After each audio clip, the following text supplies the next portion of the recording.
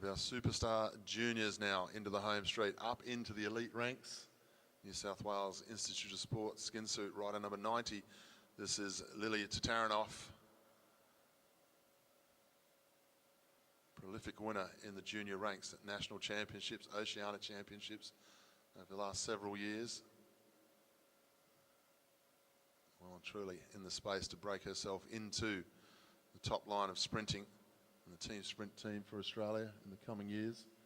This is certainly one of the riders to look out for as her progression towards something like LA 28 and also Brisbane 32. She's young enough.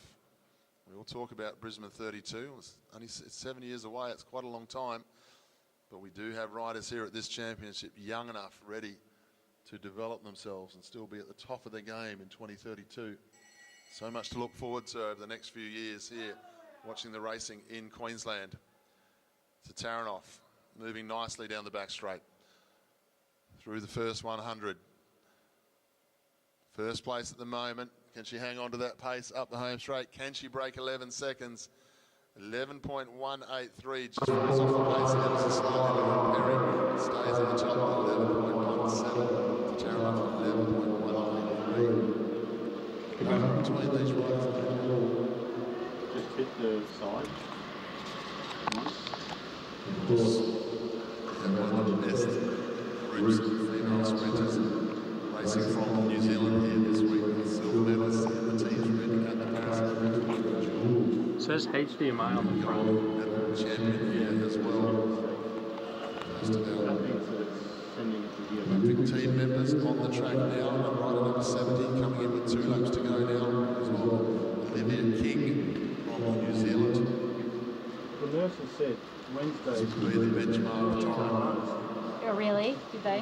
Olivia King out of the saddle, building up the pace nicely here. Oh, the one down there. Yep. And the change measure. Yep.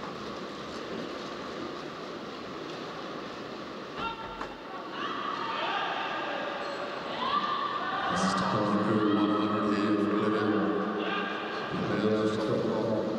Fastest time 11.045 for Olivia King.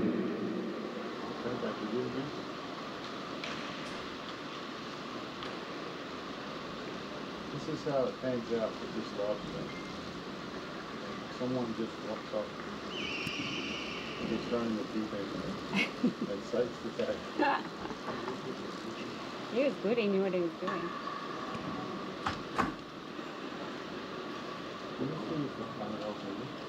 I've got some of you. Two laps to go. Here's Christine Perkins. Silver medal last night as part of the Australian team. First time riding for Australia. 18 years. Back in 2007, she medalled at the World Championships with Anna Meares in the team sprint. Christine Perkins has found her way back into the sport. Right at the top of the game as well. She goes through second fastest for the first 100. Going to get herself nice and high up on the leaderboard. 11.133 for Christine Perkins. Someone's fallen. Nice piece of riding. Did I go on it? What? Someone just fell. Oh, yep.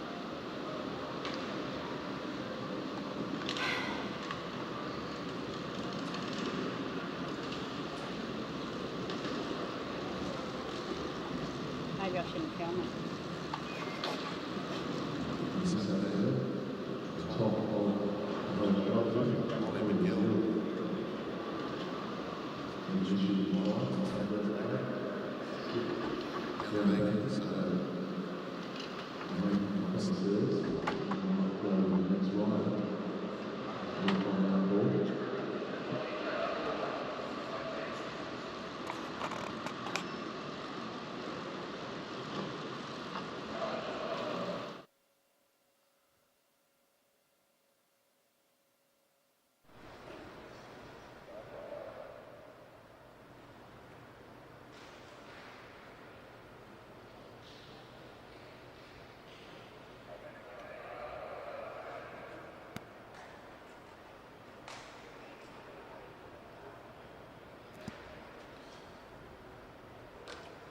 Just moving on to the next rider, who's Molly McGill. Slide down the track there. Sophie de Vries is the new rider, rider 102 from New Zealand.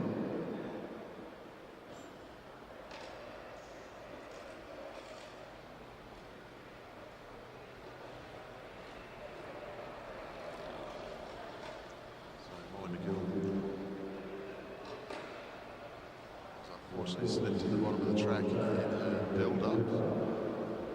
Says she's making a call where she will fit into the program next. For now, Sophie de Vries.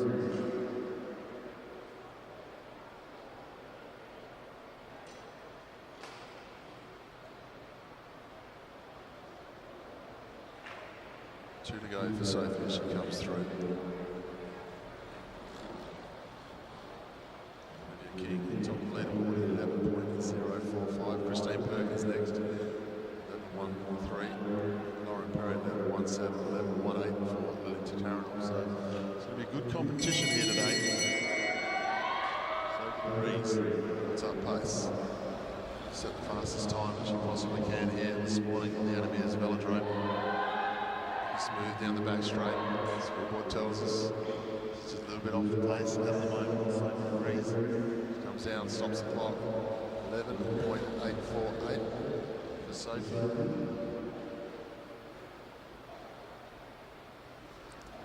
Runner number 96 into the home straight. This will be Danica Blinko. Good night of racing last night in the team sprint.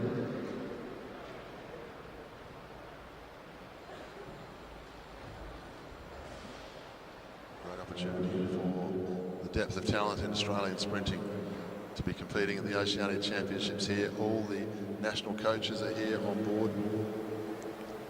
I said it yesterday for those of you who are here and also on the Oz Cycling YouTube channel. You walk through the pits here, walk through the rider area and see the amount of world champions and Olympic champions we have here as coaching staff for the various teams, the various states. Makes a very, very good photo. A very long list of championships have been won, and all of that knowledge going back into our sport now in Australia and New Zealand, and also New Caledonia. We have Felicia Ballinger here looking after the New Caledonia team as Blinko moving down the back straight, getting on top of that gear through the first 100. Third fastest, going nicely here for Danica. Where's she going to stop the clock? Nice ride, second fastest, great ride there from Danica Blinko, 11.091. 5 riders still to come, but that's a nice ride from Danica.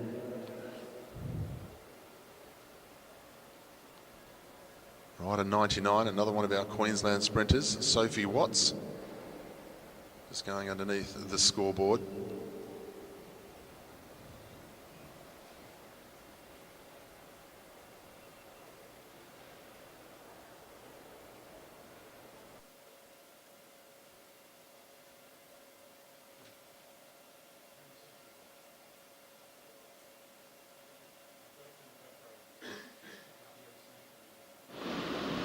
To go for Sophie Watts as she rolls through. Just concentrating on the job at hand. Maybe picturing the 200 metres in their mind if they're at the top of the track. Make sure, checking the mechanism, making sure they're improving their speed at the spot they need to improve on. Sophie Watts now, building up nicely. Dives down the track, will know this track very well indeed as she heads down the back straight. Should have seen the fastest time so far. She's going to try and get inside. Fastest time through the first 100 for Sophie Watts. Just staying on the track up the home straight. Goes to number 1 inside 11 seconds. 10.943. Very happy to get inside that 11-second barrier. Great piece of riding there. We welcome onto the track now. Rider number 62, the Australian, pretty much, well, she is the everything sprint champion of Australia right now. Kieran time trial sprint and team sprint. Alessia McCaig, ladies and gentlemen.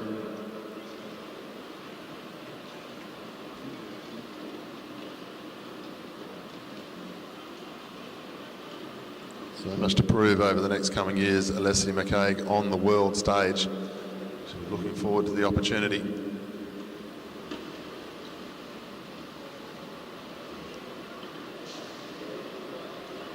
Looking forward to this day of competition as well, building up pace very nicely indeed. Leslie McCaig out of the saddle. Just to get herself into that #1 spot before she leaves the track here. We've still got 2 or 3 riders to follow her, and one of them is the Olympic champion. Quickest time through the first 100, no surprise here from Leslie McCaig. She's going to come up, stop the clock, 10.840 for Leslie McCaig.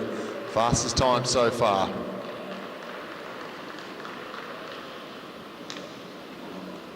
Next rider should be in the home straight, rider number 69. And this is Shane Fulton, gold medalist last night, the Oceania Championship. Another one to add to the trophy room. Seeded number 2 in this competition. Leslie McCaig has gone #1 so far. 10.840 is her time. Look to see what Shane Fulton can produce here today.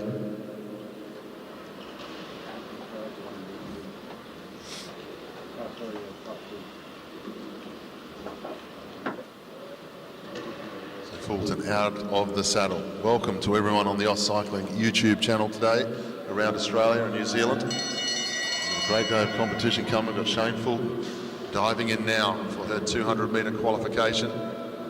She heads down the back straight, looking very smooth, her body not moving at all. Through the first 100, fastest time, 5.3. Is she going to stay #1 as she comes to the 200? Yes, she does. 10.766 for Shane Fulton. 2 riders to go. Molly McGill crashed earlier, so we welcome the home straight, ladies and gentlemen, the Olympic champion Elise Andrews from New Zealand.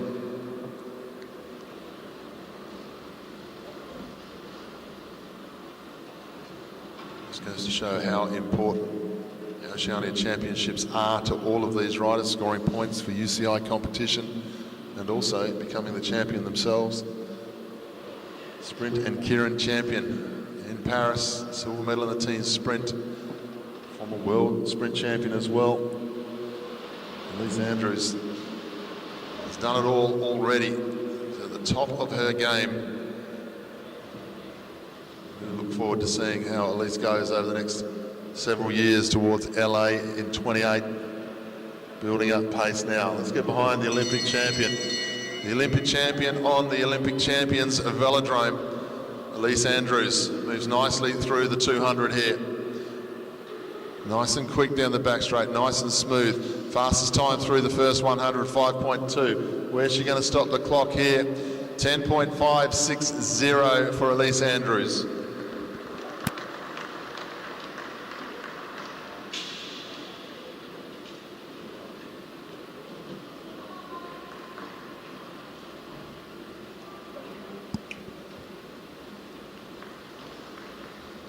Still have 1 rider to go due to Molly McGill's mishap. She's now out on the track and she'll go last here.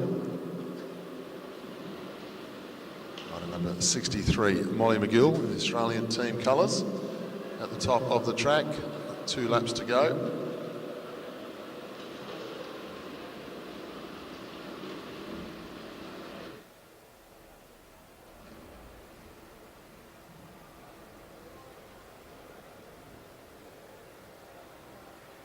Elise Andrews, top of the leaderboard. 10.560. Then Shane Fulton, 10.766. Leslie McCaig, 10.840 as Molly McGill goes through the 200 now. 10.94 for Sophie Watts and Olivia King, 11.04. Molly McGill, 10th fastest through the first 100. Needs to go a little bit better up the home straight here. Stops the clock, 11.253, and she'll finish in 10th for qualifying. It's very congested once you get outside that top 4. We're going to have a great day of sprint competition here today.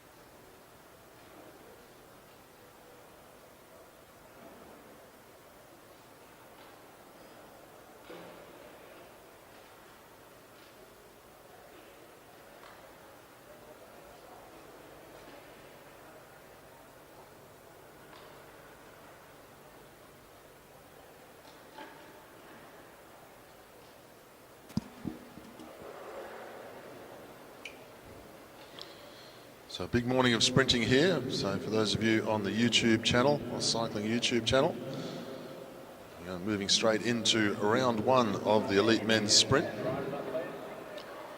First riders just starting to make their way up the staircase onto the velodrome. This will be heat number one. For those of you who might not have seen sprint racing before, or watching on the YouTube channel or in stadium for the first time, very simple. The fastest qualifier goes against the slowest qualifier, so 1 versus 24, 2 20 versus 23, and so on down the list. So when we get down the list, 12 versus 13, 11, 14, 10, 15, 9 versus 16, the times when we get down to there are very, very tight indeed, so expect some very close racing.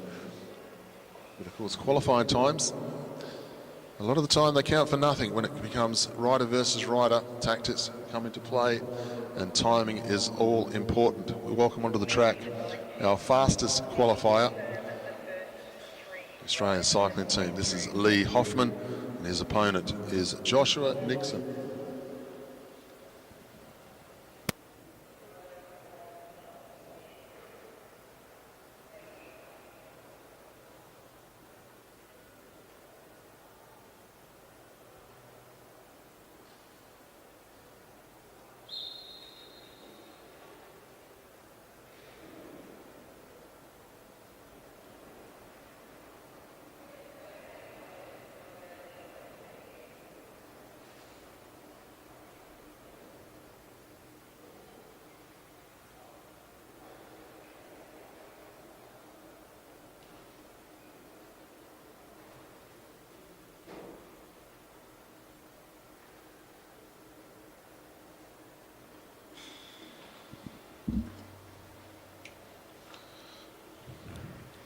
Josh Nixon leads the way. True front spot. Leads Lee Hoffman at the moment, trying to work out a way how he goes against Lee Hoffman here. Good to see Lee Hoffman turning up, ready to go here today. We saw him the once yesterday. I was a bit worried that he might be off colour, but looks like he's just getting himself ready for the sprint competition. He goes to the front now, Lee Hoffman. Oh, yeah, you can. Going to dictate terms here to Josh Nixon. Doesn't want to put himself in any bother whatsoever. He has a look over the shoulder. Nixon Up and down. working out a way to try and get round Lee Hoffman. Look at the strength of Hoffman. Just sits in the saddle and improves his pace. And some impressive riding there from Lee Hoffman. Sort of side to side, and then like obviously you can tighten it and loosen Josh it. Nixon, we'll And see if him you're again not in doing other events anything, throughout the leave week. it on the Sudden front death track. here in round one. It's also sudden death when we get to the quarterfinals. If it So turns off, that's the on button. plenty to race for, plenty to pay attention to early on in the sprint It's the same competition. as the other one, or very similar. Sweet. Thank you.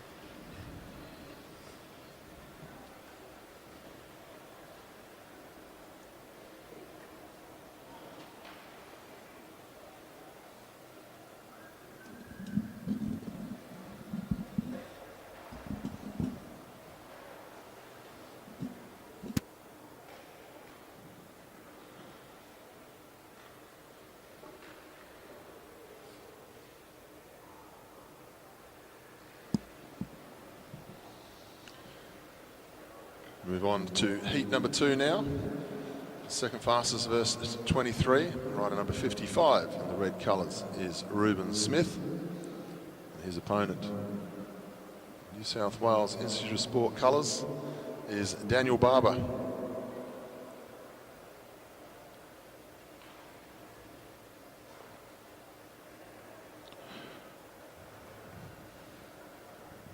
We'll talk about coaching credentials.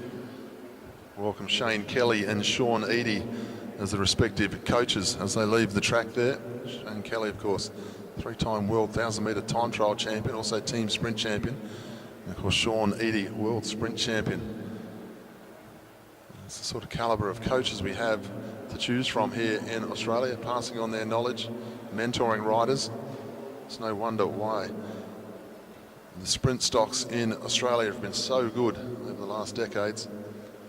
As they head down the back straight, Reuben Smith. And we're trying to work out a way to unsettle Daniel Barber here, because Daniel Barber, after watching him ride the team sprint last night and then seeing him this morning, qualifies second in the 200 metres. He sees a big opportunity to break into this Australian sprint quartet at the top of the tree. They tend to travel with 4 riders for the team sprint and so forth. Daniel Barber has got himself going this week for the Oceania Championships.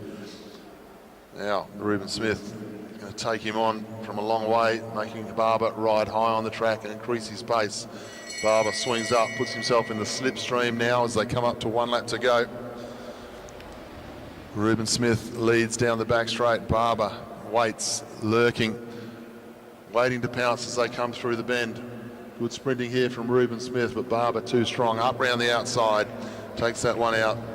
Straight through to the next round for Daniel Barber. Good ride by Reuben Smith. He took him on. 10.65 around the outside there for Dan Barber.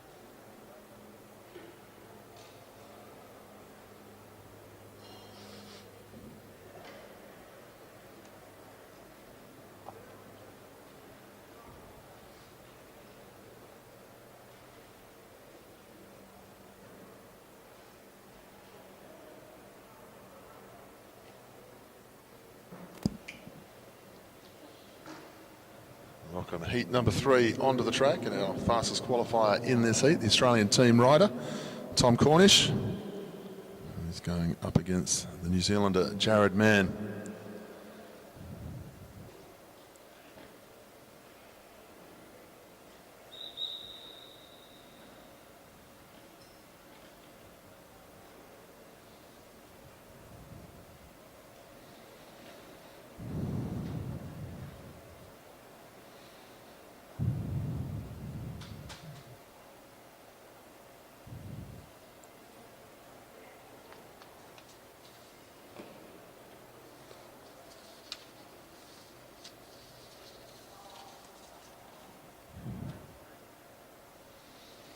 So Jared Mann leading Tom Cornish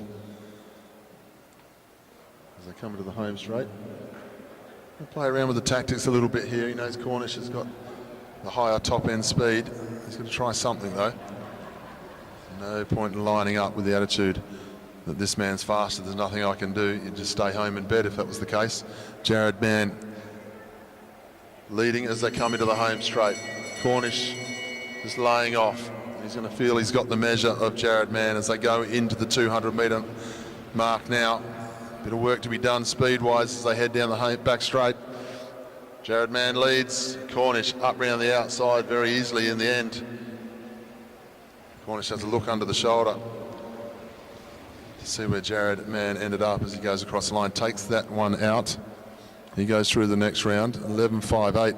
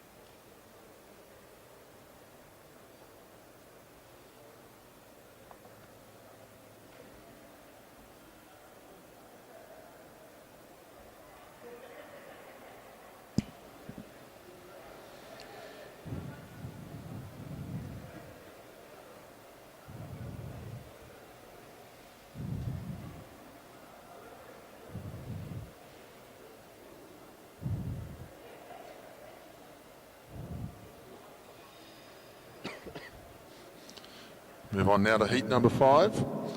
Welcome Byron Davies, the Queensland Academy of Sport Colours, and from New Caledonia, Hervé Salon.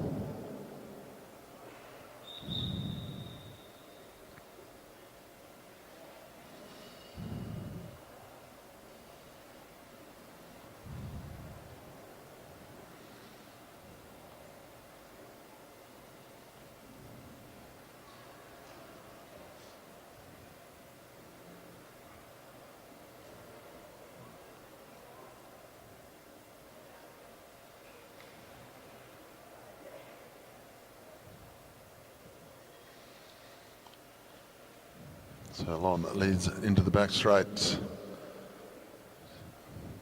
We'll try the tactic against Byron Davies here. We'll try something. Byron Davies, with all these sprinters, their greatest asset is their absolute top speed. But at 80%, 90%, they can get themselves into a little bit of trouble. We've seen that over the years in these first rounds. We've seen the likes of Matthew Glates, Chris Hoy, a number of superstars get themselves into a bit of bother. Byron Davies isn't getting himself into any bother whatsoever though. He is well underway on top of the gear. He knows the dangers of these first rounds. If you don't pay enough attention, don't show enough respect to your opponent, you can get caught out, but Byron Davies is not going to get caught out here this morning. Comfortably through to the next round.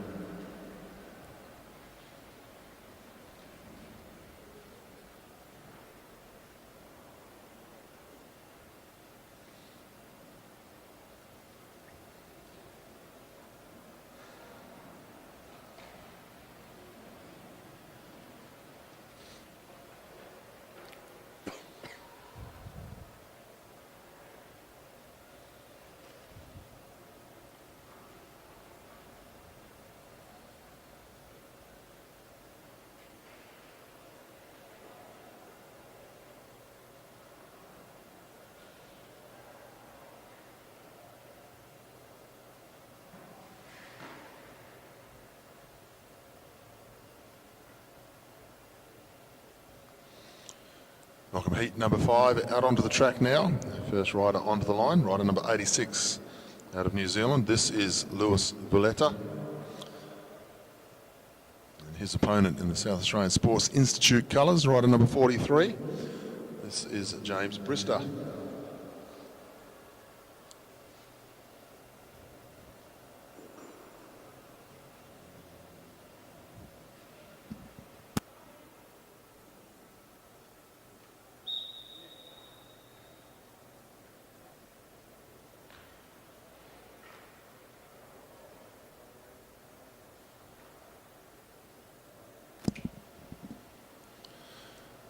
Valletta draws this number one spot.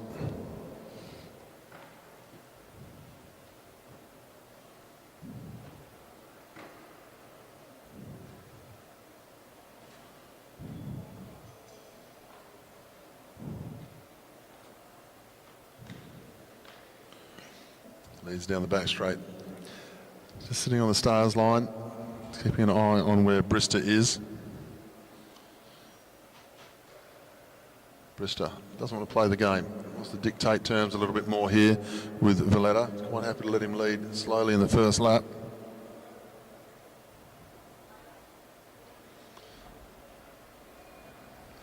Brister, top of the track. Got the height advantage here. Not enough pace on at the front for Valletta here, as Brister's just going to go up round the outside quite comfortably and start dictating terms of when we're going to start the sprint from. Brister high up the track. Doesn't want to go yet. Really just having it his own way at the moment in this one, Brister, and now he goes around the outside.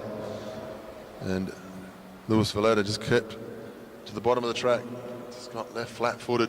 Brister just using the banking, having a look over the shoulder, turns off the pace. And James Brister comfortably across the line in that one. 11.03, sat up for most of the way in the last 100 metres in the end.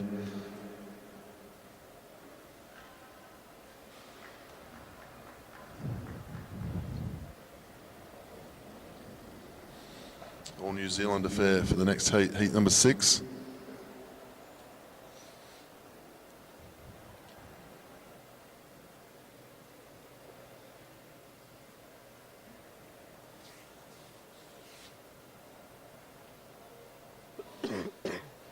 Welcome onto the track, Sam Dakin, 6th qualifier here. Superb credentials and history in sprint cycling for the New Zealand team. And his opponent will be Kyo Lart, rider number 27, just coming up onto the track now.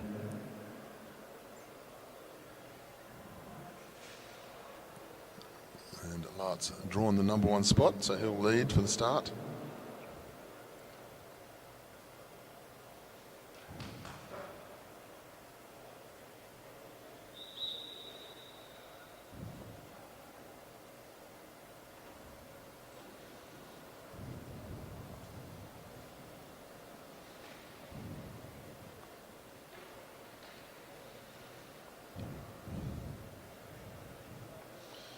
So situation normal, as we see in the sprint rides.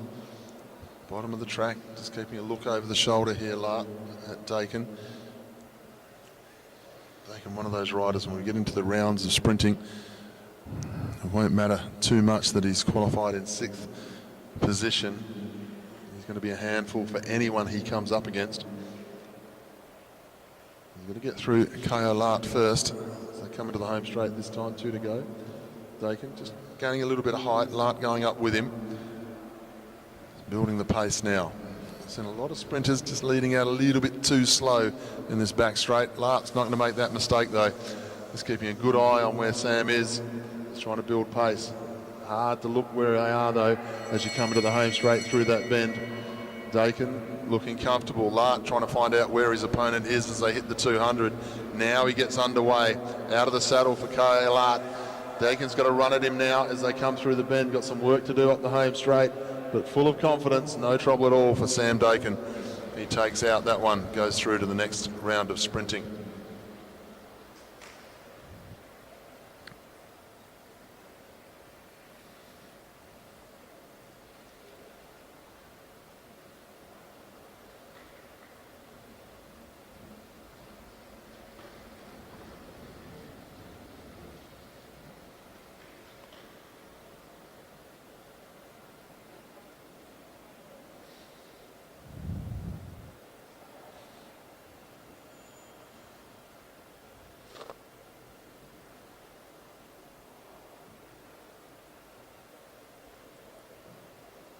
Round 7 coming out onto the track now. In the Australian colours, we welcome Ryan Elliott. The New South Wales Institute of Sport colours, we welcome John Trovis.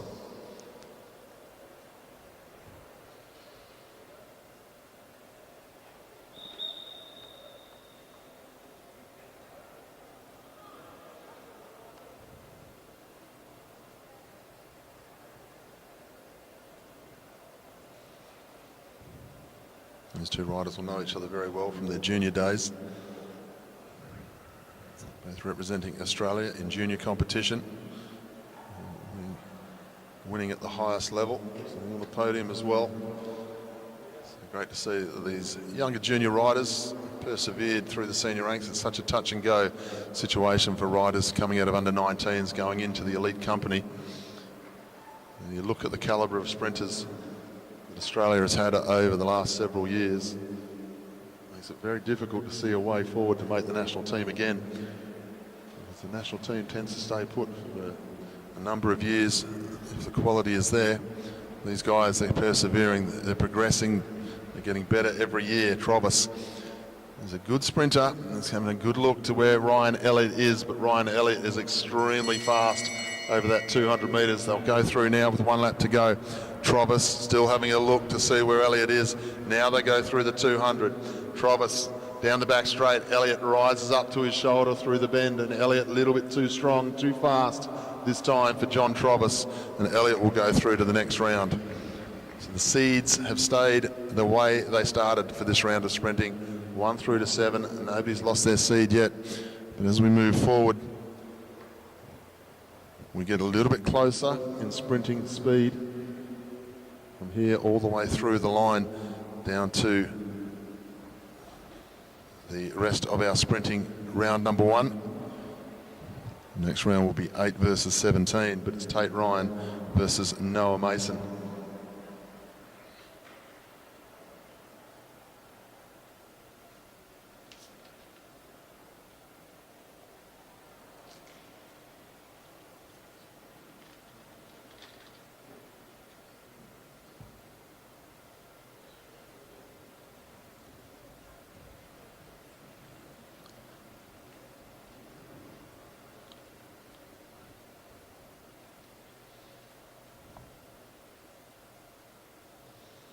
Number 37, Noah Mason, the New South Wales Institute of Sport colours, and the South Australian Sports Institute colours, Tate Ryan.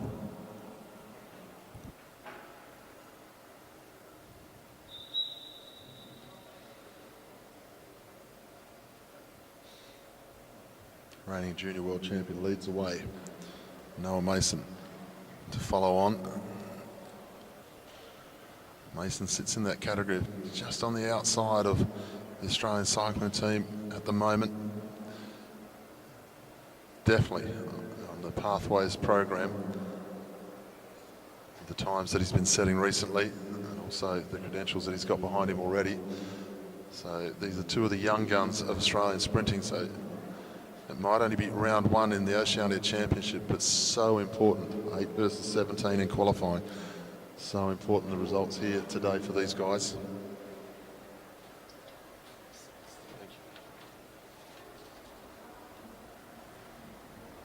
Noah Mason leads the way, trying to keep an eye on where Tate Ryan is, looking the wrong way.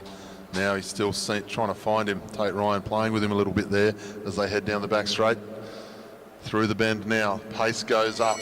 Noah Mason still trying to keep an eye on where Tate Ryan is at the moment, and he's in the perfect position, Ryan, as they head to the back straight. Round the outside for Tate Ryan, just too quick. Timed it perfectly, got the run nicely, and he has a look underneath the shoulder. He's got the measure of Noah Mason here this morning, Tate Ryan. He'll go through to the next round.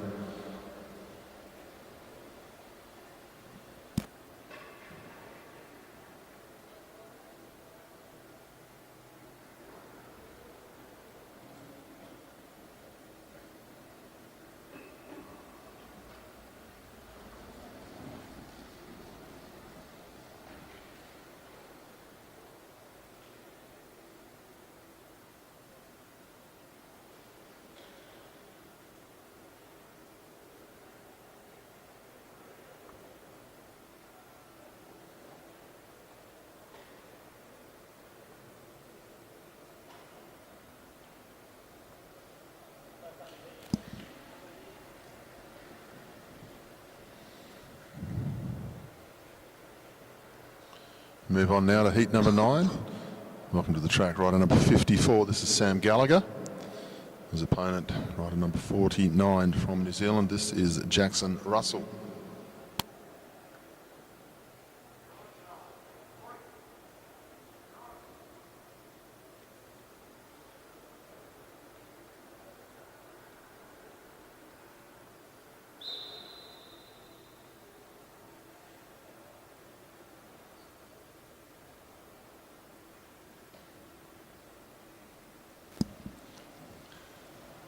Gallagher's drawn the front spot. He'll lead away.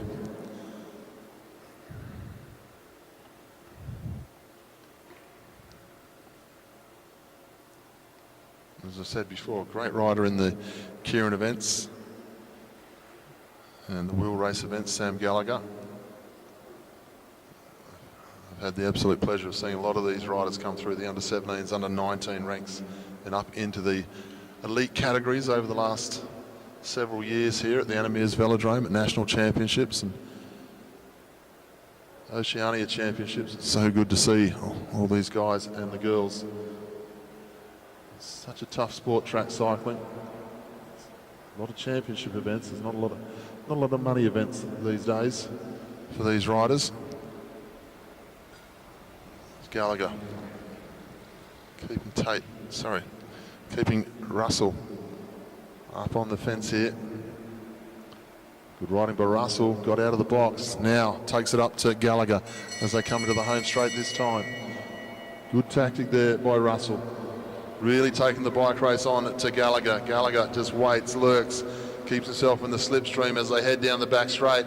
Russell leads, but have a look at the power of Gallagher. Up round the outside, very close as he goes by.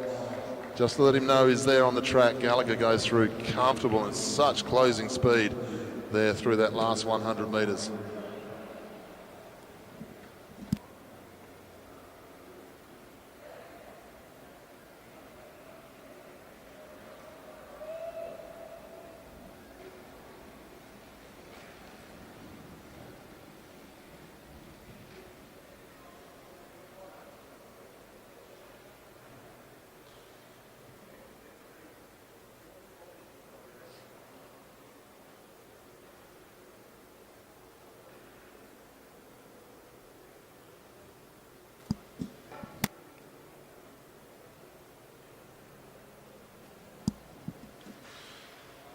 Move on now to heat number 10.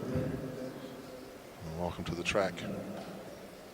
In the red colours, rider number 21, this is Finn Carpenter, South Australian Sports Institute colours, and his opponent, rider number 35, is Xavier Bland, in the New South Wales Institute of Sport colours. So we are young riders coming up through the ranks.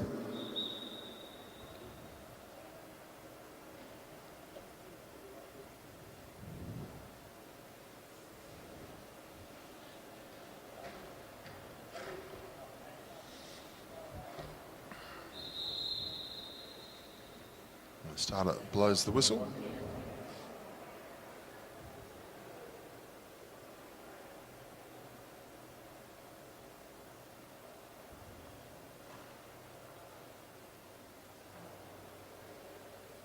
So the riders will come back around to the start and have a chat with our official starter here.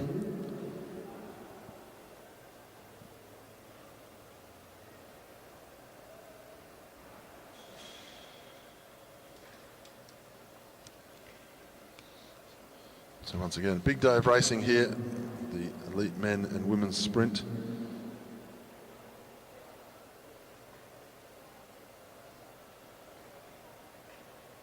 Also have the elite women individual pursuit qualifying for the first part of the day here today. We've got the elite men individual pursuit qualifying after the break. And we've also got the junior 19 women's and men's 19s elimination finals for the day session here today. Big day of racing. So much to look forward to, and then a big night of racing that will start at 6 p.m. Queensland time here this evening. Finn Carpenter will lead away again.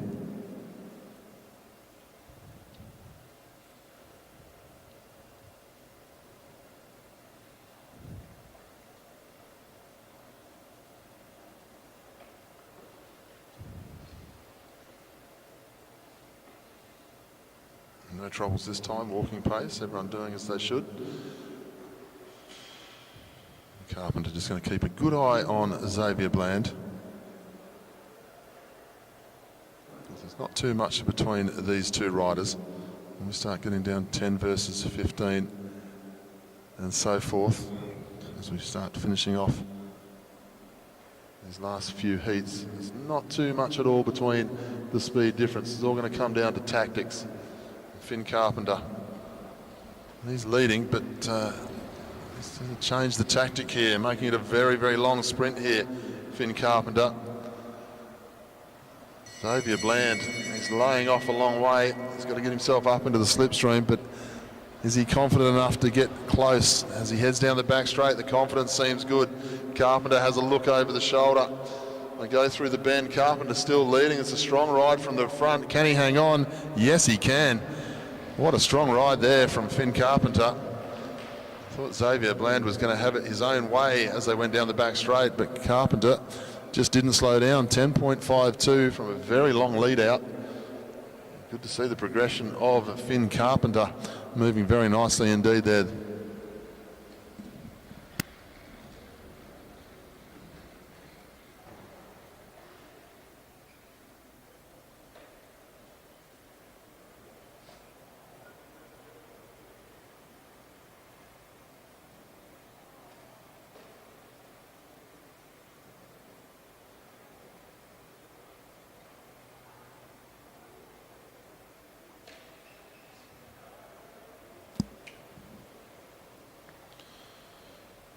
Move on to heat number 11. We welcome onto the track in the South Australian Sports Institute colours. Rider number 44 is Max Liebknecht, and his opponent. Rider number 51 in the black skin suit is Blake Long. Blake Long's drawn the number 1 spot. Liebknecht, the faster qualifier of the two. Former junior Australian champion.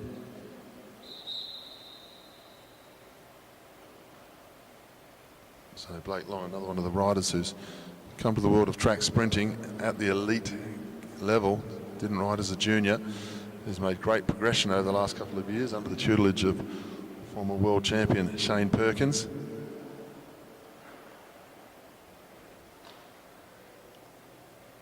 Just keeping a good eye on Liebknecht as he heads down the back straight. Blake Long. Had a good night of racing, good day of racing yesterday as the starter in one of the Australian composite teams that was put together. Doing the right thing at the moment. However, Liebknecht very, very fast. Has the measure speed-wise here of Blake Long. Blake Long dives down early.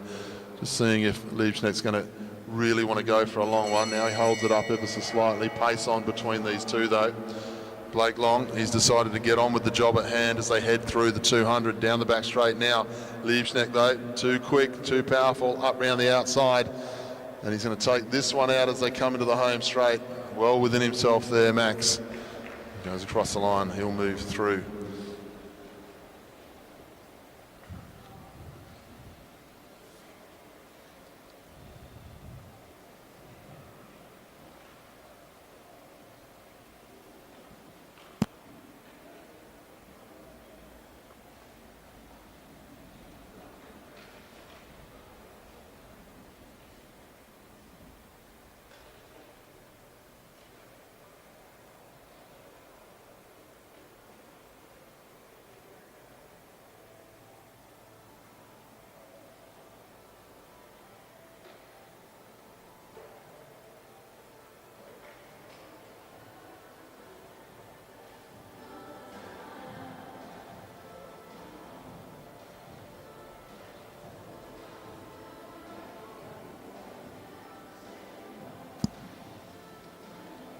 Move on now to heat number 12, all New Zealand affair this one. This is Luke Blackwood, number 23, and at number 20, Dylan Albie Day.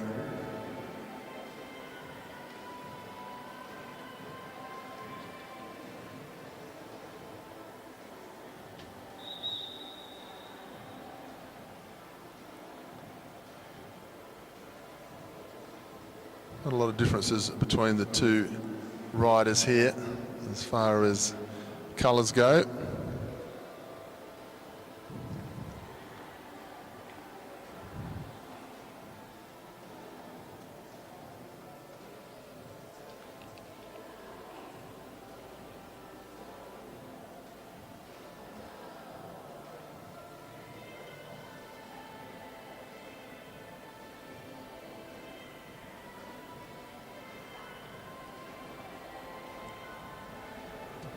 Day leads the way in front of Blackwood as they head towards the back straight, coming up to a lap and a half to go. Keeping Blackwood high on the track. Now they come into the home straight, has a look over the shoulder, and all of a sudden Blackwood appears out of nowhere over the top of Day. Just caught him napping a little bit. Day's got some work to do here. It looks like Blackwood's got the run and got the run nicely here. There's always going to be close sprinting between these riders. Tactics were going to play a very big part. And Luke Blackwood goes through comfortably there.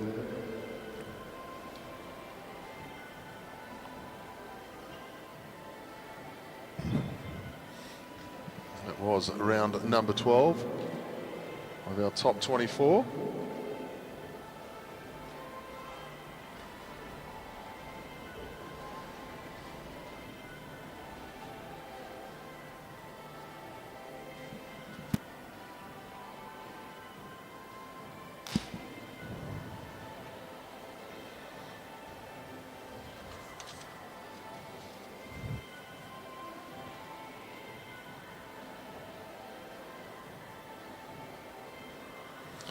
We move straight into our women's first round of sprinting, the elite women's sprint round. We're welcome to the track right at 104. Sandra Stoy and her opponent, rider number 65, Elise Andrews, representing New Zealand. The quality is like not amazing. This quality. Yeah, the picture quality. Sandra Stoy leads the way. So it's just, he'll probably not go on. We'll just, but try to like, you're a bit shaky. So try to hold What a the big camera occasion as back, well. and Sandra then, Stoy, you can kind of grab it there as well. the 16th qualifier, now she finds herself riding up against the dual Olympic champion Get a chair. in Elise Andrews. I'll just see if I can go into. So no matter what happens here, win, lose or draw for Sandra Stoy, I the moment she was able to share the track and race against the dual Olympic champion. We're trying to work out, is there anything she can do? She's going to try the tactics against the world's best here. This is great. Piece of courage here from Sandra Stoy.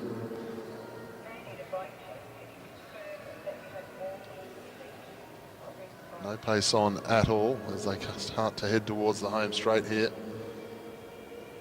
And Elise Andrews taking it very comfortably at the moment. Just letting Sandra Stoy dictate terms at the moment as they come into the home straight. Now she goes up, gains a little bit of height. Stoy keeping a good eye on her. But Elise Andrews says, that's enough.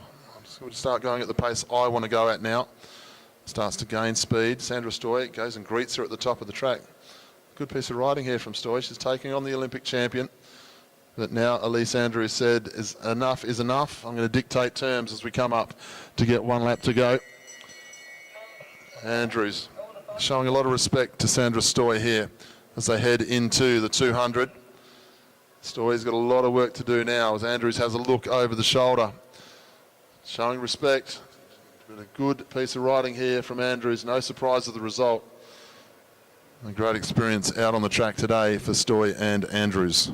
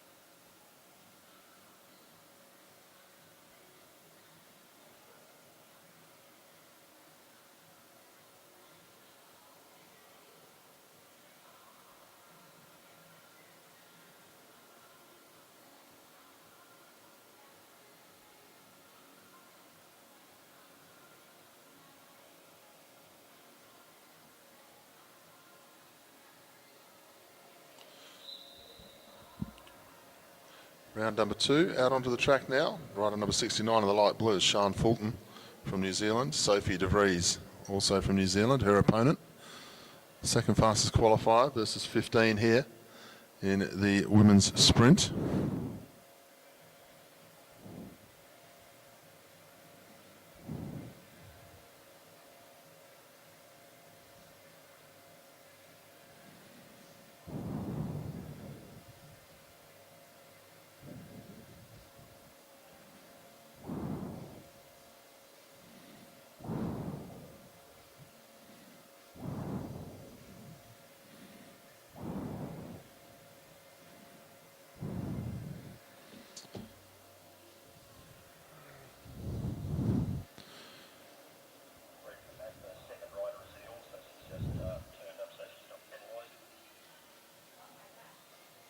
Thanks, mate.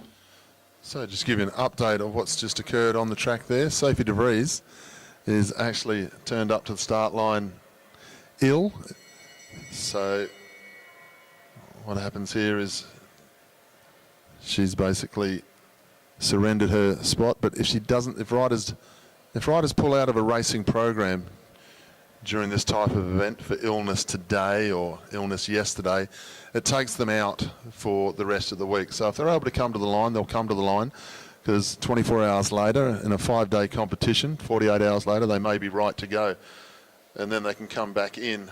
So Sophie De Vries, we wish her all the best. Sian Fulton's going to go through the next round. Well done, Sian. Wish Sophie De Vries all the best. We hope she feels better in the next couple of days, and we'll see her race again in either the Keirin or the sprint moving forward in this competition. So Sian Fulton goes through to the next round, and we wish Sophie all the best. We'll take us on to heat number 3, just getting themselves ready.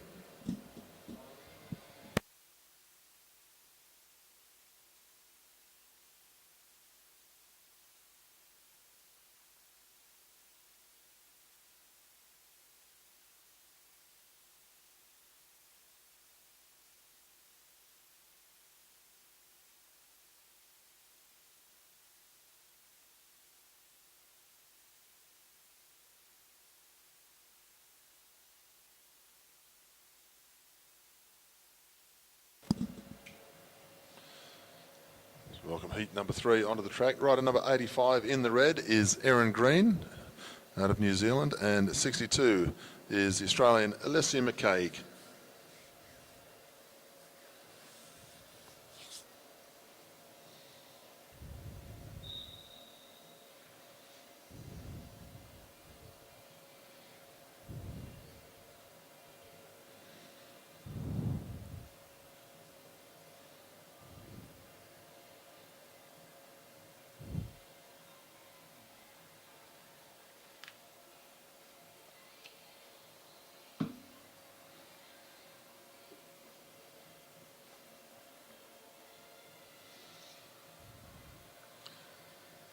They pace on down the back straight. Green just keeping an eye on the Australian champion. It's always a tough ask for riders who qualify down the field. They come up against the best of the best. Great opportunity. A lot of work to do coming to the Oceania Championships. There's other races though, the Kieran races Doing anything? open up with a lot more tactics. The team sprint as well. It's not working. Start to build pace down the back straight. Alessia McCaig gaining height. No, like All the good sprinters and then, want to keep the pace on. They want to get that gear going. but if it's not Forcing Erin Green to go early here. It's good riding by Alessia McCaig by gaining height, forcing Green to move. They head down the back straight. Green leads. Look at the power of Alessia McCaig. Straight up round the outside. The new queen of Australian sprinting up round the outside. Alessia McCaig takes that one out. She'll go through to the next round.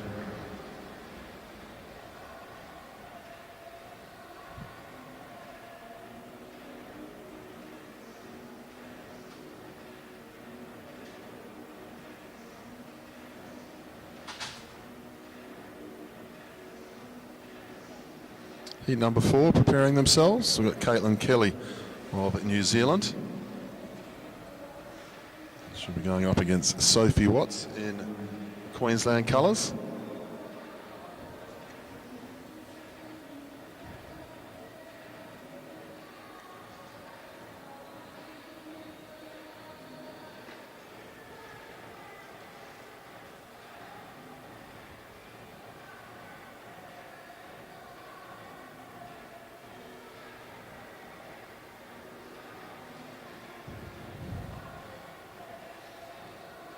So rider number 87, Caitlin Kelly's drawn the front spot, so she'll lead for the first half laps.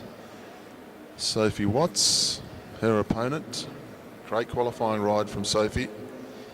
Get herself in the top 4 against this elite competition. She's one of our elite sprinters here in Queensland and Australia.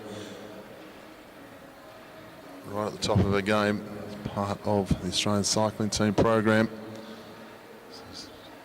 Good qualifying ride up into the top 4. That's exactly where you want to be. Changes exactly how your day progresses. The higher up the list you can get. There's Caitlin Kelly. She leads into the home straight. Up on the stayers line. More traditional way of sprinting, just keeping the rider high. That way both riders have got the advantage of using the banking to get on top of their gear when they move. Just keeping Sophie Watts somewhat pinned, just in the box a little bit. Sophie Watts knows the rules of racing though. She can't be totally boxed in and she pushes through the gap. Good riding by Sophie Watts, not letting herself get caught out. Now she lifts the pace. Doesn't engage the sprint just yet, still keeping an eye over the shoulder. Now she's underway as they head towards 200 metres down the back straight. Sophie Watts leads, nice and smooth, not moving the upper body at all. Just a quick turn of the head to see where her opponent is. She knows she's got her in hand. So Sophie Watts will go through. Nice comfortable ride there from Watts.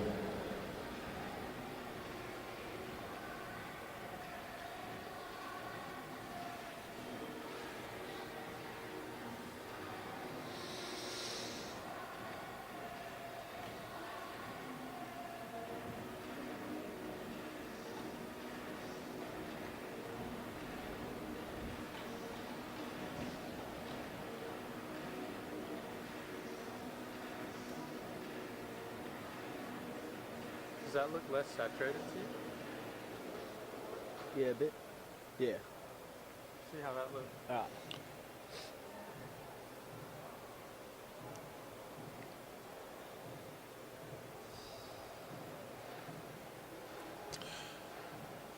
Move on now to heat number 5. This will be Maya Dillon, rider number 82 in the New South Wales Institute of Sport colours. Her opponent is Olivia King from New Zealand, rider number 70.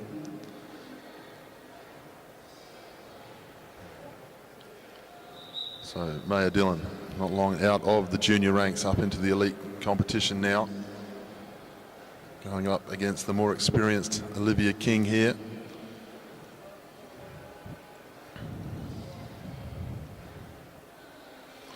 It's great to see so many New South Wales Institute of Sport riders here at this championships. Their world being thrown a little bit into limbo with decisions being made about the Dunkgrave Velodrome in New South Wales. We hold our breath and we wait and see.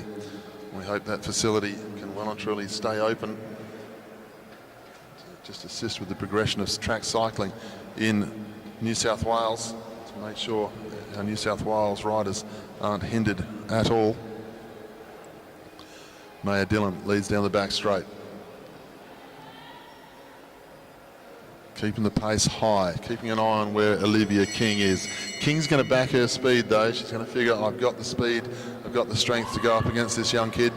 They go into the 200. Maya Dillon's going to make her work for it though. That's what you want to see out of the saddle now. Going to make Olivia King come to her with everything she's got. It's only when she gets level or tries to get past where she'll be able to back off, and she does so. So Olivia King, unsurprisingly, goes through, takes that one out. But a good ride from Maya Dillon, taking her on for the full 200.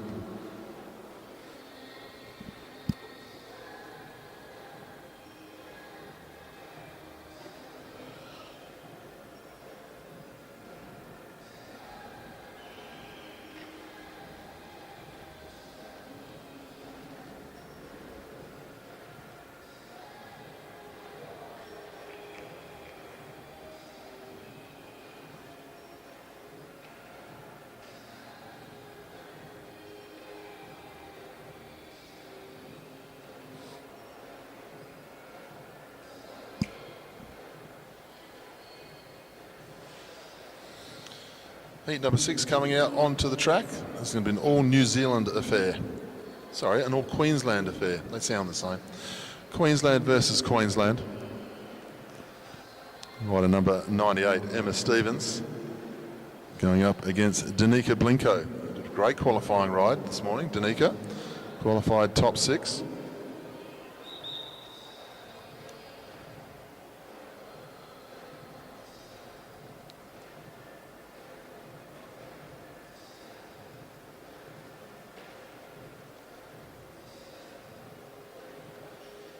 Two Queensland riders. They'll know each other pretty well here. Blinko's qualifying ride was excellent. Put her right up into the top part of this field. Makes life so much easier when you move through to the quarterfinals. And she's got to get past Emma Stevens first. Emma Stevens leads down the back straight. Just keeping the pace up. Staying above the stayers line nicely here. Just keeping an eye on where her opponent is. Out of the saddle, just lost sight of her, and she's lost the run of that metre line as well. So good riding there from Blinko. They head down the back straight and into the home straight now. Got herself into the metre line first. Has a look over the shoulder, a little bit too much looking. Number 96, Danica Blinko, takes that one out. After Emma Stevens, just lost sight of her in the home straight. A little bit too much looking over the shoulder before really engaging there with a lap to go. Left the door open and Danica Blinko took full advantage.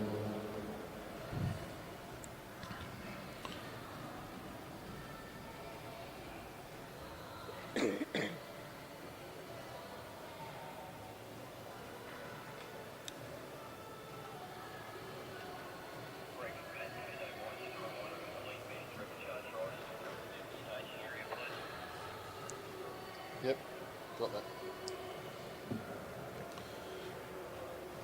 Move on to heat number 7. Just a reminder, we're looking for all of our elite men sprinters to the staging area for the repechage. It's our repechage riders. to the staging area, please. All elite men. As we move on to heat number 7, round 1, we welcome in the Australian team colours Molly McGill. And her opponent from Western Australia is Christine Perkins. Christine Perkins last night pulled on the green and gold kit of the Australian cycling team. Last time she wore the Australian cycling team kit was back in 2007. And she medalled in the World Championships with Anna Meares in the team sprint. Christine found her way back to cycling. Never been away from cycling, but found herself back on a bike again just within the last couple of years. And has come back right to the top of the sport 18 years ago in the Australian elite team. Here she is as the faster qualifier of these two. Round number 7. Heat number 7, 2 to go. McGill will be keeping a very big eye on Christine Perkins. She's a big threat to a spot in the Australian team as Christine Perkins at the moment. What a great story as well. McGill just losing sight of her a little bit. Coming to the home straight this time. Perkins gains some height. McGill still having a look over the shoulder to see where she might be. They'll go into the 200. A little bit hesitant there from Christine Perkins. Thought twice about getting in the slipstream or taking her on. Now she's got to take her on. Got to take her on through the bend. McGill fighting off. Christine Perkins up round the outside. She'll do enough up round the outside. Didn't quite get past her going out of the home straight. Looked like she was maybe in two minds about getting into the slipstream, but she had the strength, she had the speed. She gets up round the outside and she'll go through to the quarterfinals.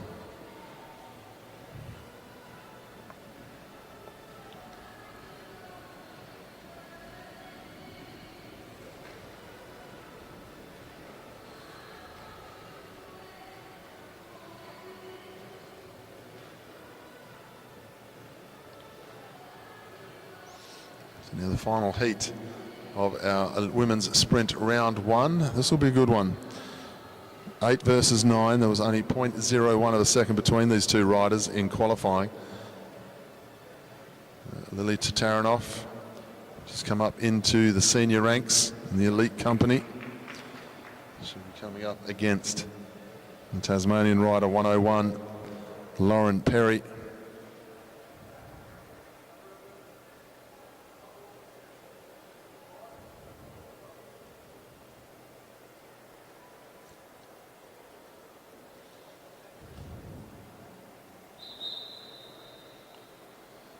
So Perry will lead away this time. Former junior world champion in the individual pursuit, Lauren Perry. Left the sport, came back to the sport, doubled in endurance, but then made the decision to go with the sprint program. Between these two riders, Tatarinov would be the more explosive off-the-mark sprinter, more natural sprinter, as with Perry. Very, very fast. The long sprint will suit her better. They're almost identical over 200 metres, so tactics going to play a very big part here between these two. Looking forward to seeing how Lauren Perry goes in the new 1,000 metre time trial this week for women. Tatarinov, the craft is good here. She's putting some pressure on Lauren Perry to go early. Lauren Perry, though, she's a classic Tasmanian track cyclist. She's not going to be put off by any sort of tactics, any sort of manoeuvres as they go to the 200. Identical in speed against the stopwatch. Now they're going to drag race down the back straight. Tatarinof's able to get up round the outside. Can she get far enough past? Yes, she can. A little bit too fast. Comfortable in the end. Lily Tatarinov will go through to the next round.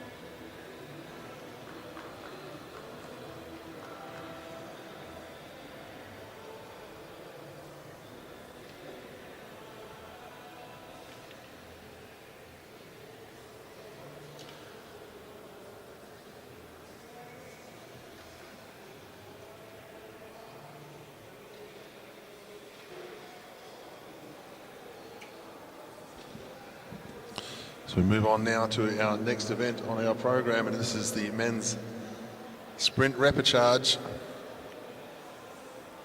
This is the exciting part, one of the more exciting parts of sprint racing, the repechage. The winner goes through to round 2. Straight out race, but we've got 3 riders on the track in the repechage. Welcome rider number 37, Noah Mason, in the light blue. In the purple, we have Joshua Nixon, rider number 52, and then rider 49 is Jackson Russell.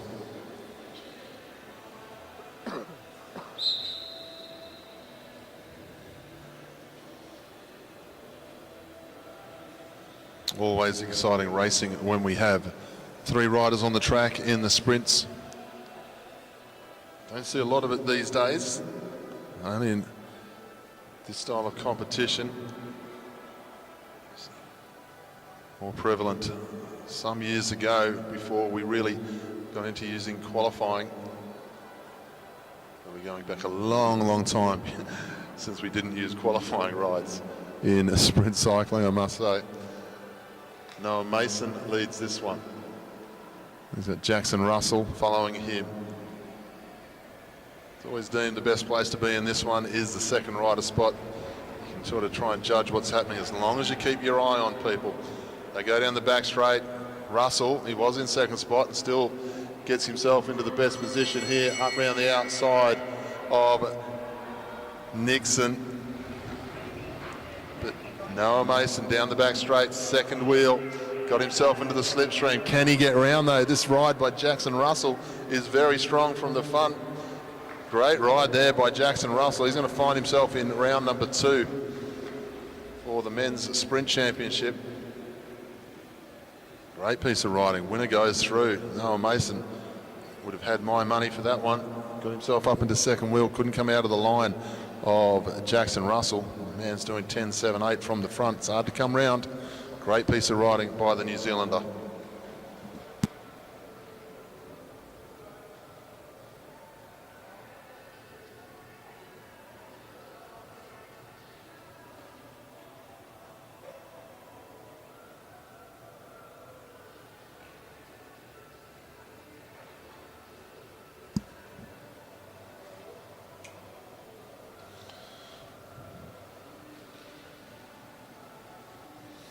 So we move on to the next of our elite men's sprint repechage rounds.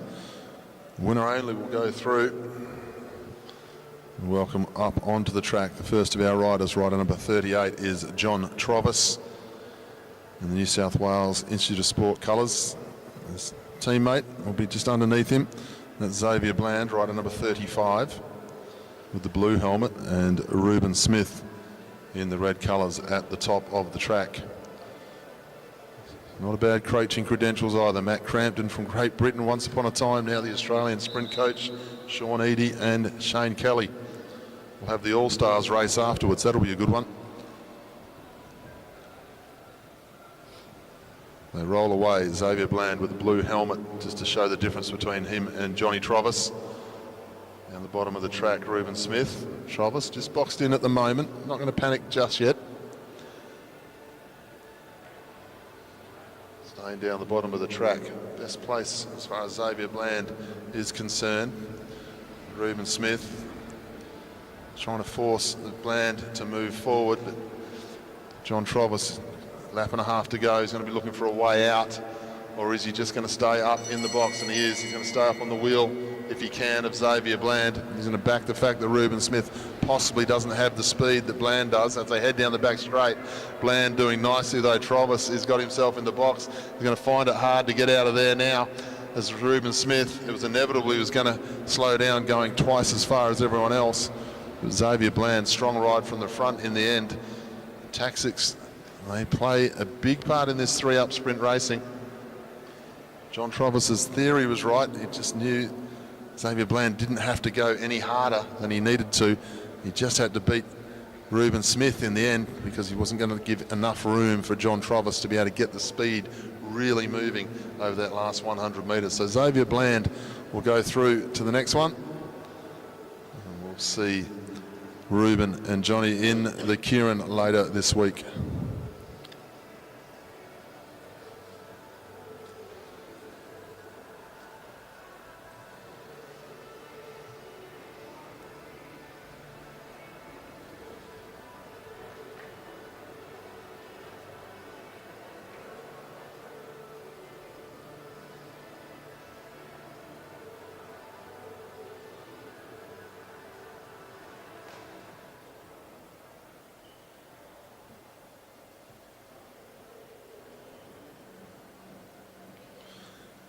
Move on to the next of our elite men's sprint repecharges. Rider 27 from New Zealand is Kyle Lart.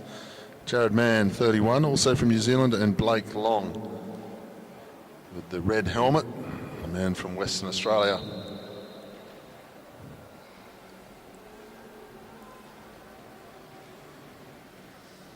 So Kyle Lart leads the way. Blake Long up into second wheel, then Jared Mann.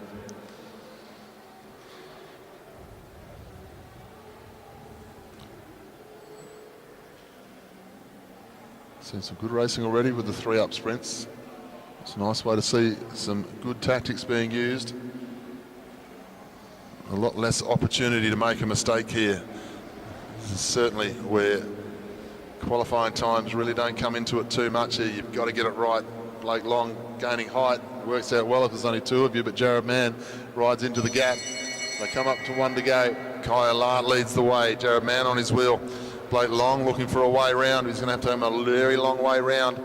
He's got the speed, got the strength, but he's got to get round the outside of Jared Mann before he can get to Kyle Lart here. Lart leading out from the start, and he's going to go across the line and put himself through to the next round, Kyle Lart.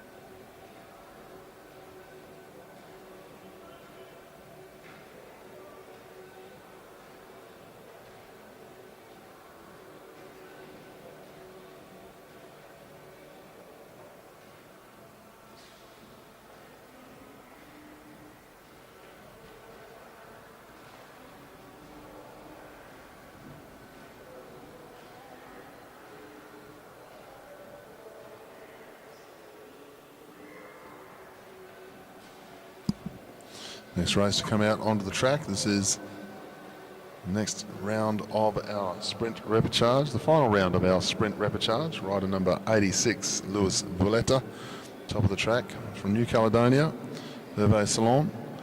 And rider number 20, bottom of the track, that is Dylan Day. 2 New Zealanders up against the man from New Caledonia.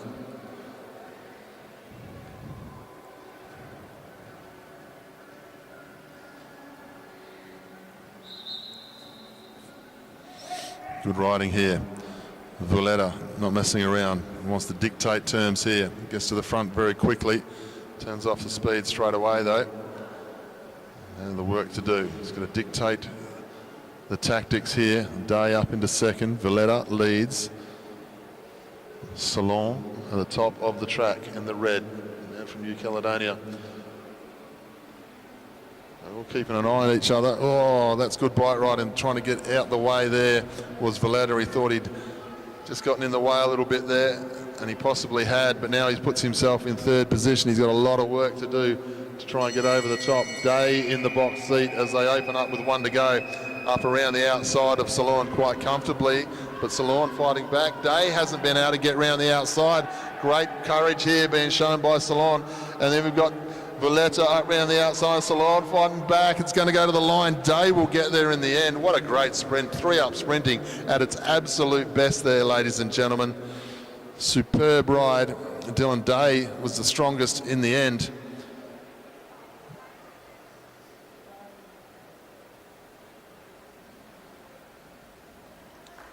Daniel Day. Dylan Day will go through to the next round.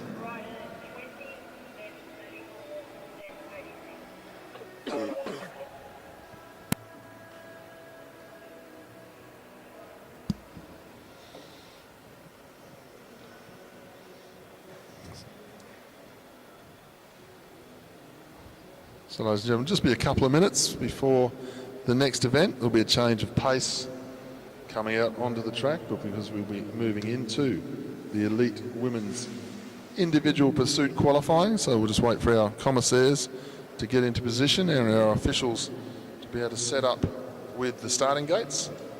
10 heats in all. We've got Brianni Botha in heat 10 against Nicole Duncan. Maeve Plouffe in heat number 9. So the best of the best racing here today.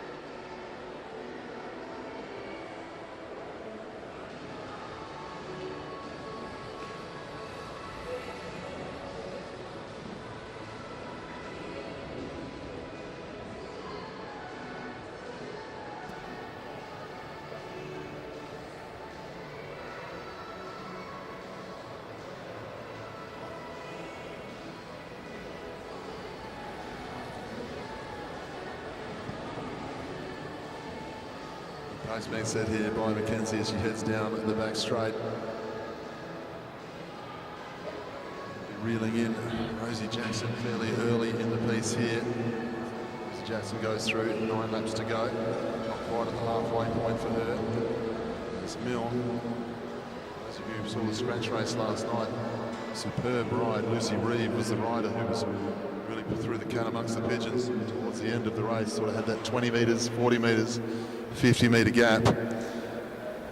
And then, out of nowhere, Lucy Reeve suddenly had half a lap. The bunch wasn't chasing in the scratch race last night. I called it with 2 to go that she had it. It was all hers. And then all of a sudden, Mackenzie Milne made the decision about 2.5 laps to go to just do an all-out sprint off the front of the bunch. Did not care if anyone moved with her. She decided she was going to get across to Lucy Reeve and win the championship, and she did. And she left everyone else in her wake. Caught Lucy Reeve just in the last 100 metres, got up around the outside. Lucy was good enough to hang on for the silver medal, which was great to see because she made the bike race. It was a great ride from Mackenzie Milne last night.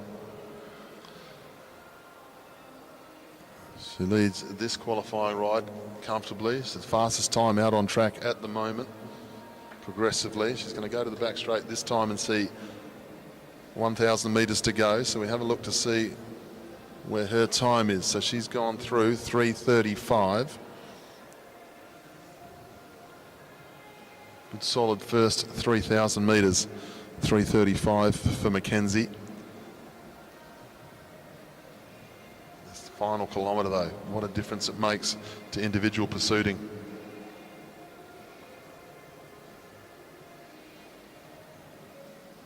Two and a half laps to go for Mackenzie here. Regardless of what happens for the rest of her week, she's had a great week. Rosie Jackson, nice and smooth on the bike. She heads down the back straight. Mackenzie Milne, she's got a lap and a half to go now. She's going to try and finish off, do the best possible ride she can. Let's see where it ends her up. Will it get her into the top 4? Who knows? We'll find out. She's got a lap to go now. 4:31 at a lap to go for Mackenzie Milne. Tough way to back up after a hot day of racing yesterday. It was a great finish off, and she's going to go down the back straight this time. She'll finish off and go top of the leaderboard. 4:49.639 for Mackenzie Milne.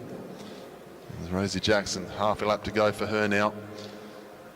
So Mackenzie goes to the top of the leaderboard at the 4:49.639, and then Rosie Jackson will come through. Stop the clock around 5:08, just missing the time in tote.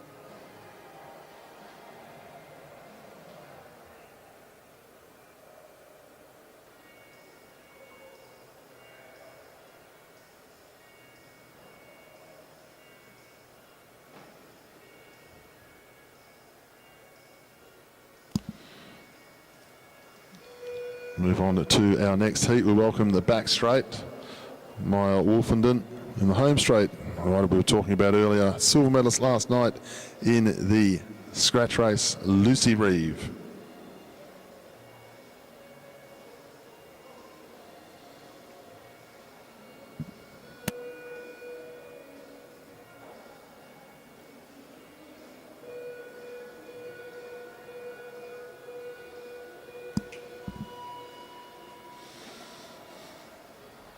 So Lucy Reeve, great ride last night. Unlucky not to win, but The ride Mackenzie Milne did to go out across to get her could not be stopped. So she goes home with the silver medal from last night. We've got Maya Wolfenden, the other rider in this one. So fastest time of the day so far, 4:49.639. 4,000 metres. It may sound like I keep going on about it, but this is a big change to women's racing, going from 3,000 to 4,000. The time trial going from 500 to 1,000 as well. So it's a new era of cycling for the track endurance females and the sprinters for that matter. The 500 metre time trial was a pure all-out sprint effort from what we've seen over the years. Going to 1,000 metres, it just brings one or two of the faster endurance riders back into the fold. Riders like Lauren Perry, who came from an individual pursuit background as a junior, now riding in the sprint competition. I'd say she'd be quite excited that it's over 1,000 metres now, the time trial. I get the feeling it will suit her quite nicely as we move on through the week.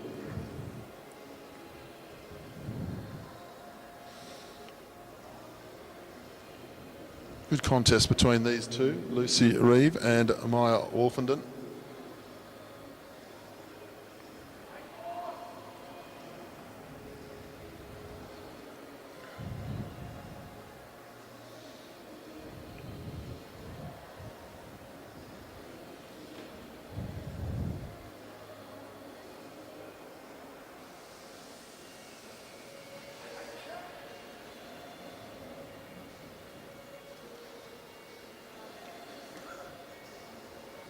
Come back through to their start positions at this time. They'll have 9 laps to go. Maya Wolfenden just a little bit ahead at the moment, travelling in the second fastest time around the track in front of Lucy. Mackenzie Milne has set the fastest time so far. Plenty of heats still to go. This heat number 3. 10 heats in all of the individual pursuit for women. Then there'll be a 30-minute break in the program at the end of our individual pursuit rounds here, and then we'll be moving on. We'll see the elite men in their individual pursuit qualifying here today as well. So we've got packed programs every single day here at the Oceania Championships. Maya Wolfenden got the measure of Lucy Reeve, 6.5 laps to go for her. Interested to see what she comes up with through the 3,000. That'll be the benchmark time for us to find out just how well they're going, how they would have gone in the old distance. 5.5 laps to go now for Mia. Lucy Reeve coming into the home straight at this time. Both riders looking very smooth.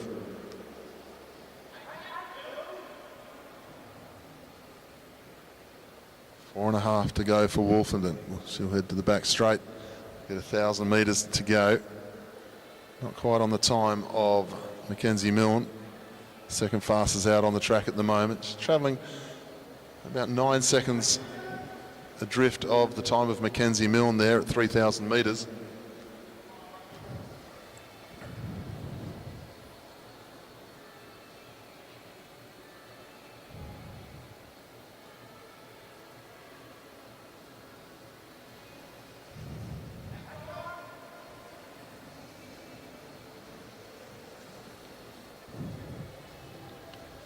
Lucy Reeve into the back straight. This is where Wolfenden will see 2 laps to go.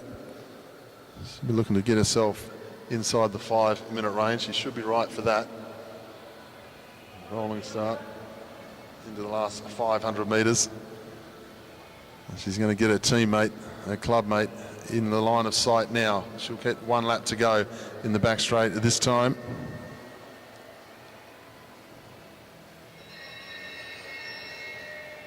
Bell lap now for Lucy Reeve as well. Silver medalist last night. Going to finish off her ride. Got half a lap to go. Maya Wolfenden goes into the back straight. Can she get inside the 5-minute mark? Just outside, 5 minutes, 0.148 for Wolfenden. Lucy Reeve will come into the home straight and she'll finish off 5:08.062 for Lucy Reeve.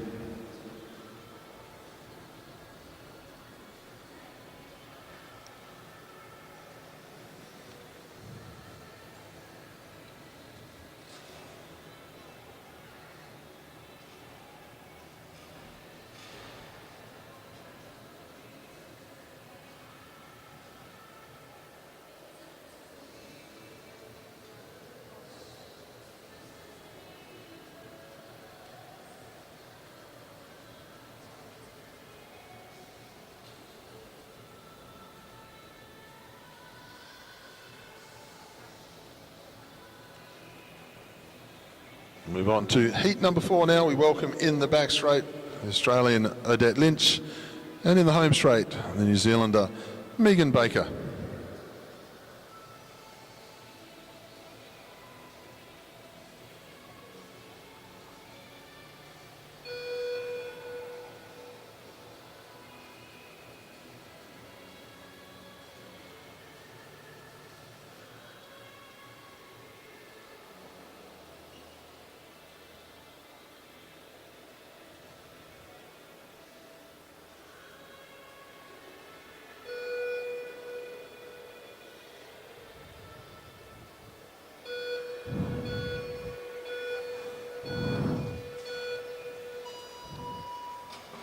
Away for the start of heat number 4 in the home straight. Megan Baker in the back straight, Odette Lynch. Fastest time set so far, 4:49. Mackenzie Milne, 4:49.639. Of course, 4,000 metres. A new distance in the individual pursuing for the women's elite field. So we'll be finding out, it's new territory, finding out just how fast the women's field can go over this new distance. They've been running 3,000 metres ever since the inception of individual pursuing at world level for the female competitors.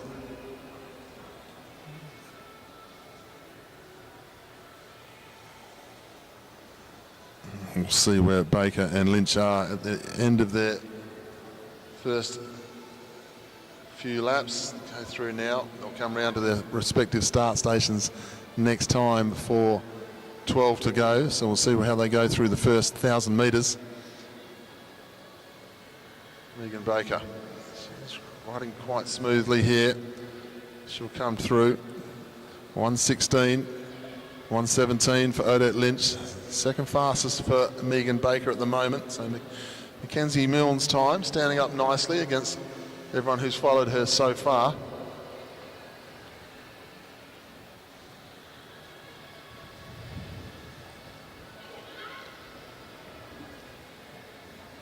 Of course, these riders, scratch race and teams pursuit last night for these riders, so it was a very big day of racing for all of our riders yesterday. It's a hot conditions to warm up in, warm down in, trying to recover all day long, keep your fluids up. Now here they are backing up, and this is only day 2 of competition. We're here until Saturday, so huge amount of racing for these riders as the week goes on.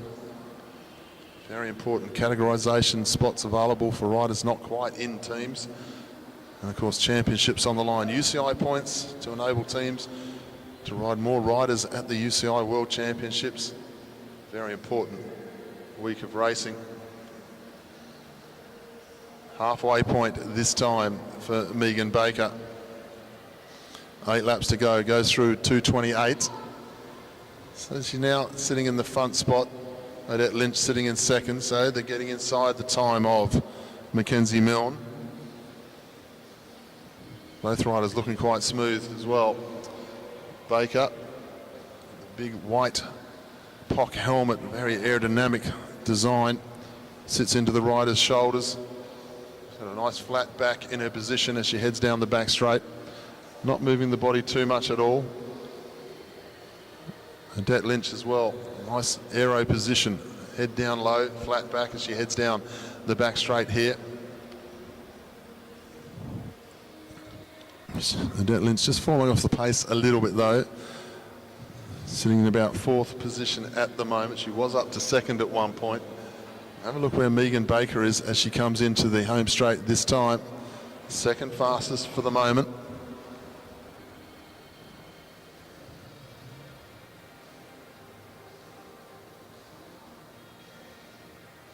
So Baker will come into the home straight this time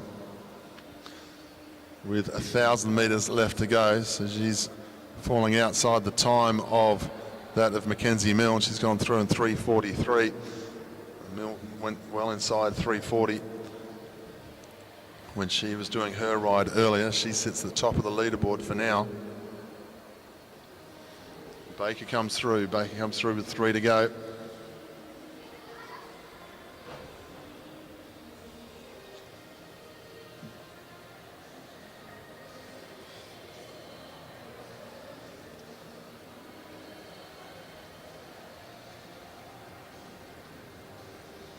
Two to go for Megan Baker as she goes through. Odette Lynch hasn't gone away. So good piece of riding here. Both riders fighting on. Baker will come up this time to receive the bell lap. Moving nicely. She's going to try and get herself inside the 5-minute mark here. Megan Baker, she should be okay for that. Half a lap to go. Odette Lynch finishing off with a lift. Sprinting home, Megan Baker inside 5 minutes. Will she get there? Yes, 4:59.502, 5:01.264 for Odette Lynch.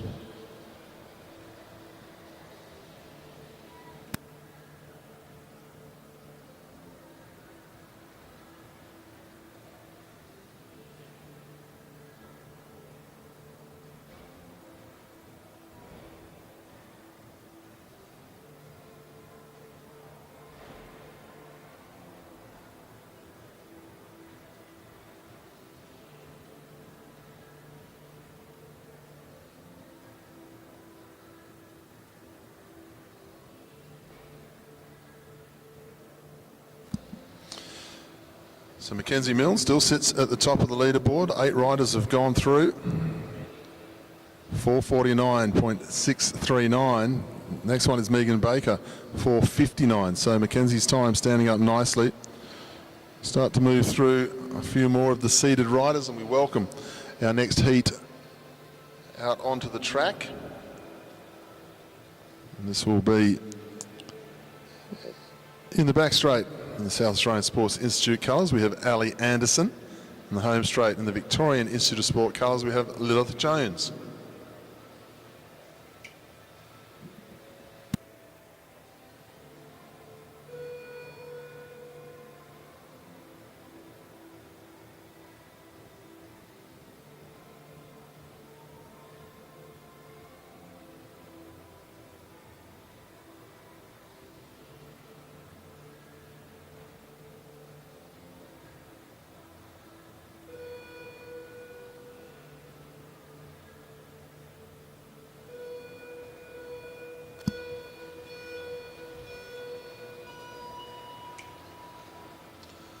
So Jones versus Anderson here.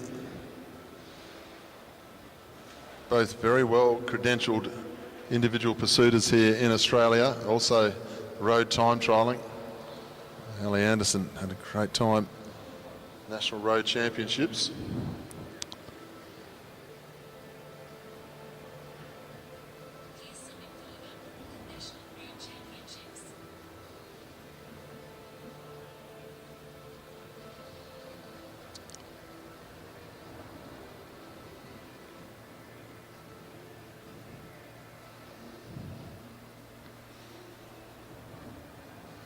So Jones into the back straight, Anderson into the home straight. Both riders looking very smooth indeed.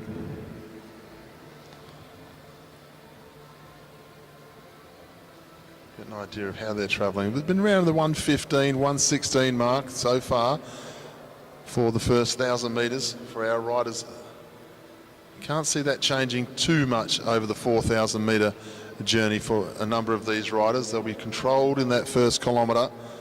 So we're going 1:14, 1:16 this time. So Lilith Jones is the quickest first kilometre so far, just inside that 1:15 range.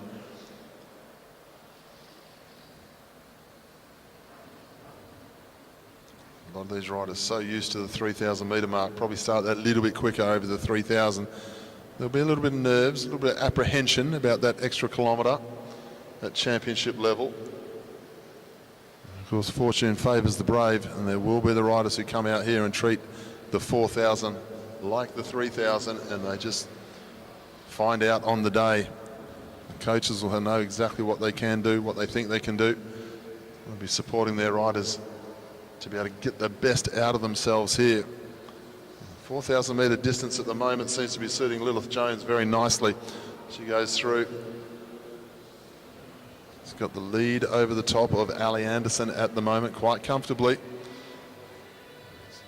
We'll see where she is when she comes into the home straight in comparison to the rest. Fastest time on track up to this point, 2:23, and Ali Anderson second fastest. So well and truly moving quicker than everyone else who's come before them. This is sort of what we expected from these two riders. As we start going through the field, you start becoming closer to the more highly seeded riders. Jones looking very smooth, a tall rider. Sits in a very good position in the time trial position. Ali Anderson just got the fingers hooked over the top of the handlebars there, trying to drop her head lower and lower. It still sits quite upright in her position, even though she's got a nice flat back position. So Jones tends to sit more into the bike for a tall rider. It looks very comfortable indeed. And she comes into the home straight with 5 laps to go.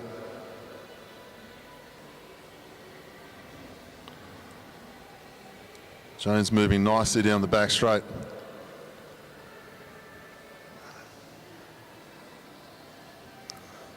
Thousand metres to go this time for Lilith Jones. This time's nice, 3:33 through the 3,000 metres, 36 for Ali Anderson. So they've moved through their 3,000 metre times very nicely indeed. Pretty close to that if they were just doing the 3,000 metres, so they're not holding too much back for the last kilometre. And now they're going to find out about the new range of individual pursuing. They'll be asking themselves, does this suit me, or do I need to go and try a different event?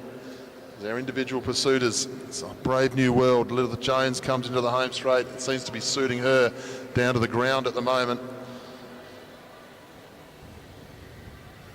Moves into the back straight. She's got a lap and a half to go now, Jones. Ali Anderson, young under 23 roadie and trackie, moving nicely. Lilith Jones has got her measure here this morning. 4:26 with a lap to go, so this is going to be the fastest time so far here today from Lilith Jones. This will be one for the rest of the field to have a good look at. Lilith Jones going to come through and set a very nice time, 4:43.994 for Jones. Ali Anderson, 4:46.749, 1 and 2 in the qualifying so far here this morning.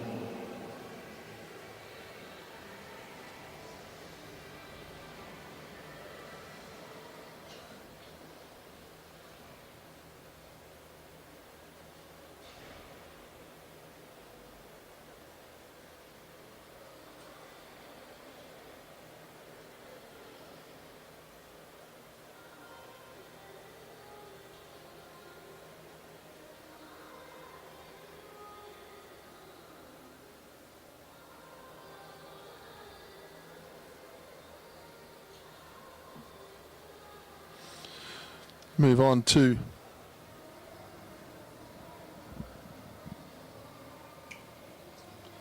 heat number 6 now, coming out onto the track.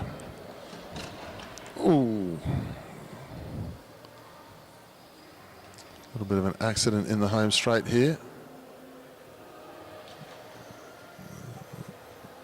Looks like,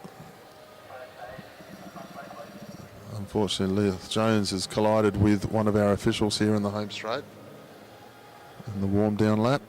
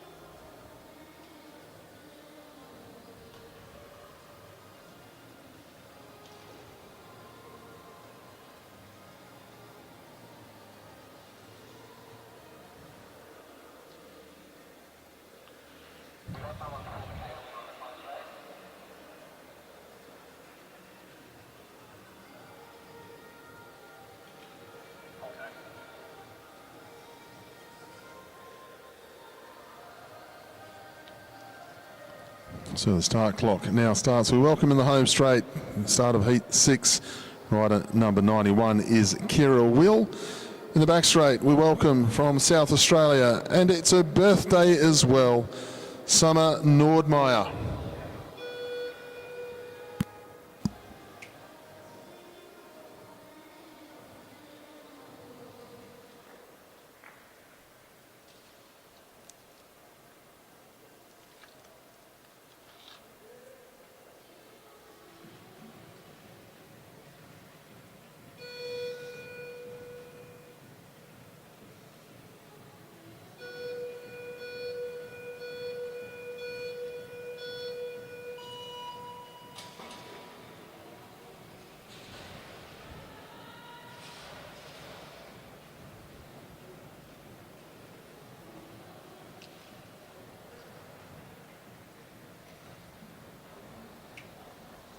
So we're away now, heat number 6, Nordmeyer versus Kira Will.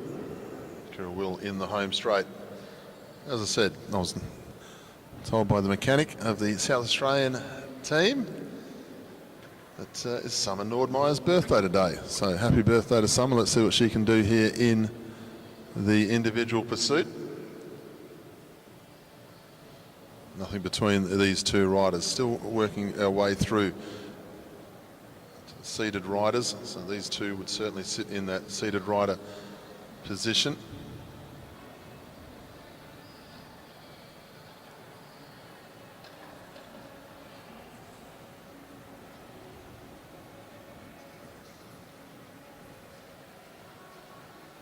And Kira Will moving very nicely indeed. She's coming to the home straight for the end of her first 1,000 metres. We'll have a look at the time. She's gone through in the 1:14.6, 1:16 for Summer. Kira Will, she's matching the time of Lilith Jones, who we've just seen do the fastest time out there, 4:43.994.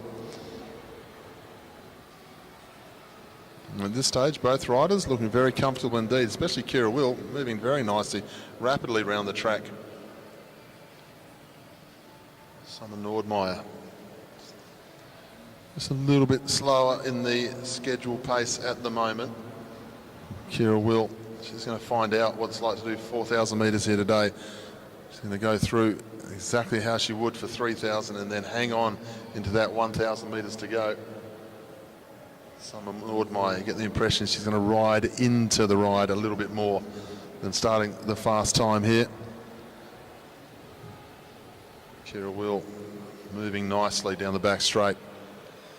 Nordmeyer's time just a little bit off at the moment, sort of hanging around midway through the field as Kira Will comes up, halfway point for now, 2:23, so quickest to this point for Kira Will.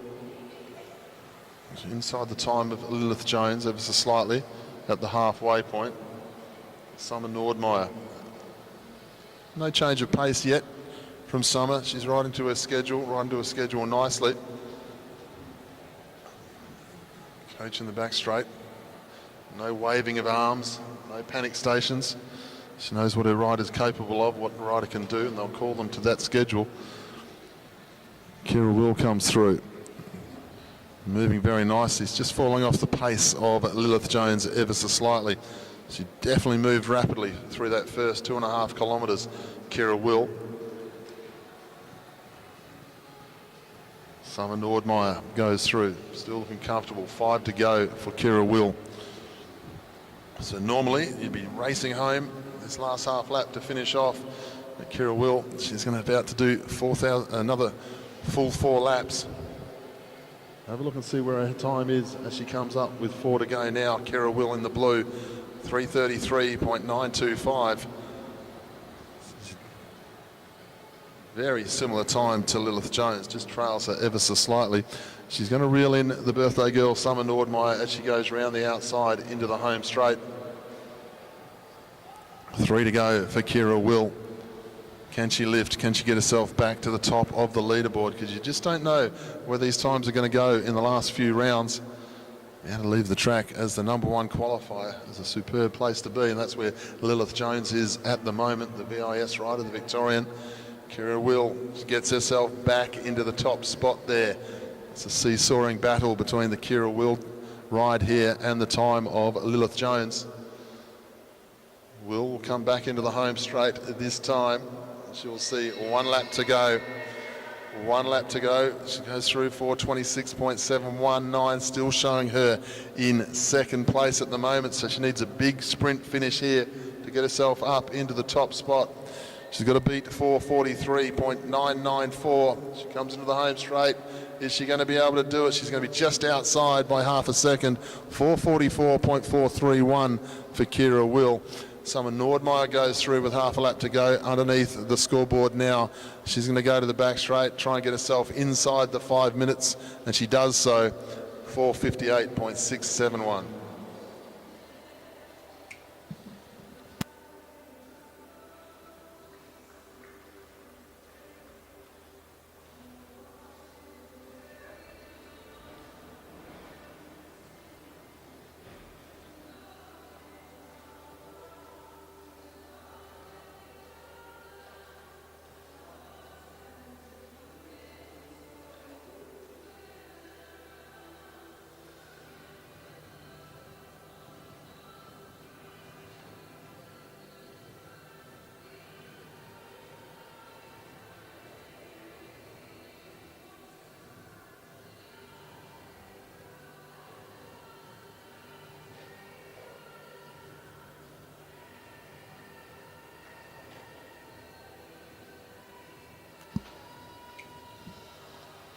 Move on now to heat number 7 of the Elite Women's Individual Pursuit qualifying over 4,000 metres.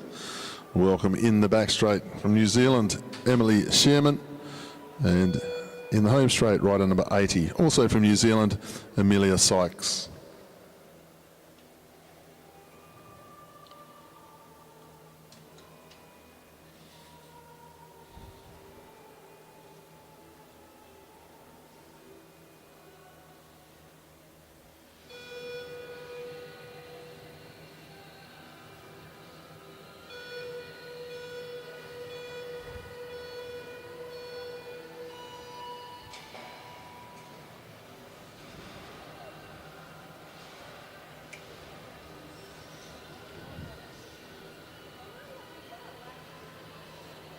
Away now in heat number 7. Fastest time so far is still Lilith Jones, 4:43.994 at the top of the leaderboard.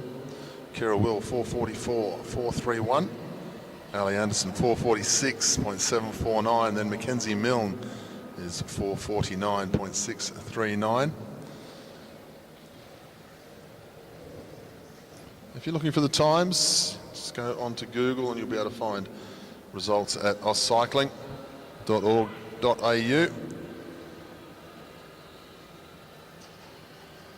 All the list of events, all the results of yesterday, today, and the rest of the week will be posted on there as the week progresses.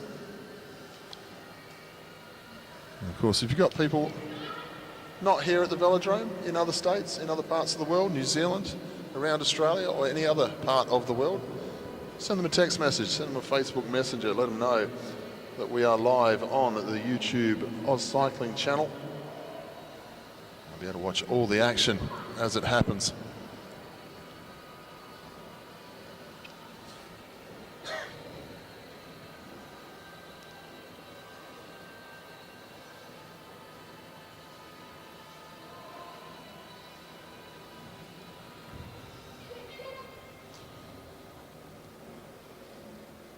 Emily Shearman moving very nicely here in the New Zealand colours.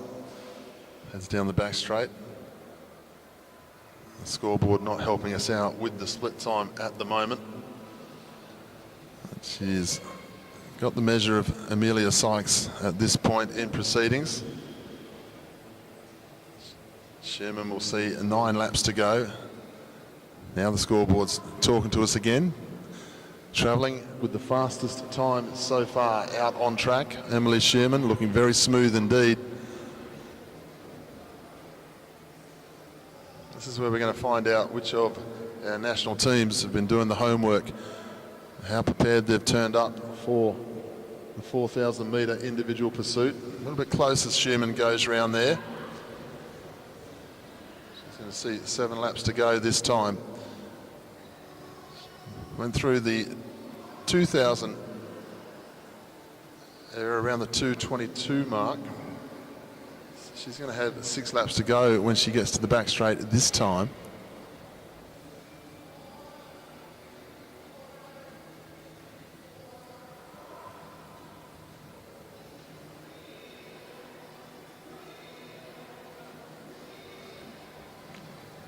Sherman looking very, very smooth, isn't she? She heads down the back straight.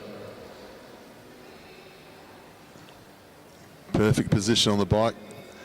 Nice flat back, aerodynamic position. And then she's got her head tucked into her hands. Doesn't look like she's stretching too hard to get her head down. Just naturally sitting in on the bike. She's got four laps to go.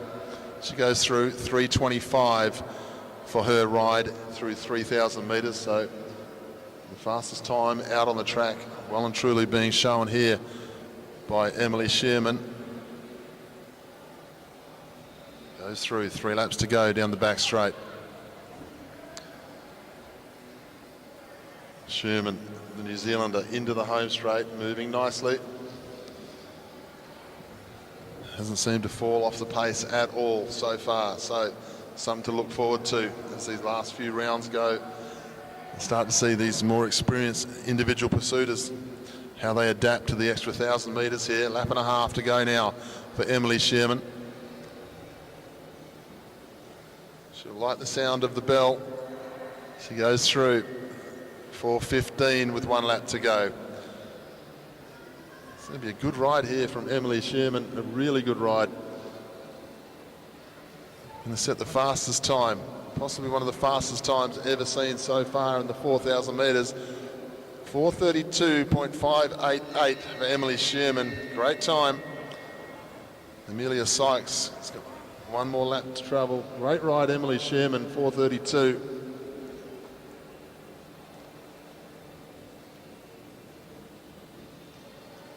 Amelia Sykes into the home straight. And she will stop the clock inside the 5 minutes, 4:56.186, the 6th fastest time right now.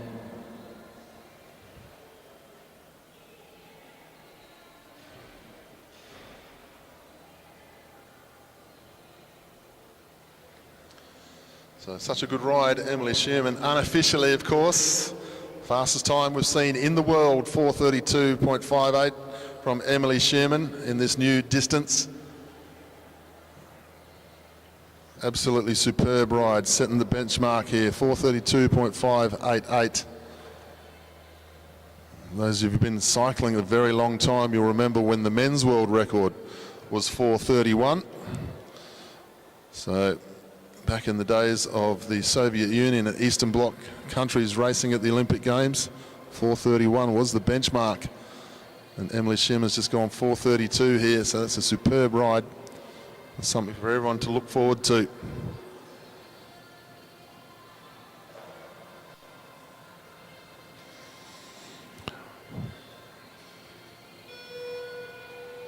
Move on to our next heat in the back straight. We welcome from New Zealand Samantha Donnelly. In the home straight, we welcome from the ACT Claudia Marks.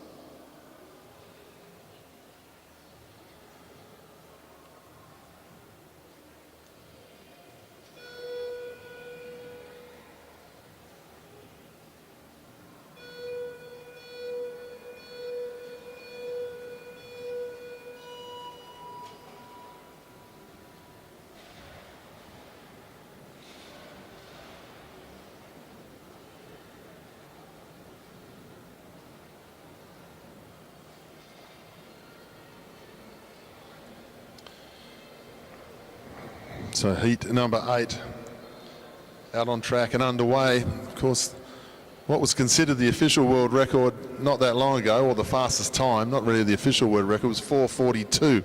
That was done at the Belgian Championships just recently. But Emily Sherman's just gone and ridden 4:32.588. Is that going to be the fastest time we see today? Possibly not, but it's a superb time.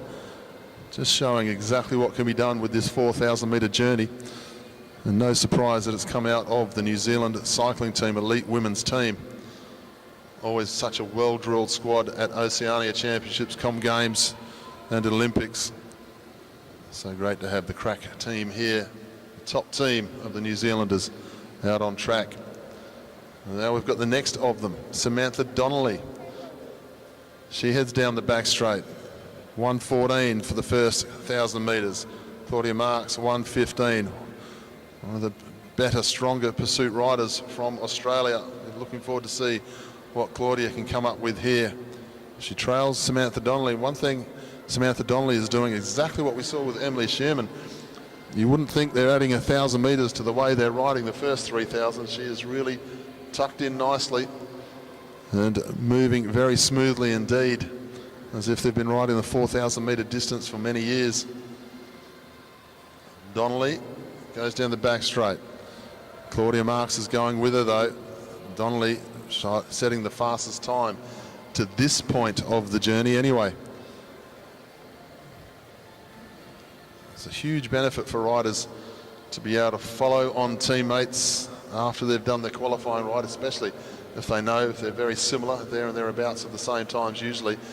They get an idea of how quick the track is. They'll be able to see the time, set their schedules to match those sorts of times. She goes through halfway point, 2:22.596 for Sam Donnelly. Said number 2. She was travelling in the second spot on the scoreboard. However, 2:22 is where Emily Sherman was, so they're very, very neck and neck, and Claudia Marks is not going away at all. Donnelly goes through. He's got the best part of about 20 to 25 metres in front of Claudia Marks at the moment. Claudia Marks setting nicely on her schedule.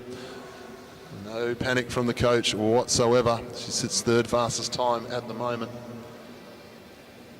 Donnelly still tucked in, no rocking of the shoulders, no bobbing of the head. She's still well within herself as she rides down the back straight. The same also has to be said for Claudia Marks.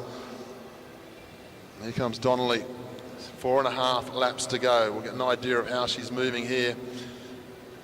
With 1,000 metres to go, Donnelly goes through 3:29, just outside the time of Sherman at the moment. Sherman, of course, 4:32. So Donnelly's got to do about a 1:4 flying kilo to make sure she gets close to the time of Emily Sherman, because Sherman did not slow down in that last 1,000 metres. She was motoring. Claudia Marks still moving beautifully around the track here. Third fastest time at the moment. Samantha Donnelly, she'll be able to see Claudia Marks now just at the end of the straight. She'll use her as that carrot to chase. Claudia Marks, 2 to go, lap and a half to go now for Sam Donnelly. She's got herself up into the second position. How can she hang on through this last kilometre here? Goes through nicely. Final lap now for Donnelly. Final lap now for Claudia Marks, being asked for a little bit more from the coach. Sam Donnelly, look to the back straight, see where she stops the clock.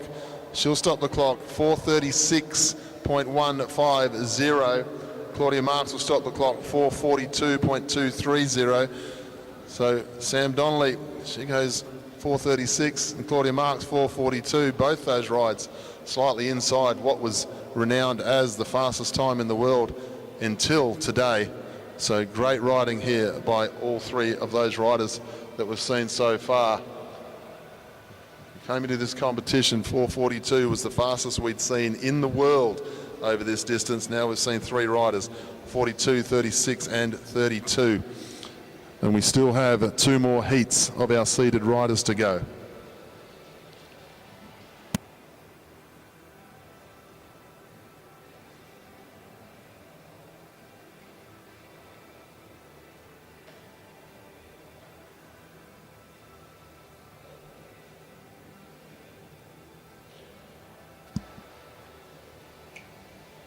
Move on to our penultimate heat of the individual pursuit qualifying for women. In the back straight, we welcome New Zealander Prudence Fowler. In the home straight, representing Australia, please welcome Maeve Plouffe.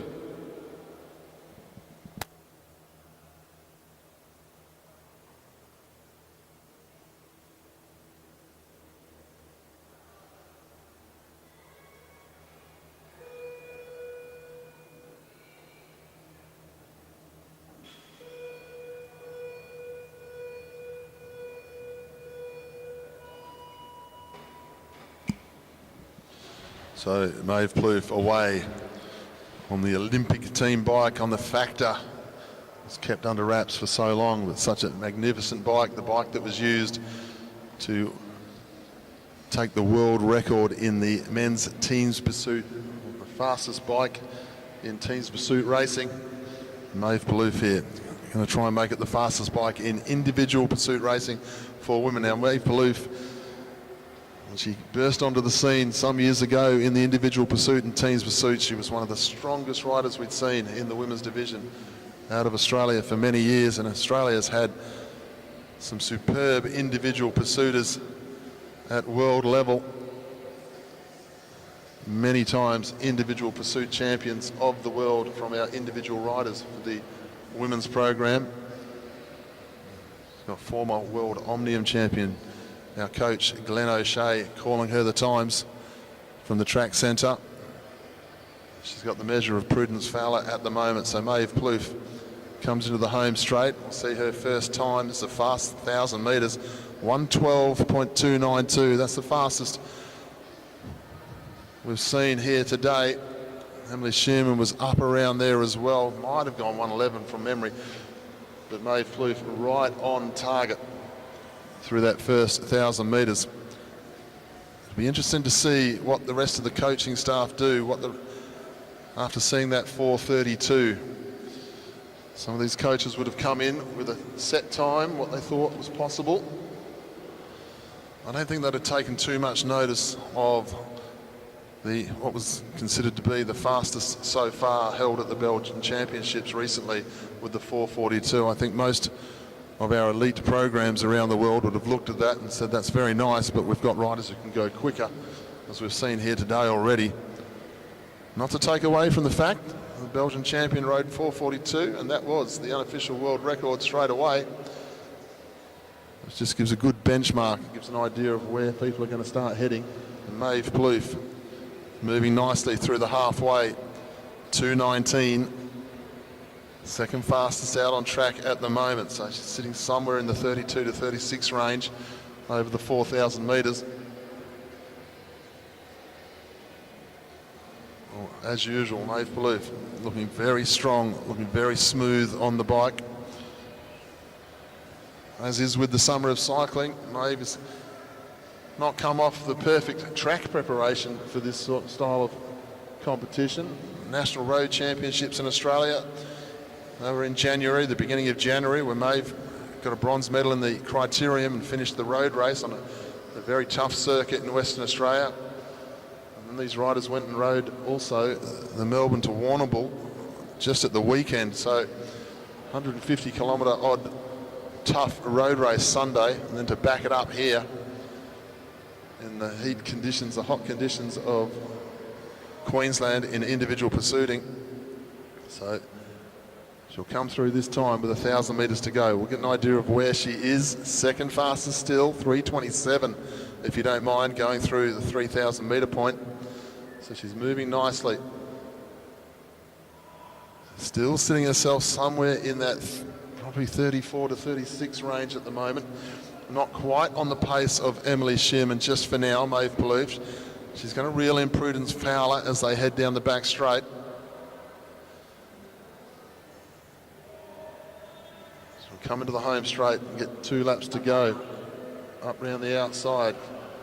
Just labouring ever so slightly, Maeve Plouffe, as she goes around Prudence Fowler. Certainly not just a simple flick around the outside, was it? Plouffe will come in now. Just starting to suffer through this last couple of laps. 1 lap to go. Still showing her in second place. Goes through in 4:18. Trying to get herself inside the second place time, inside 36 if she can. She's going to be outside the time of Shearman, trying to get inside the time of Donnelly. She goes across the line. She does. 4:35.633. She stays at the bottom of the track and allows Prudence Fowler to get up round the outside. She's going to go a lot quicker than most here today, 4:44.690 for Prudence Fowler. So Maeve Plouffe puts herself up into a position at the moment to try and ride off for the gold medal and silver medal later, still with 1 ride still to go.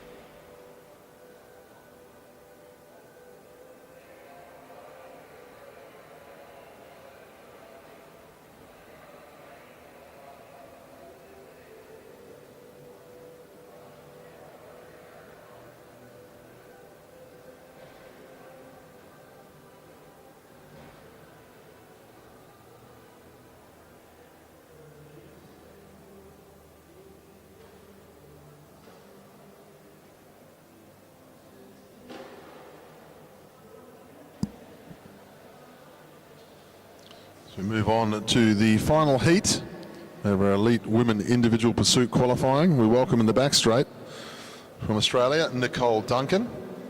In the home straight, we welcome from New Zealand, Briony Botha.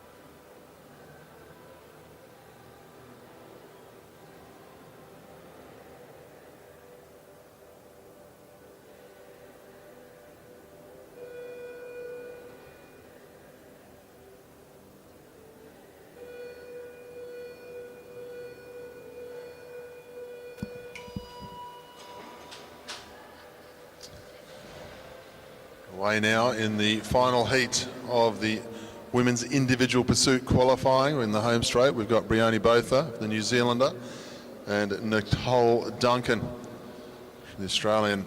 She was starting in the back straight. 4:32 is the fastest time, 4:32.588 unofficially, a world record pace, world's fastest time ever set.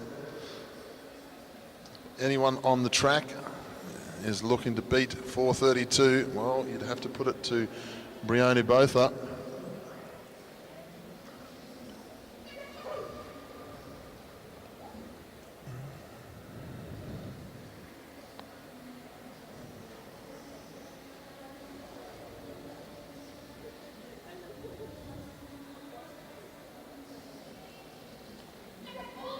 So Botha just going out to a little bit of a lead over the top of Duncan.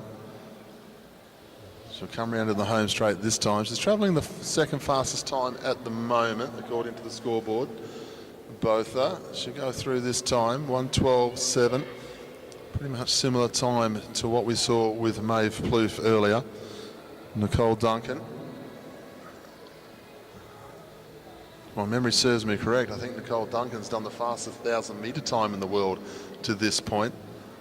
These times, of course, unofficial because there are certain strategies that have to be in place with the UCI commissaires and doping control and so forth when these times are being set. And Nicole Duncan set the fastest time in the world over 1,000 metres at state championships just recently, if my memory is correct on that one. Briony Botha travelling in the second fastest time at the moment. It's no surprise either because the time of Emily Shearman, 4:32.588, I think is just a bit of a surprise for everybody. But now Botha, as soon as I say that, commentators curse. Botha now goes to the top of the leaderboard as far as what our scoreboard is telling us. She'll come into the home straight this time. This is the halfway mark for Briony Botha. 2:19.367. Now she goes back to number 2. So pretty much identical time here as Emily Shearman. So very similar schedules, if not the same schedule, for these New Zealand riders. Nicole Duncan, she's doing nicely, trying to get herself up into the top 4. She's got a little bit more work to do. She'll go across the line. She's 5th at the moment. Now top 4 as it stands, Shearman in 32, Plouffe on a 35, then we've got Donnelly on a 36, and then Claudia Marks on a 42. So at the moment, the time of Claudia Marks just leaves her in a little bit of the unhappy land, sort of sitting, putting her back into 5th place, the way Briony Botha is going at the moment. Botha will come through this time, 5 laps to go. Now starting to show as the fastest time out on track. The New Zealand team, they want to have it all their own way. They want to get themselves up into the top 2 positions if they can here. Duncan goes through, soon to be reeled in by Briony Botha. 3:25 as she went through there, Briony Botha. Now showing as the number 1 time. Is that going to change because she has to go through the catch? She's gone through with 3:25 with 1,000 metres to go. She's moving nicely now. It's 3:27 was the fastest time previously. So Botha really starting to move nicely. 2 laps to go.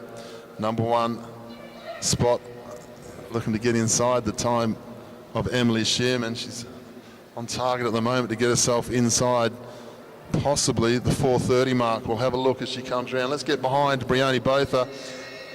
This is looking to be the fastest time we've ever seen over 4,000 metres for women.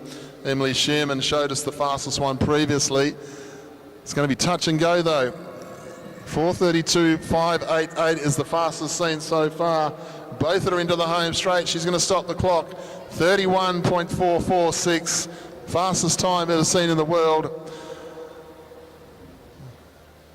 And Nicole Duncan will head to the back straight and she'll finish off still right up there on the top of the standings. Ends up with 7th, 4:44.222. Put your hands together for the ride of Emily Shearman and the ride of Brioni Botha. 4:31.446. Shearman was 4:32.588. Then we've got Maeve Plouffe 4:35.63.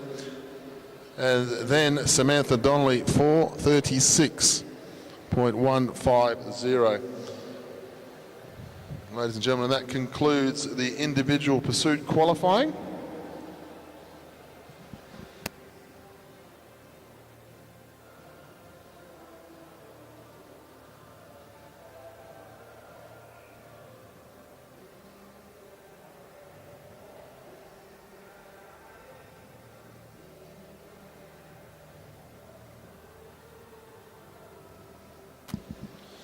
So, ladies and gentlemen, joining us on the YouTube channel, and ladies and gentlemen, joining us here in the grandstand and all competitors. We're now on a 30-minute break in the competition. So now's the time to go and get something to eat and drink. We will be back at 12:45. 12:45, so 1:45, we'll be starting the next session.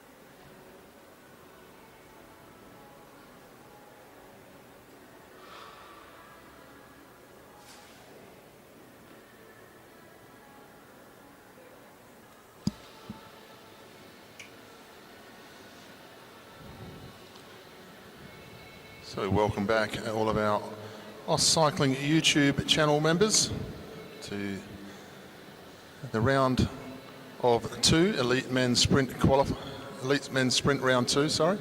Lee Hoffman versus Dylan Day out on track now.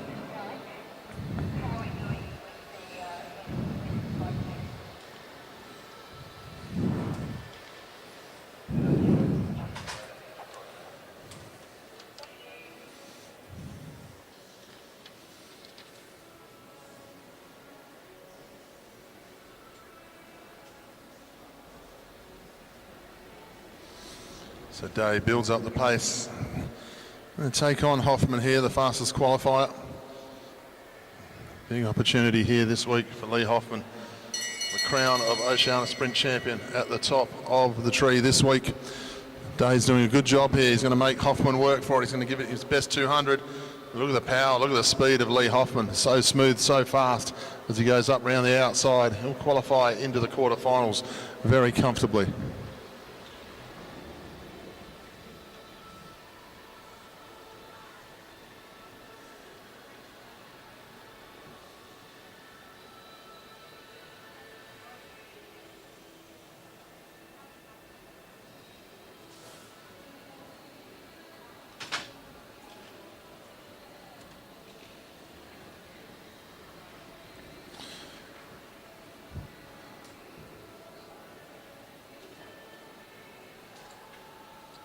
So fairly straightforward. The winner goes straight through to the quarterfinal here after round 2. So Lee Hoffman takes ride number 1. Time of 10.78. Did it quite comfortably as well around the outside of Dylan Day. And now move on to heat number 2.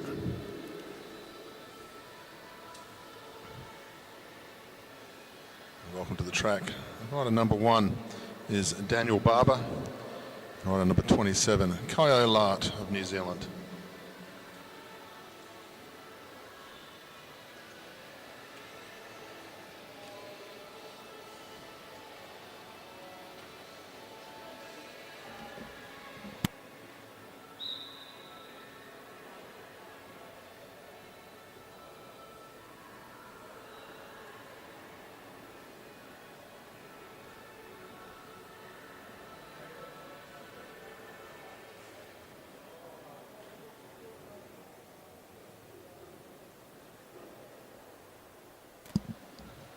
Move down the back straight. Kyo Lart drew the front position. He'll lead Daniel Barber here. Daniel Barber's turned up with some impressive form here. Always been at the top of the Australian sprint ranks, Daniel Barber, without being to secure that team sprint spot or that other sprinter spot in the last few years with the depth of talents that we've had. But he's turned up here. Wouldn't say a different man, his old self, probably the best way to describe it. He's riding brilliantly here today. Going to hand it to Kyo Lart. He's taking everybody on when he's going out there. Experienced sprinter at this level. Going to the 200. Lart still looking over the shoulder. Now he gets out of the saddle. Good confidence being shown here by Daniel Barber. But is he giving too much away? No, he's not. He's so strong, so fast up around the outside. That showed a lot of confidence there from Daniel Barber around the outside. I look forward to seeing more of him as today goes on. Kyo Lart, we'll see him again as the week progresses.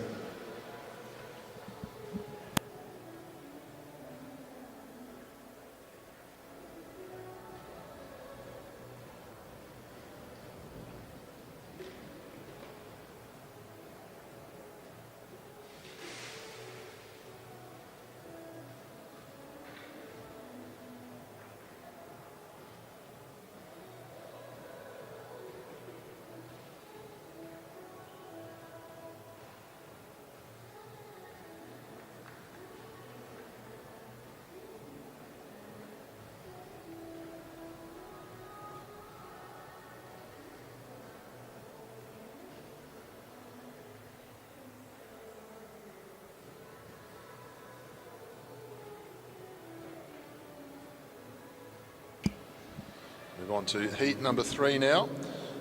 Australian cycling team colours, we welcome Tom Cornish and Xavier Bland, New South Wales Institute of Sport.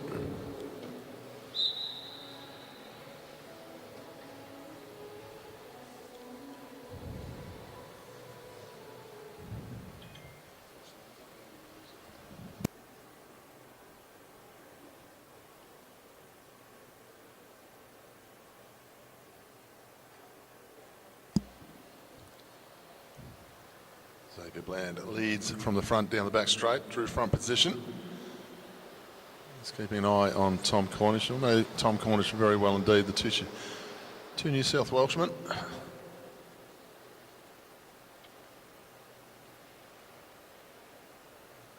Of course, as we've seen with a lot of the Australian sprinters, they've just got that extra gear in that last 100 metres. Do so much work. The professionals in what they do, they spend all their time training and getting their bodies incredibly right for this sort of discipline. And even at this level, we've got a number of riders who are part-time athletes, full-time workers, trying to ply their trade, get themselves into position to get into the Australian team. Get categorised as Tom Cornish up round the outsides. Shows the difference with a few more years experience. And 10.51 for Tom Cornish, goes through to the next round. Good ride from Xavier Bland. We'll see him in more events to come this week. Still got the Kieran and time trial for the sprinters, so still a fair bit to come.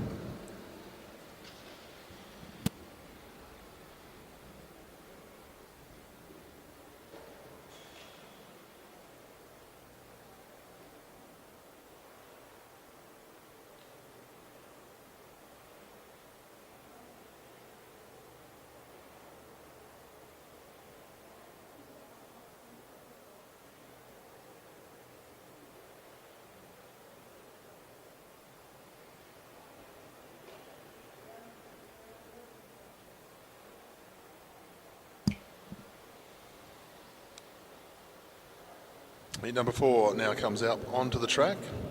Rider number 40 in the Queensland Academy of Sport colours. We welcome back to the track Byron Davies. His opponent for this one from New Zealand is Jackson Russell.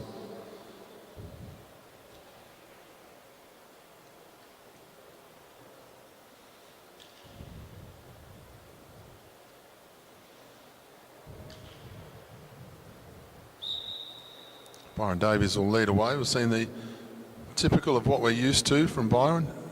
Big strength, great power, turns into superb speed when he's out there. Jackson Russell we haven't seen that much of, but he did a fantastic ride to win back through the repechage in short 10s in the 3-up sprint competition. So he can definitely handle himself on the track, there's no worries about that.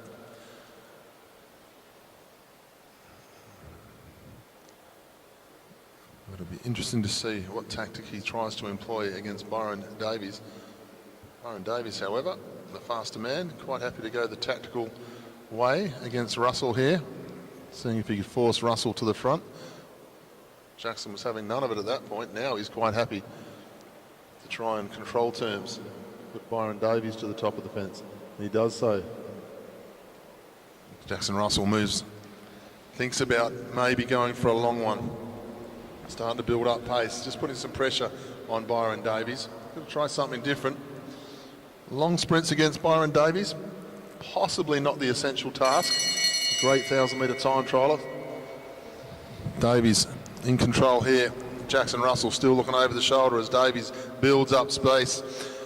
Up round the outside comfortably. Jackson Russell, he got out of the saddle, sat straight back down. He knew it was over. Byron Davies goes through to the quarterfinals. Good contest, good show, good entertainment there from Jackson Russell and Byron Davies. Too fast and too strong in that matchup.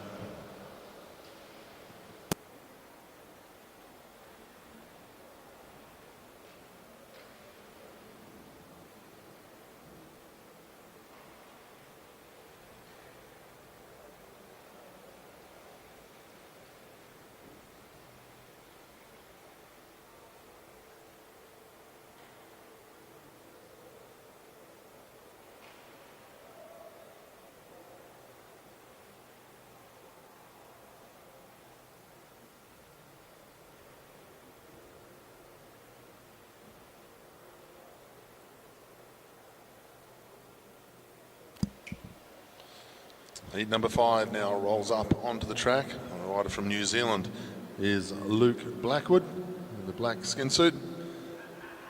His opponent is our 5th fastest qualifier here this morning, the South Australian Sports Institute rider James Brister.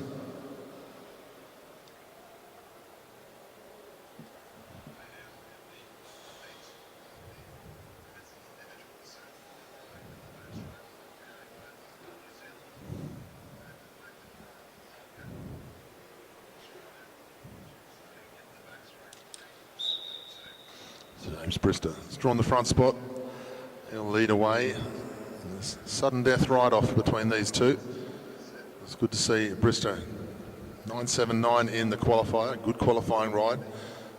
He set the standard this morning. And then we had Lee Hoffman, Daniel Barber, Tom Cornish, Byron Davies, all just eclipsed that time. Not by a huge amount. It's going to be a great quarter-final series and semi-final series here today. Standout ride really is Hoffman's, the last man to go in qualifying. Other than that, everyone very, very close together.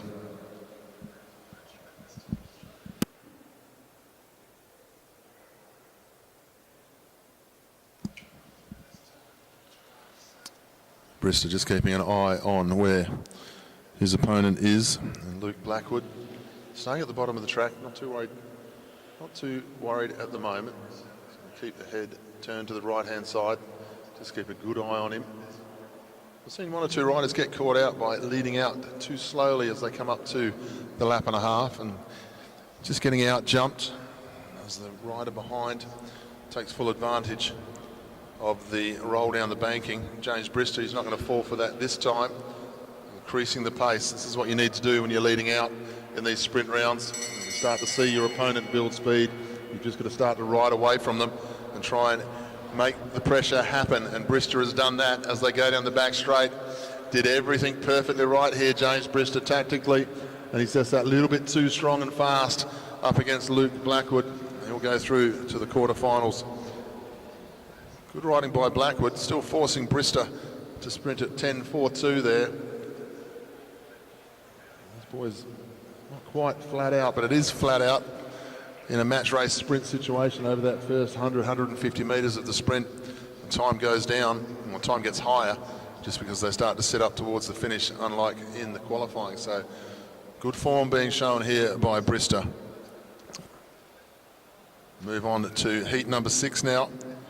We welcome the New Zealand champion of the sprint, team sprint, over the years, one of the leading Commonwealth Games riders that we've had come out of New Zealand and World Championships. Same Dakin, to have Sam here. Of course, his opponent will be Max Liebschnicht. So the experience of Dakin up against the former junior Australian champion. Now, of course, Max well and truly part of the elite team sprint team of South Australia, having so much success over the last couple of years. Sam Dakin will lead away.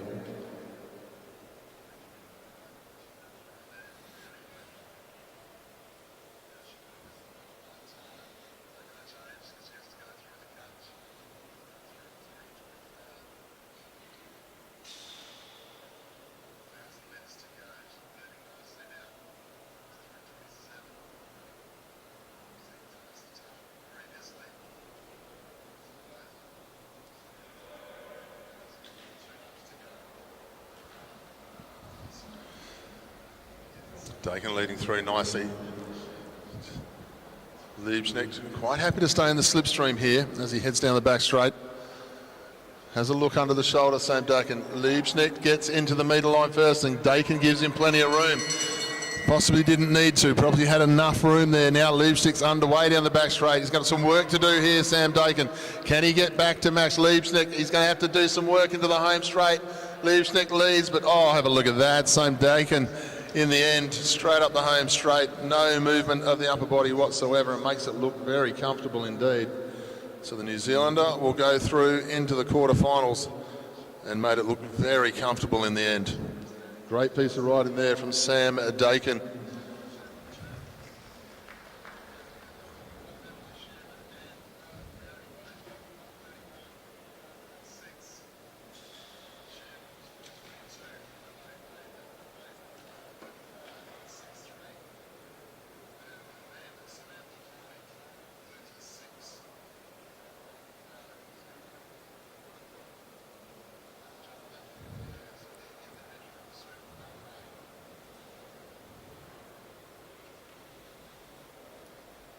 Move on now to heat number 7 of round 2, the elite men's sprint.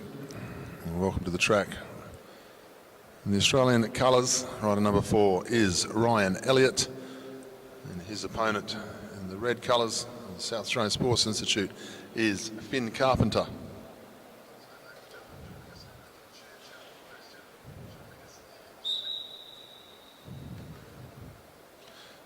So Finn Carpenter's drawn the number 1 spot. He'll lead away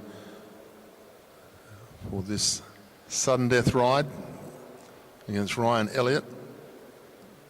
Finn Carpenter comes from the sport of BMX racing out of Western Australia, training now full-time in South Australia.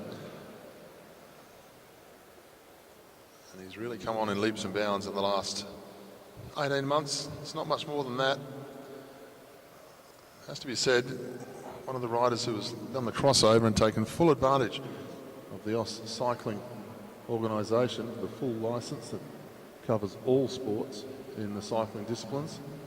Once upon a time we had separate licences of BMX Australia and Cycling Australia and Mountain Biking Australia. Aus Cycling started in 2020 in December, so the one licence suits people like Finn Carpenter.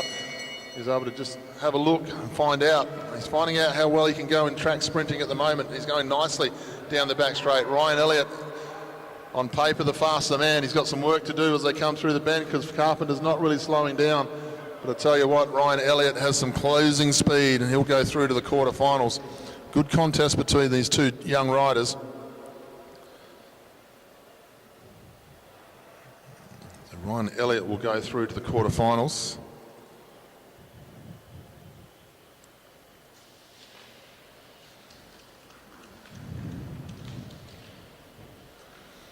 Which leaves us with one heat to go. Men's sprint, round number 2.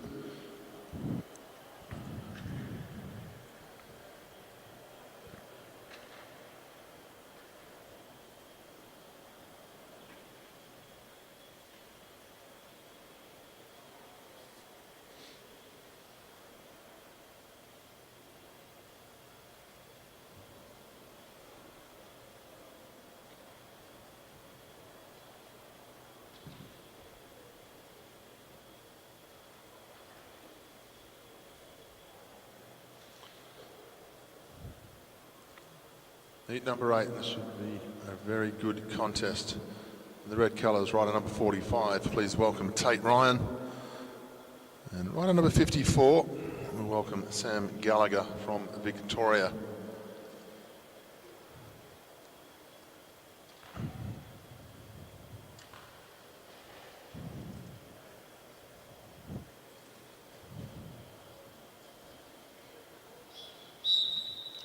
Tate Ryan's drawn the front spot. He will lead away. Very little between the qualifying rides of these two riders this morning. Virtually a dead heat on time. Tate Ryan, junior world champion in the sprint, world record holder in the 1,000-metre time trial, and also, of course, the 1,000-metre time trial world champion as a junior, first year into the seniors, brand new. Sam Gallagher, he's not too deep into his elite career either. Sam Gallagher, really known as a rough and tumble sprinter, can do it all in the Keirans, in the wheel races and in the match race sprinting. So tactically, Gallagher with experience. However, you've got to have the speed. Both riders on the Australian team are Argon bikes. Tate Ryan's not going to mess around here. He knows what he can do over 1,000 metres against the watch, and he's going to take Sam Gallagher on and make it a long one. Keeping Gallagher up on the hip, keeping an eye on him there. Gallagher looking for an opportunity. Now they go through the 200 and Tate Ryan's underway, but so is Gallagher. As they go towards the bend, Tate Ryan still leads. Gallagher got up onto the hip, but can't get round it. Tate Ryan too quick. He'll take out this one and he'll go through to the quarterfinals. Just shows the quality of sprinters we've got here in Australia when Sam Gallagher doesn't make it to the quarters. Great ride there, Tate Ryan, 10.25, the fastest of our round 2 sprints. He'll go through. Sam Gallagher, we will see later in the week in the Keirin Racing.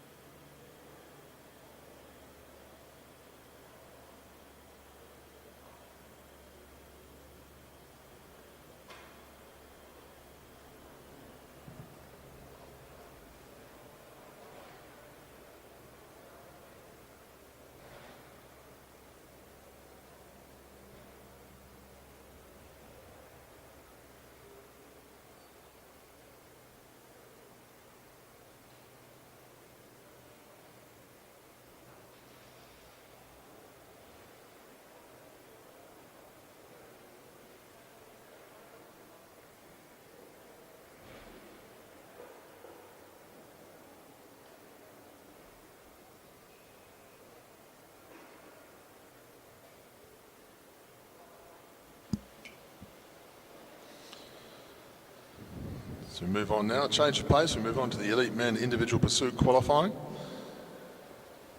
We welcome heat 1 up onto the track, and in the back straight we welcome from New Zealand Mitchell Fitzsimmons. In the home straight we welcome Caleb Antill from Australia.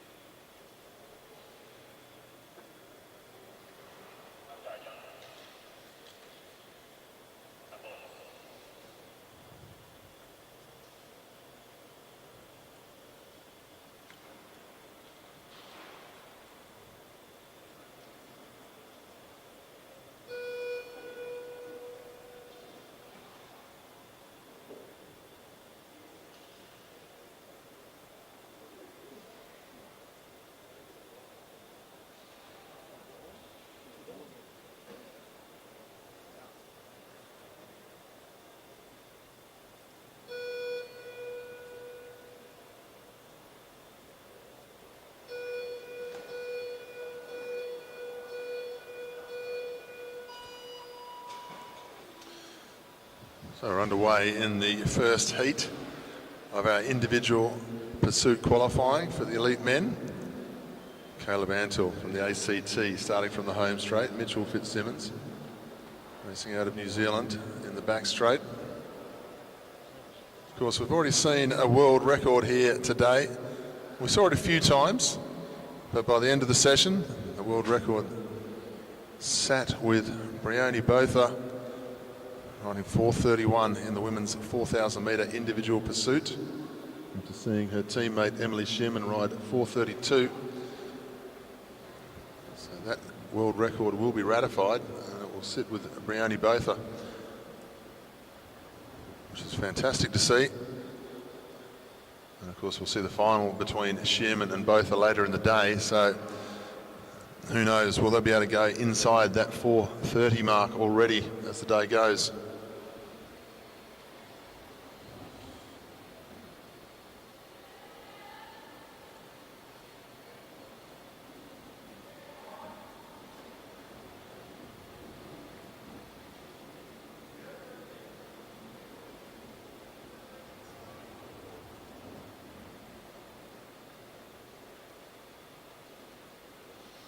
Good riding here from Mitchell Fitzsimmons, just leading the way over the top of Caleb Antill, ACT rider, looking very smooth down the back straight.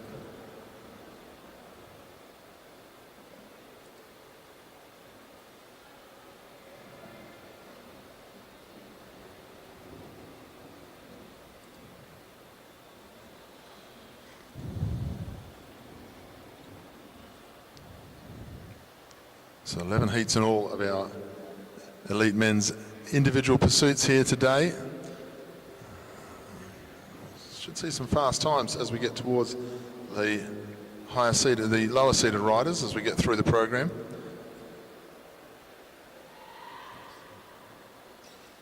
Fitzsimmons leads the way. A couple of seconds in front of Caleb Antill just at the moment.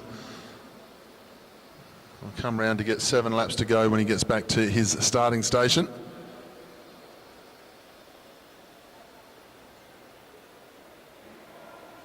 Caleb Antill still looking very smooth, the rider from the ACT.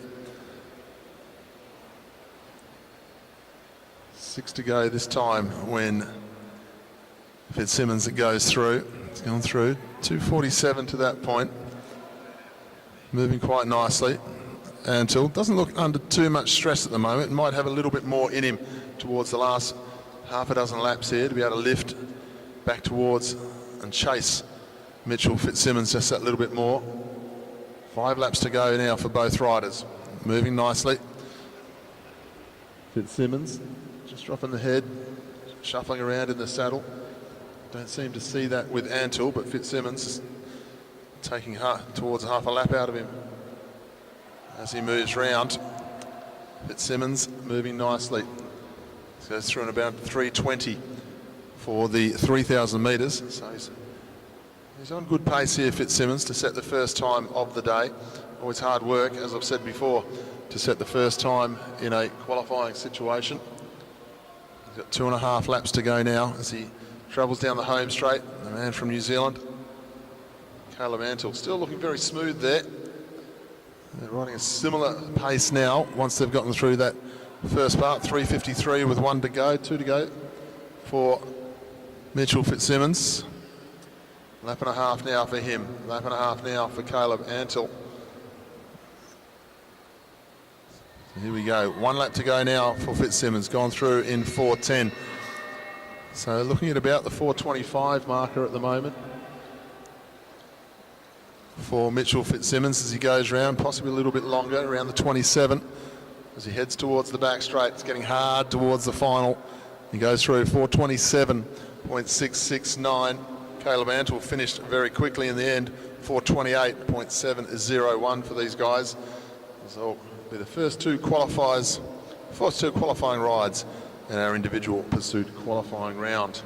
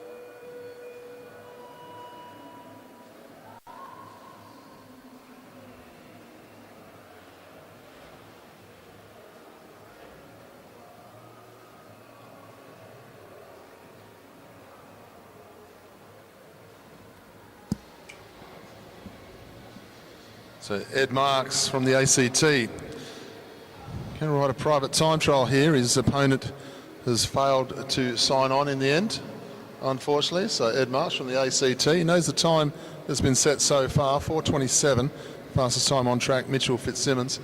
So Ed Marks, one of the strong ACT riders, out there to set the best time he possibly can.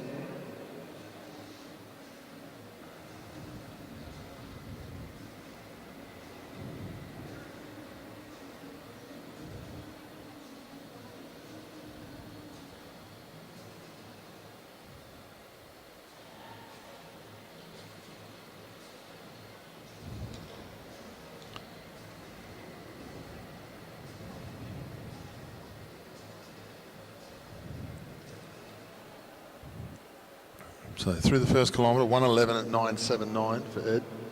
Not quite on the pace of the other two times we've seen thus far, but he may ride into it a little bit stronger through kilometres 2 and 3. Not everyone absolutely flat out in that first kilometre. Due to the different gear ratios, the bigger gears, you'll find the very strong pursuiters, they'll really ride into these races after about 1,500 metres. And that's where they'll get the most benefit from. They don't blow themselves up in that first 4 laps. So Ed Marks looking nice and smooth at the moment. Fantastic setup on the bike, on the BT bike, which was the go-to frame for so many years with the Australian cycling team and became known worldwide as the bike that everybody wanted. The handlebar positions have changed over the years. You can see the stack height that he has on his elbow pads there, very, very tall. Saw that change during the Bradley Wiggins era of time trialling and individual pursuiting. Gone was the idea of being as low as you possibly could in the front. You had to bring yourself up, flatten the back out, and become more aero that way. And Ed Marks, for a tall guy, looks very good on that bike. No trouble whatsoever. He gets back to his starting station. This time he'll have 6 laps to go in the back straight.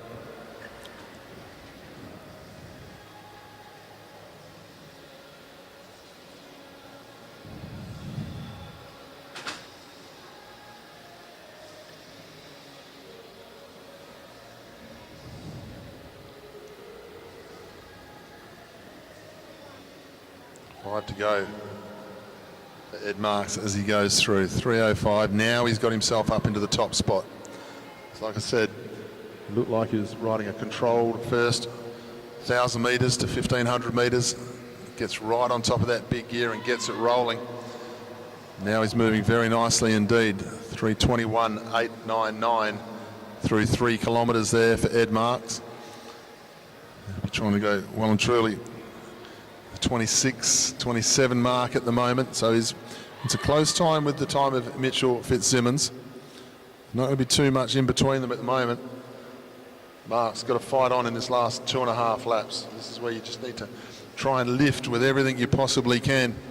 See the shoulders and the head just rocking a little bit more from Ed Marks. He's showing no emotion really in his position on the bike up until now.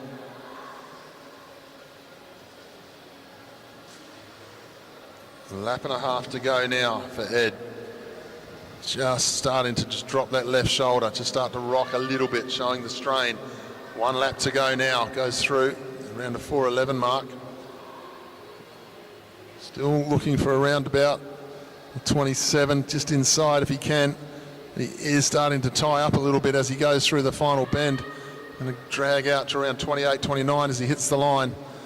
4:28.753 in the end. For Ed Marks, finishes with the 3rd time. Just goes to show how well the first ride was going. It's a tough ask to be able to do it as an individual time trial and not have anyone to ride against. Having that opponent just gives that little bit more adrenaline. So good ride for Ed Marks, 4:28. Mitchell Fitzsimmons still sits atop the leaderboard with a 4:27.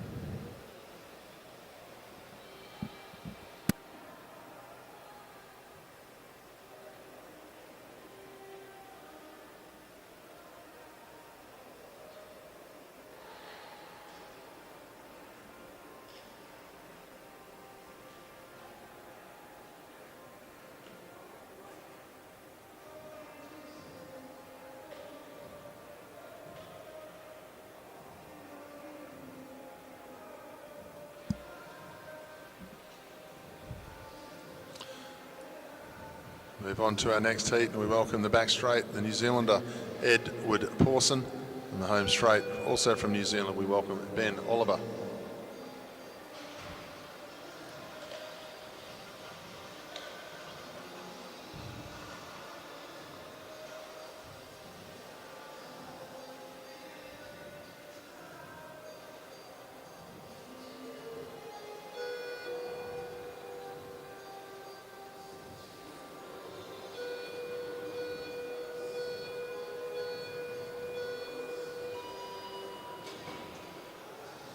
Away now, heat number 3 of the individual pursuit championship qualifying for elite men.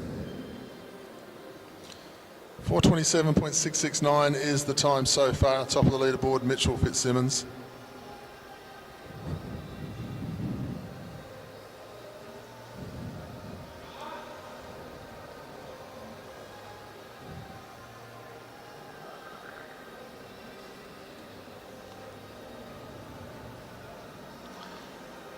Ben Oliver in the New Zealand national team kit as he heads down the back straight, looking very, very smooth indeed as he moves through the back straight.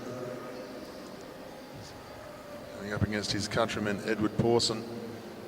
The national team rider really is moving swiftly as he heads down the back straight this time. Of course, we are without the defending champion of the Oceania Championship, Connor Lay, not on the start list here in Queensland this year. Connor Lay undefeated in the Oceania Individual Pursuit Championship some 3 times course, went on to win the gold medal in the teams pursuit with the Australian team in Paris. And also take the world record in the teams pursuit. The Australian team, along with Oliver Bledden, Cal O'Brien, Sam Welsford, and Connor Lay. And Oliver goes through, setting the fastest time out on track at the moment. He'll have 9 laps to go when he comes back to his starting point here. 16 laps of the track, 4,000 metres.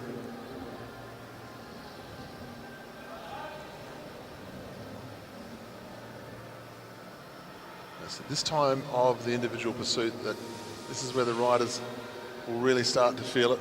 I know they're in the bike race now through this halfway point.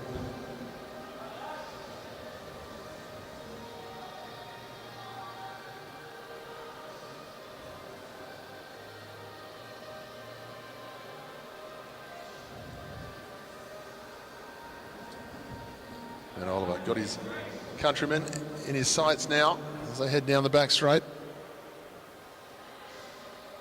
Not moving quite as swiftly as he was in that first 4 or 5 laps. He's had to settle into his ride a little bit more on this time. Still well up on schedule though, compared to what we've seen so far. So still moving very nicely. When he comes back around to his start station, he'll get 5 to go. 6 to go here for Ed Pawson. Sorry, 5 to go for Ed Pawson. There'll be 4 to go shortly.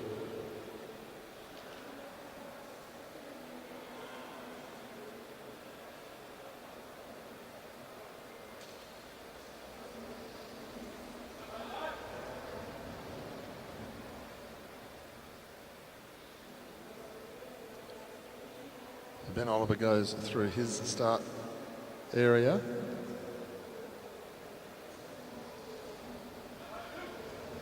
Gets to the back straight at this time.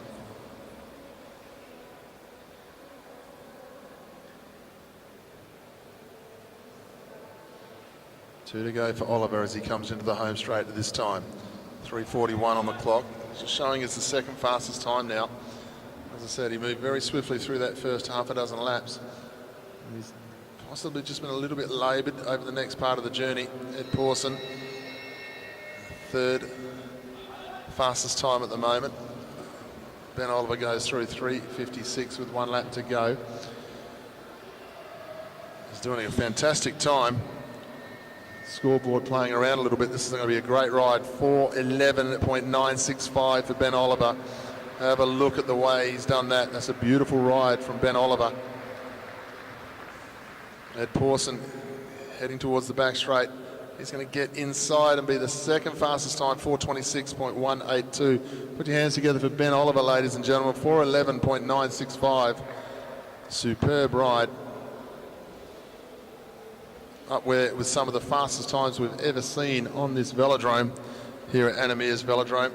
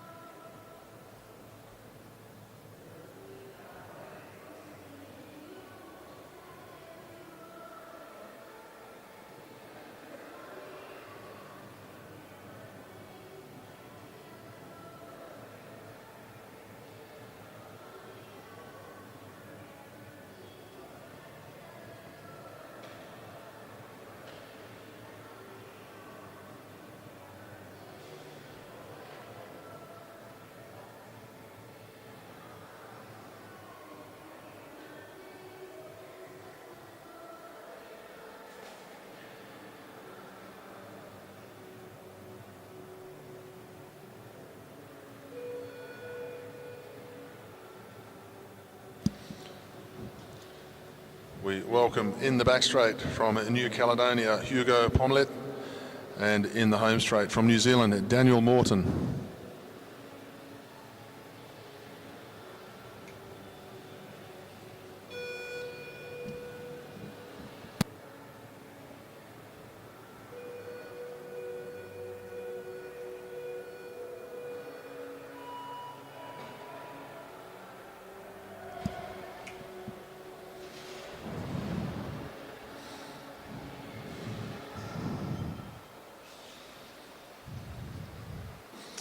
So heat number 4 underway in the individual pursuit. Qualifying, fantastic time of 4:11.965 for Ben Oliver. Just looking at the all-comers record for the Oceania Championship, the time of 4:06 held by Aaron Gate.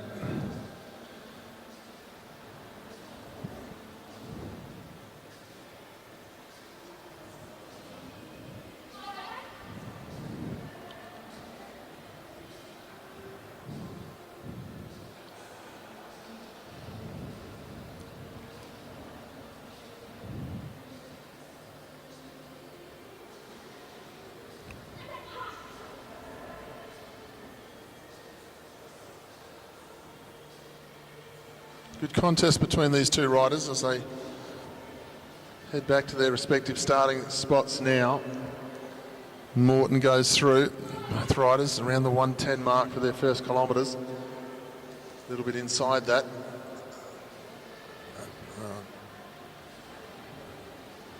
Not too much between them. Daniel Morton ever so slightly with the edge over Hugo Pomelet.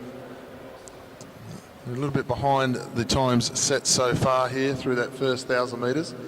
So we'll see how they ride into the next couple of kilometres here. 2,000, 3,000 metres. As you saw the ride of Ed Marks, he rode nicely into his time as the ride went on. Morton versus Pomelet, not too much between these two. Very similar schedules. Showing 6 and 7 of our times out on course at the moment between these two. When they get back to their start stations at this time, they'll have 8 laps, so halfway point for these two riders.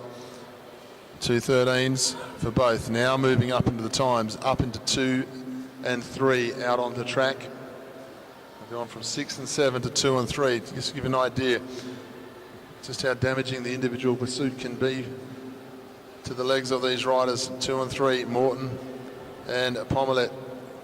A good contest for this qualifying ride between these two riders. 6.5 laps to go now.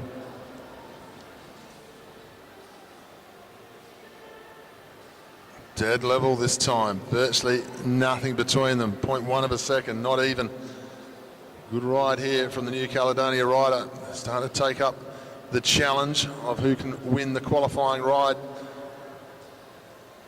Always a nice way to get off the track if you've won your heat, but still Daniel Morton just starting to lift ever so slightly.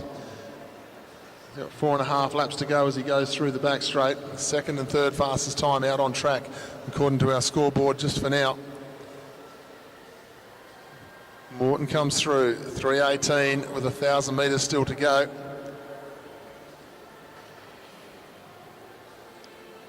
Not matching the time of Ben Oliver, the 4:11, that is very safe from this ride.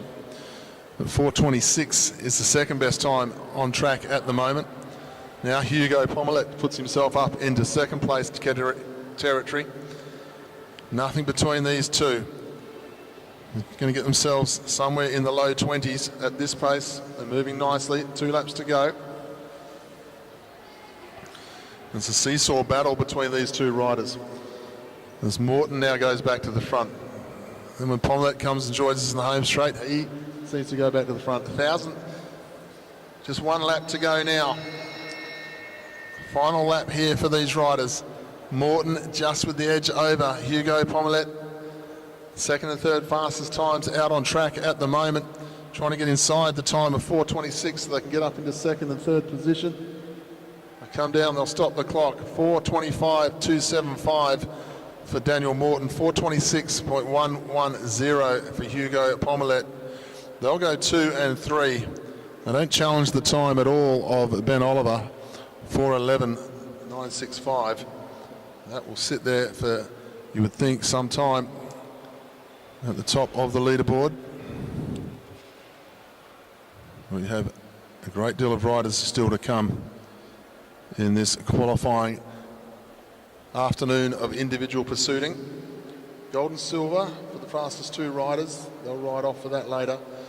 The third and fourth will ride off for the bronze and a 4th place. That's after qualifying.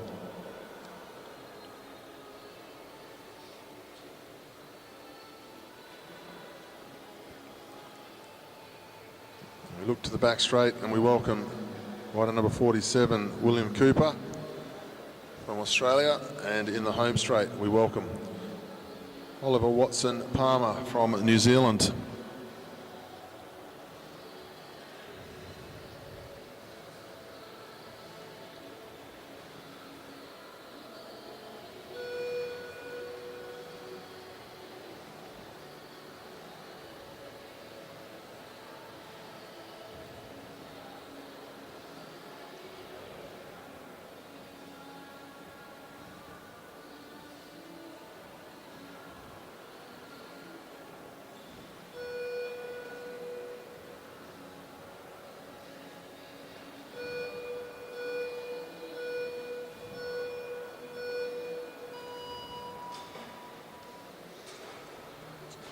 Watson Palmer in the home straight, Cooper in the back straight. We get underway for our next heat.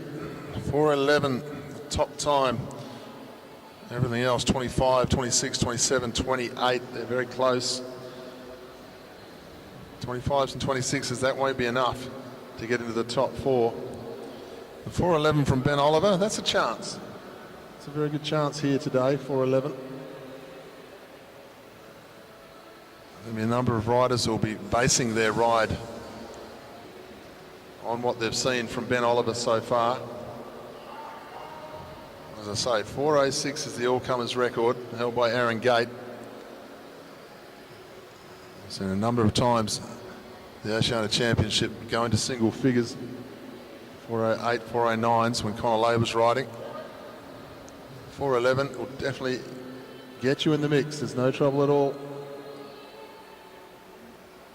The next heat.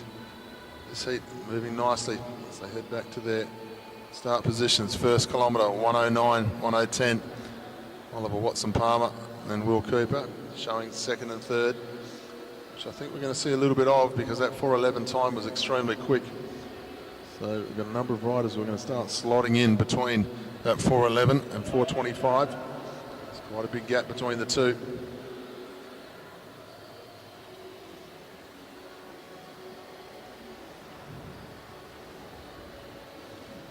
10 laps to go as they go through this time. Watson Palmer and Cooper. Watson Palmer still has the edge over the top of Will Cooper. Will Cooper in the white skin suit, riding the Factor bike.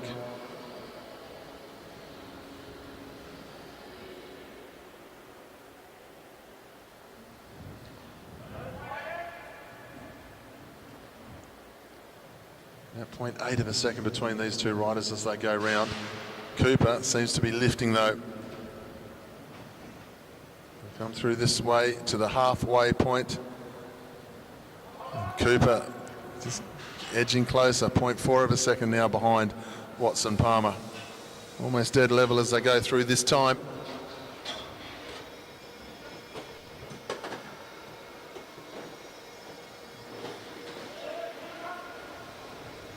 Now Cooper starting to get the edge over the top of Watson Palmer. Not too much between them. Still travelling in the mid-20s as far as an estimated time for these guys. Third and fourth now.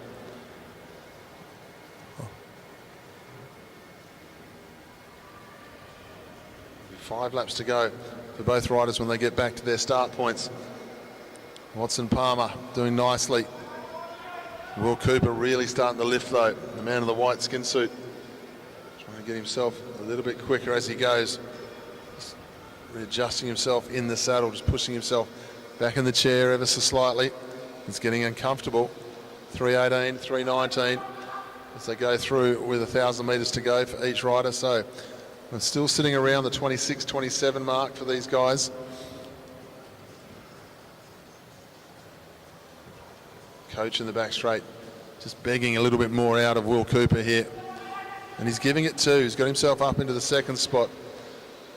Off the time of Ben Oliver, but trying to get himself in front of the time of Daniel Morton here. Really being encouraged in the back straight, Will Cooper. The scoreboard showing him up into the second spot. Oliver Watson Palmer just falling away a little bit in the time here. But Will Cooper, can he end his ride in at least the second fastest time of the day so far? Bell sounds in the back straight. Going nicely.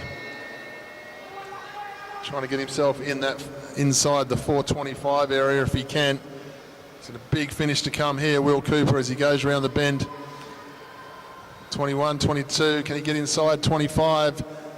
Dead on 25, 4:25.075 for Will Cooper. Oliver Watson-Palmer goes across 4:27.405. So Cooper will go into second place for now for qualifying. Better than the rest, but still 4:11.965, the fastest time of the day for Ben Oliver.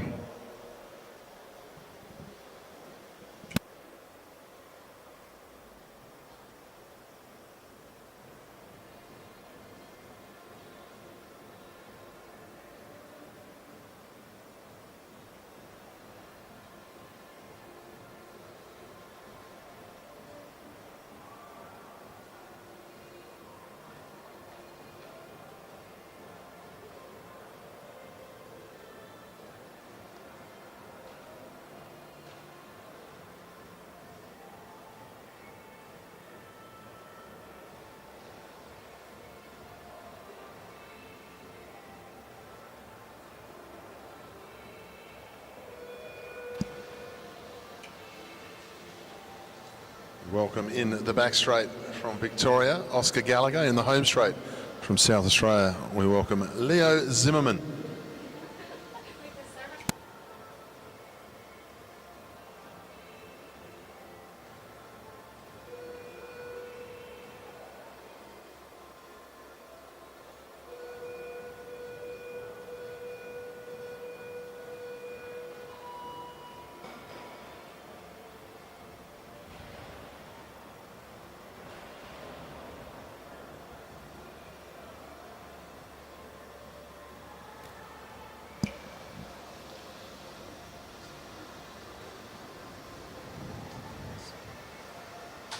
So Gallagher versus Zimmerman. See how they can go against the time of Ben Oliver and against the time of the other competitors who have been out there. Will Cooper moves himself up. Everyone's comfortably in the 20s.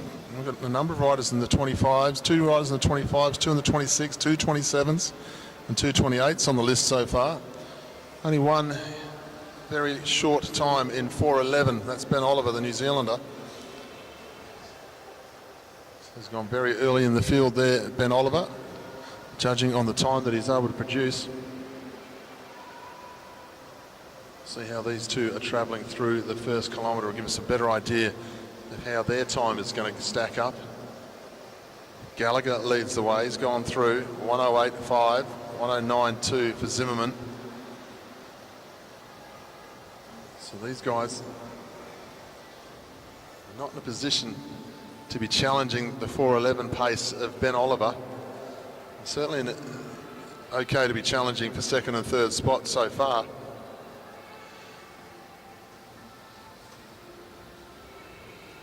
It's all about making the top 4, trying to get into the gold, silver medal ride-off or the bronze and fourth ride-off for later in the day.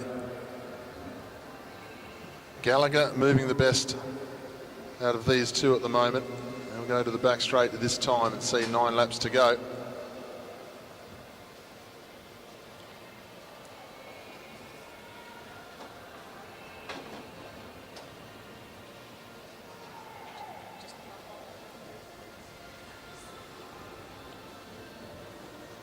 Gallagher will go through the halfway point. We'll have a look at his time. 2:12 there for Gallagher. So he's giving himself the opportunity to go short 20s here, Oscar Gallagher.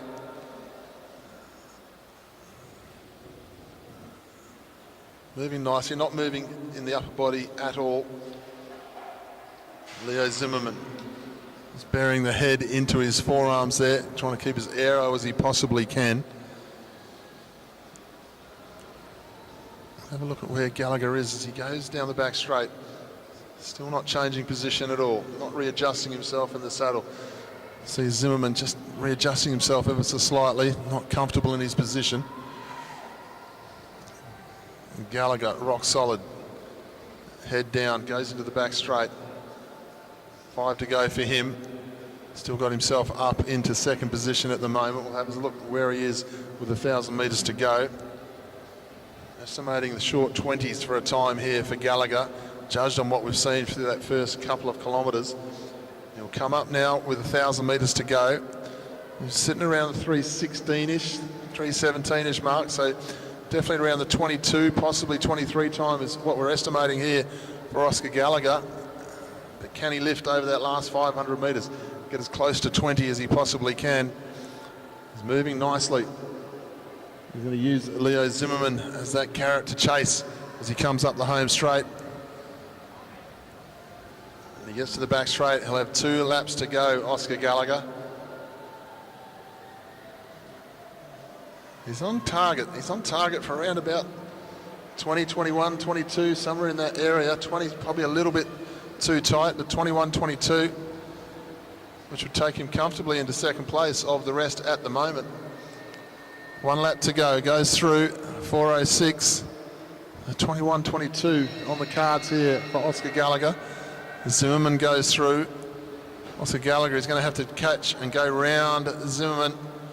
As he goes around the outside, he does stop the clock, 4:22.451. Leo Zimmerman is going to come into the home straight. He's going to be outside the 4:30, 4:31.038.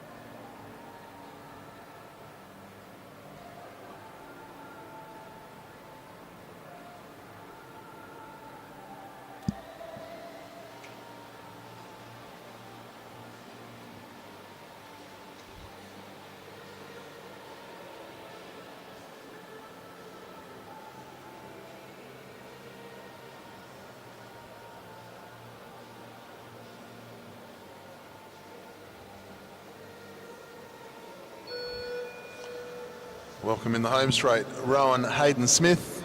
In the back straight, please welcome Magnus Jameson.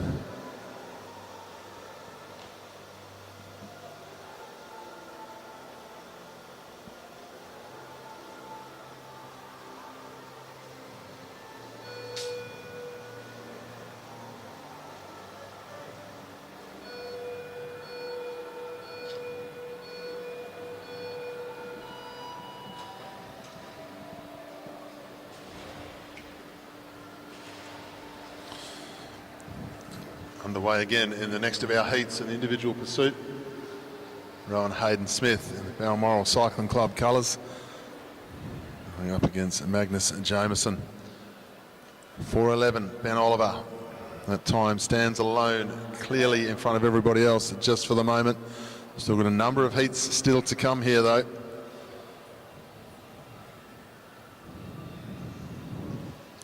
Oscar Gallagher got himself up 4:22, so he now sits comfortably in second place, but some 11 seconds behind the time of Ben Oliver. Still some fast times still to come. Is this going to be one of them? Rowan Hayden Smith. We'll see where he is at the end of his first kilometre in a lap's time. At the moment, the scoreboard has him sitting around third place. Coming to the home straight this time. We'll have a look at Rowan Hayden Smith's time. He's gone through in a 1:09. So still sitting in that 4:20 sort of scheduled pace, around the 4:20 mark. We'll see how he goes through the 2 and 3 kilometre zone. Nothing to be wrong with the 20 zone. Everyone's sitting in the 20s except for Ben Oliver here today. Come through with 10 laps to go this time. Rowan Hayden Smith, Magnus Jameson, just travelling around a few seconds behind, not being able to match the pace being set by Rowan Hayden Smith at the moment in this ride-off. Rowan Hayden Smith going to get 9 to go this time. So elapsed time. We'll see where he is at halfway, get a little bit more of an estimation of what sort of schedule he's sitting on, or what sort of time he's going to do, regardless of what schedule he's sitting on. Hayden Smith into the home straight. We'll go across 2:12. So certainly sitting around the 22 to 24 sort of mark at the moment, maybe 25, depending on how he goes over the last 2,000 metres. He's going to have Magnus Jameson, something to chase. Sitting on his schedule nicely. You hear the coach calling the times from the track centre here, from where we sit. He comes through this time with 6 laps to go for Rowan Hayden Smith. He's got himself up into the second place spot. Second place is a 4:22. So hanging on to this pace very nicely indeed. Local rider comes through this time, 5 to go. It's falling off the schedule call just ever so slightly that time through. But he's still sitting up into the second spot. The second spot's a 4:22.451 for Rowan Hayden Smith. That was done by Oscar Gallagher. He's doing nicely, starting to lift as he heads down the back straight. He's going to get 3 to go this time through, Rowan Hayden Smith. Moving nicely, still up into the second spot.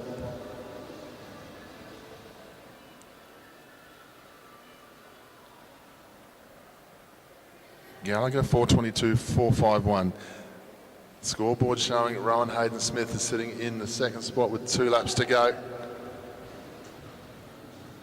It's pretty close. It's going to be touch and go between these two in the time-wise. Rowan Hayden Smith coming into the home straight this time. I think he's going to be okay. Still showing him as the second fastest. Goes through in 4:03. Now, can he get underneath that elusive 4:20 mark and be another rider with a 1 in front of his name rather than a 2? Rowan Hayden Smith, big finish here, going nicely. I think he's going to go the 19s here, and he does so. 4:19.289. Really strong over that last 1,500 metres there, Rowan Hayden Smith. A nice ride. Magnus Jameson goes across 4:29.232. So Rowan Hayden Smith moves himself up into second position for now.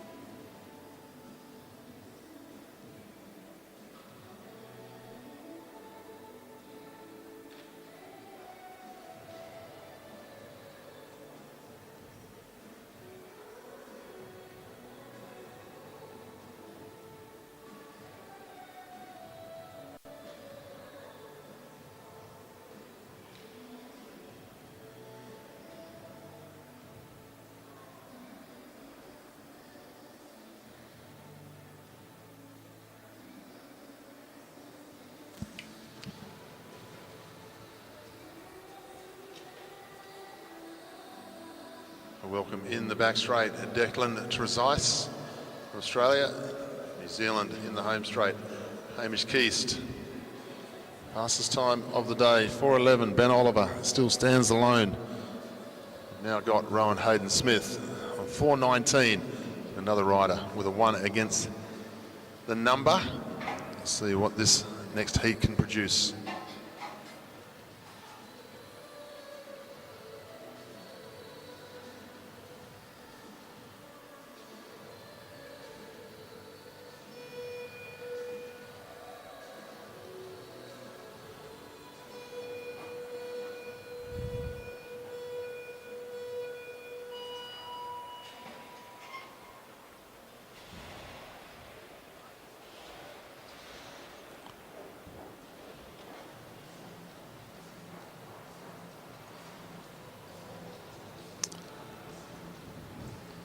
Both riders away, getting on top of those big gears that we see used in individual pursuit riding nowadays. And Declan Trezise, nice comfortable start. Gets himself a little bit quicker away than Hamish Keast over that first lap. See where he can end up. We'll see how they're travelling after that first 1,000 metres. Saw Ben Oliver really rapid through that first 6 laps of his ride. He carried it on to a 4:11 pace. So we're really going to need to see these guys around the 1:5 type pace for that first 1,000 metres if they're really going to be serious about getting close to the Ben Oliver time. Declan Trezise is going to go to the back straight. We'll see where he is as far as his time goes. It goes through 1:09, 10 and 1:11 for Hamish. So once again, we're sitting up around the short 20s for these riders. High 19, or the 19 for Rowan Hayden-Smith. He went through a little bit quicker in his first kilometre. So a fair bit of work for these guys to do. It just goes to show just how sharp the ride was from Oliver earlier on. Still got a number of heats still to go. A couple of the big names in individual pursuing of the Oceania still to come. Declan Trezise settling in nicely. He goes back to his starting position. He'll see 9 laps to go. He's sitting up around second or third fastest time at the moment. Declan Trezise goes through, just dropping off to 4th quickest at the moment. Keast sitting around 11th. So some work to do for both these guys over the second part of the journey. We'll have a look where Declan Trezise is at 2,000 metres. 4th for now, 2:12. Still going through in 2:12. 2:16 for Hamish Keast. So 2:12 with the standing start. Still got the opportunity to ride into this. Still get the short 20s if he can, Declan Trezise, if the legs will allow it. Rode in the team's pursuits last night. And of course, he's been very prolific on the PSL Racing League during the cycling of summer.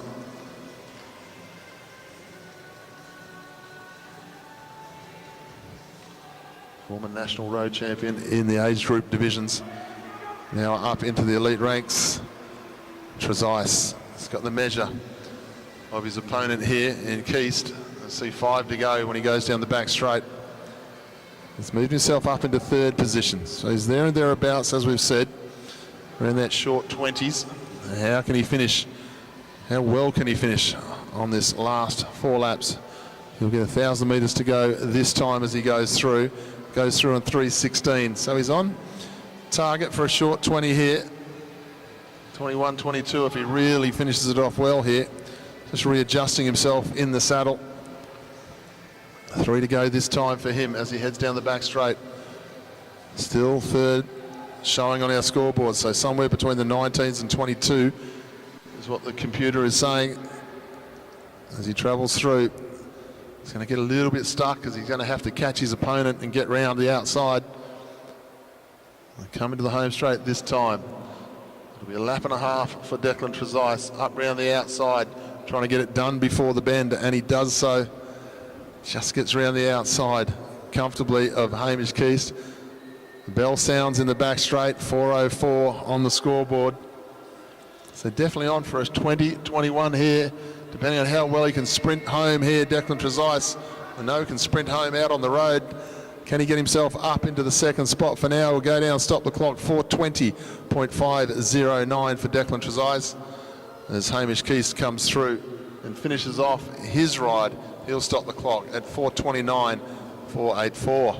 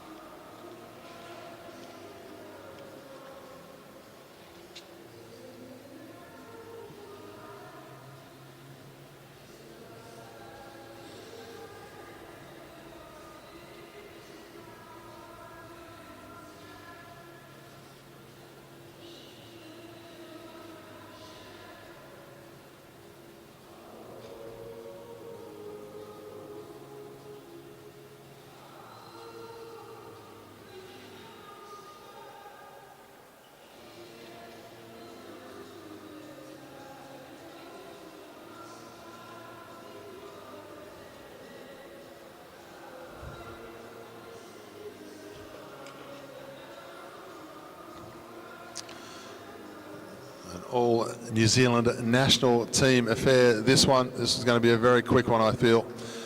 In the back straight, please welcome Keegan Hornblow. In the home straight, please welcome Thomas Sexton.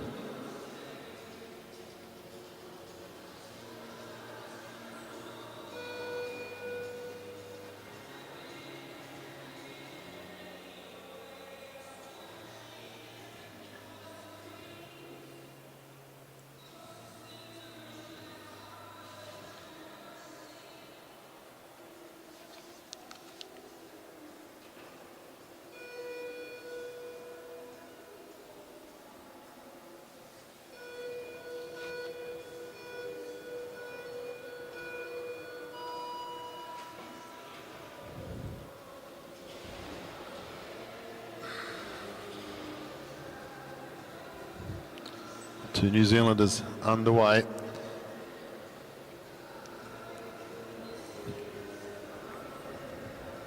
Tom Sexton finishing in the home straight. Keegan Hornblow in the back straight. Both riders had superb rides last night in the scratch race. Superb scratch race, really blew to pieces in the end. Have a look and see how they're going. Keegan Hornblow, a little bit of a slower starter here against Sexton. Sexton moving very nicely. He'll come up. See 13 laps to go. So we'll get an idea of just how he's moving. He's moving very nicely at the moment as Hornblow's on top of the big gear now. He's starting to ride himself back towards Sexton already.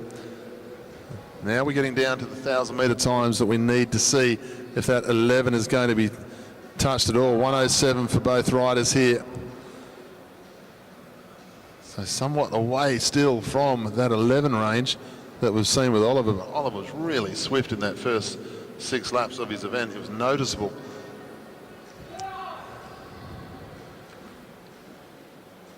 Next time check we'll really be looking at is the halfway point. Get an idea then of, as we've gone through the first 1,000 metres in the 1:07, so they're going to negative split their second kilometre. That'll give us an idea of what sort of pace they're riding. It's whether they can hold that pace or lift up onto that pace towards the end. We're going to see 9 laps to go, both riders, as they get back to their starting point this time.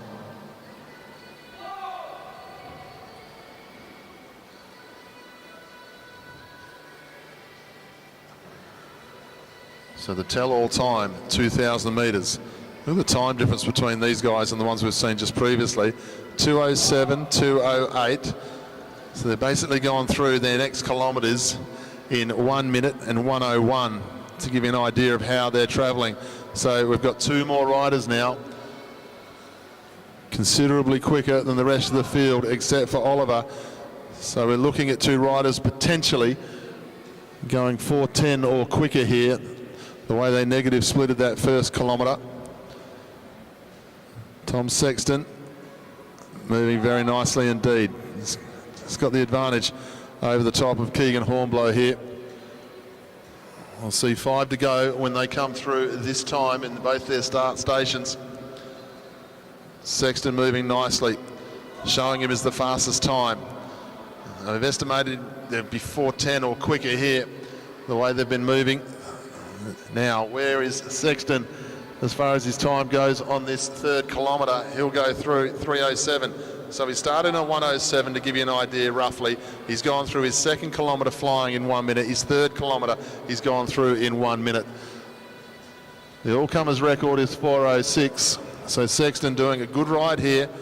Probably looking around the 8s or 9s. That's a 4:08, 4:09 at the moment, the way he's moving, because it is a warm day here once again in the Anna Meares Velodrome. Sexton will come through with 2 laps to go. Can he get inside the 4:10 mark? He's on track for it. Let's get behind Tom Sexton on the ride he's doing here. His teammate Keegan Hornblow is doing a great ride as well. He got himself up into a good position. He's going to get 1 lap to go this time, Tom Sexton. Clock shows 3:53. So he's certainly sitting around the 9, possibly 8 here for Tom Sexton to get himself to the top of the leaderboard in qualifying. He comes through the bend. We look at the scoreboard, 4:05, 4:06, 7, 8, and it's going to be 9.126 for Tom Sexton. Keegan Hornblow gets himself up into second spot after all that, 4:11.286. Ben Oliver is sat at the top of the table for most of this session, but Tom Sexton now goes to number 1, 4:09.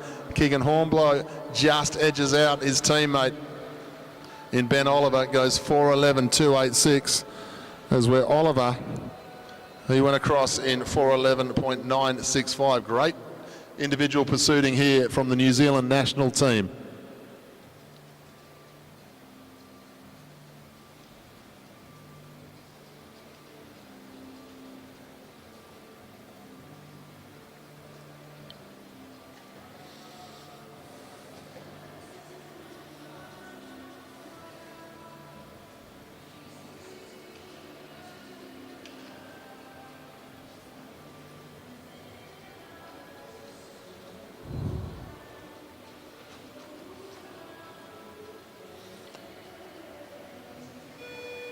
Move on to a penultimate qualifying heat. Please welcome in the back straight from New Zealand, Kyle Aitken.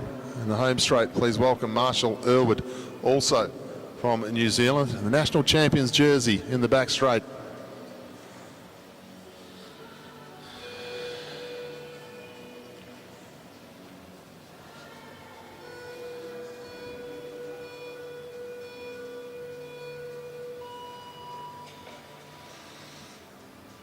So the New Zealand riders having it all their own way here so far in qualifying.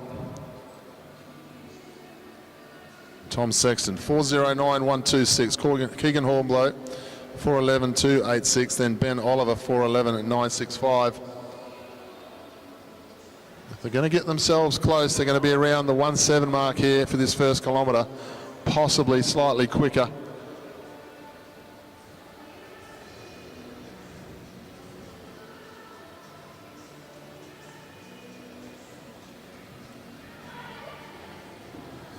Kyle Aitken, good start in the back straight.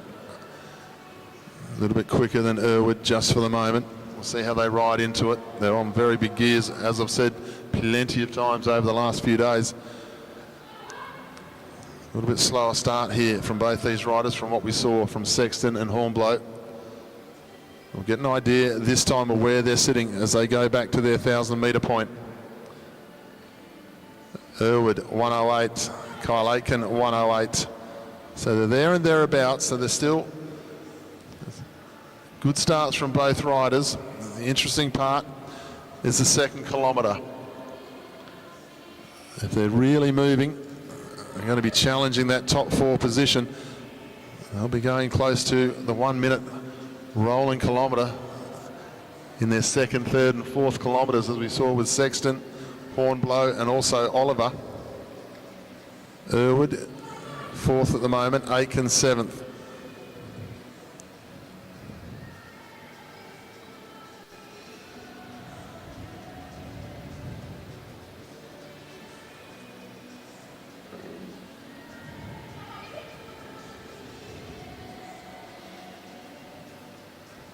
And Irwood comes back into the home straight this time. He's going to have 8 laps to go. Unfortunately, our scoreboard playing games with us. We're not going to get the split time, unfortunately.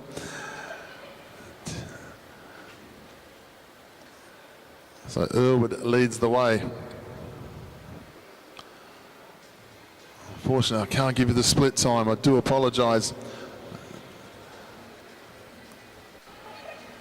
Irwood leads the way over the top of his compatriot Aitken.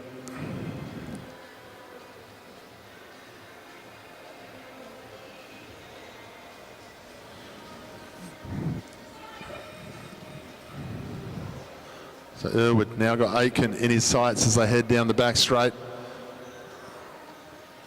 I do apologise for not giving you the split times if you're watching us on the Oz Cycling YouTube channel. Just our scoreboard's just gone out to lunch for a couple of moments. Irwood is going to reel in Aitken. I'd love to know what his split time is to this point. Oh, very close. Oh, my goodness me. Very close as he goes round his countryman there. They're not easy bikes to control when you try and change direction in these positions for these guys.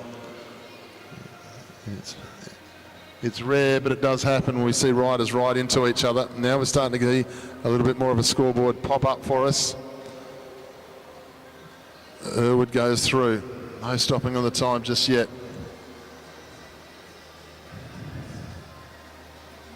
Two laps to go. 3:44, sitting in fourth place at the moment on the times now. Irwood, these guys not quite on the pace of our top three just yet. Irwood has got himself up into the four for now. There's still a ride to come. 1 lap to go now, still sitting in the fourth place spot. It's going to be around the 16, 17 mark here. It's a good ride.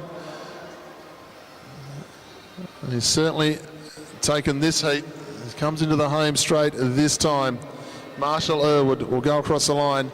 15.989 in fourth place for now. As Kyle Aitken heads through the bend and into the back straight. He'll stop the clock. 4:31.534. So for now, Marshall Irwood sits in the top four with one more heat to come.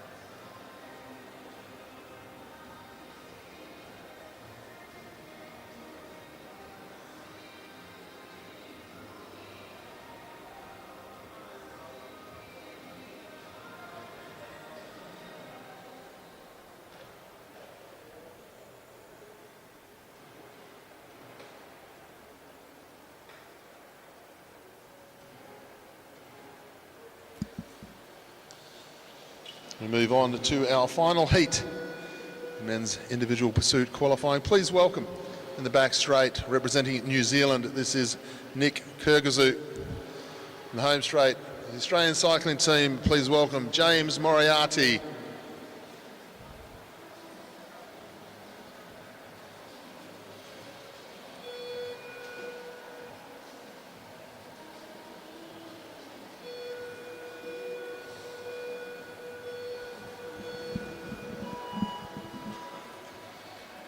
Moriarty away.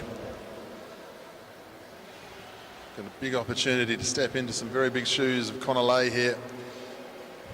The Australian pursuit champion, Oceania champion, Olympic champion. Not at this competition. It was a big opportunity to step into the #1 spot. Judging by the start time for the first lap, both of these riders have gone the bigger gear option. See that as we get to the stronger riders, the first lap and the second lap doesn't tend to matter too much, because once they get motoring, you can see the times. Both riders 17 and 19 after the first 500 metres. See how they're travelling at the end of the first kilometre. 15 for Moriarty, 21 for Kyrgyzou. Some work to do here for these two riders. But it's how they negative split their 2, 3 and 4th kilometre. Moriarty into the home straight. How's his start looking? One of the slower starts we've had. 1:09.69, 1:11 for Kyrgyzou. Have the conditions changed that much in the last hour? They might have. Moriarty, 1:09 to start. What can he do? Now he moves himself up to 7th. 7th at this stage puts us in the 20s. That's going to come down to 6 to 5 to 4 to 3. You would think Moriarty comes through. 5th already. Starting to ride in on top of that big gear. Kyrgyzou still with some work to do though. And Moriarty comes into the home straight this time. He'll have 9 laps to go. We'll get a better understanding of how he's definitely going to negative split his first kilometre. He still sits in 5th at the moment. Heads down the back straight with 8.5 laps to go. We'll have a look at the time when he gets into the home straight this time. James Moriarty, 8 laps to go. We look at the clock, 2:10. So he's gone a 1:01 for that second kilometre. So he's got himself sitting around the 4:12 pace, 4:13 pace at the moment. But the way he's riding into it, I think we may see him faster again over his third kilometre. I wouldn't be surprised if he negative splits the next 2 kilometres. James Moriarty, he's a sensational pursuiter when he's on his best day. Riding on the Factor world record breaking bike, coming into the home straight. He's going to catch Nick Kyrgyzou shortly as he's got 6 laps to go. Still sits himself in 4th. So he's in the medal rounds, but the medal rounds start at nearly 4:16, 4:15.99 for Irwood. That's a long way away from there. 5 laps to go, still sitting in 4th place. So he's outside the 4:11 pace of Ben Oliver, the 3 New Zealanders sitting at the top of the tree. 4:09, 4:11, 4:11. Then Marshall Irwood on 4:15.96. 4 laps to go, 3:11. There you go. Moriarty negative splitting the ride here. If he can go a minute, if he can go slightly quicker, I don't think he'll go slightly quicker. He might do. He's a very strong bike rider here, Moriarty. He's really got to lift over this last part of the journey. He's got himself up to 3rd. That means he's going quicker than the 4:11 pace at the moment. Moriarty really motoring home. There's nothing between 3rd and 2nd. Let's get behind James Moriarty. Come on, Queensland, see if you can get him into the final here. 3rd at the moment. He's an opportunity here to get himself inside that 4:11 pace, to get himself in for the gold medal ride-off here. Lap and a half to go for Moriarty. The Queenslander in the Australian team colours has got 1 lap to go. The scoreboard still shows him at 3rd place. He's really got to sprint home here in the last lap and see if he can get himself up. It's going to be touch and go. He's going to possibly just miss out on it as the time starting to get away from him ever so slightly. Moriarty will go down and stop the clock. 4:12.153 in the end for 4th place. He'll ride for a medal, no trouble at all. It'll be for the colour of bronze as Nick Kyrgyzou goes into the back straight, and he will stop the clock at 4:24.877.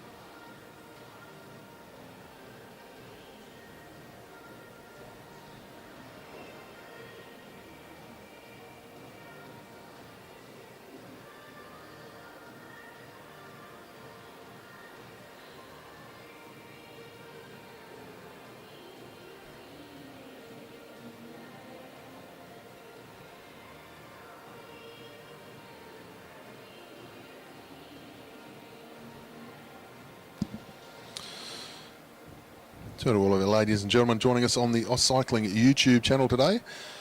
Be a change of pace in a minute. We'll be getting back to our sprint rounds, quarterfinals for the women and elite men.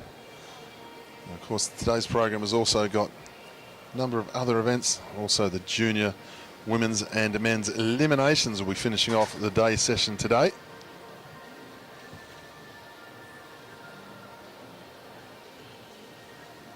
Quarterfinals will be the next thing to come out onto the track as our officials just have a moment to get the riders off the track, get the sprinters all lined up in the marshalling area.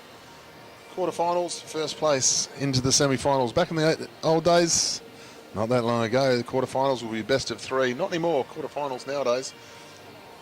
Quite simply, it's do or die. Win and you're through, lose and you're out. After that, we'll be finishing off with our junior women's and junior men's separate events, of course, elimination races, and that will close out our day session.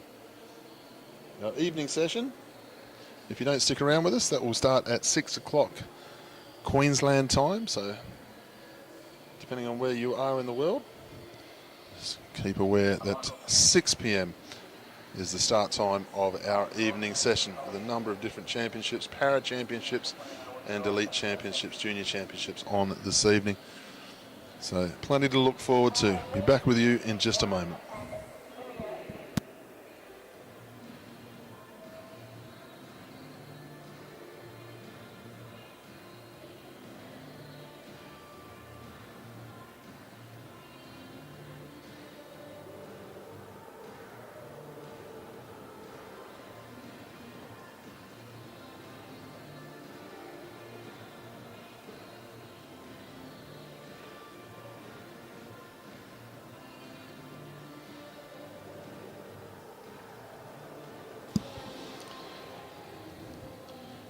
So welcome everybody back to the Elite Women's Sprint quarterfinals. This is heat number 1.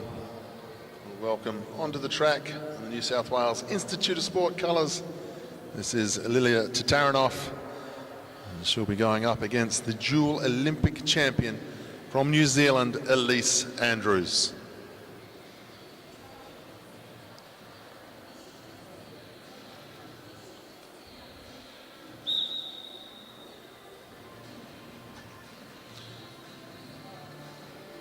Lily Tatarinov, junior champion of Australia in the sprint competitions.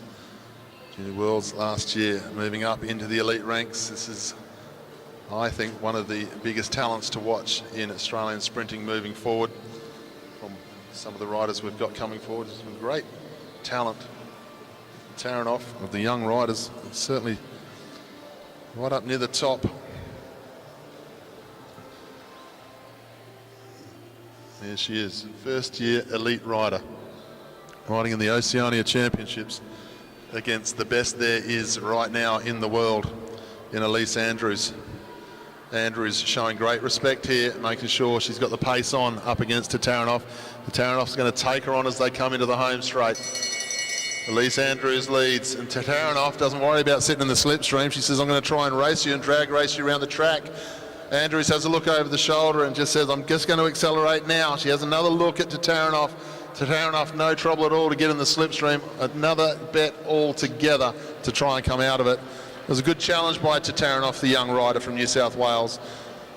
She'll go out in the quarterfinals here, but she goes out against the best in the world in Elise Andrews, the New Zealander.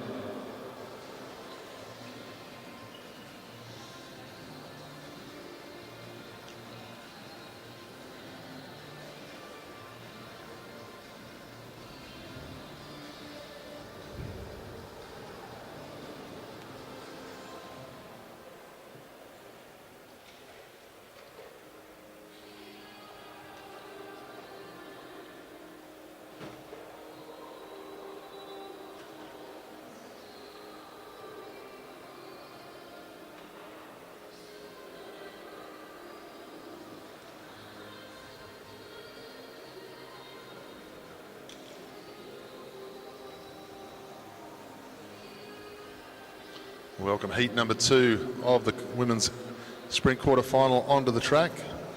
Rider from New Zealand, the light blue colours, Sian Fulton.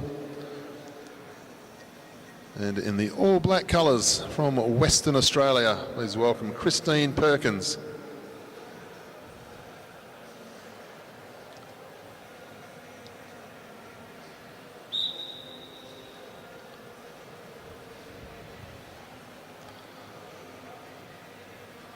A big welcome once again to all of our viewers on the Aus Cycling YouTube channel. We had excess of 4,000 viewers on YouTube yesterday throughout the day. Thank you for joining us from time to time throughout your working day. Those of you who have got us turned down in the workplace, hope you're enjoying all the action. Anywhere around New Zealand and around the world and Australia is watching, I hope you're enjoying the action. Christine Perkins in the black skin suit. Represented Australia last night in the team sprint. She last represented Australia in the elite categories back in 2007. There is a chance for everyone, as long as you're prepared to live right and put the work in. Christine Perkins has shown us that. They go down the back straight. Fulton starts to build pace. Perkins need to build a bit of pace, otherwise she's going to get caught out by Fulton here as they come into the home straight. Perkins leads, starts to get underway. She's a very good time trialist over the 500 metre distance is Perkins. Fulton laying off down the back straight. She feels she's got the measure of Perkins, both out of the saddle. Perkins puts her on the hip. Perkins trying to get through to the semi-finals, but Fulton, is she going to be too strong up round the outside? In the end, she is. Good ride by Fulton. She will go into the semi-finals. Great fight by Christine Perkins. 11.78 going round the outside there. Good contest. And we'll see Sian Fulton in the semi-finals a little bit later on.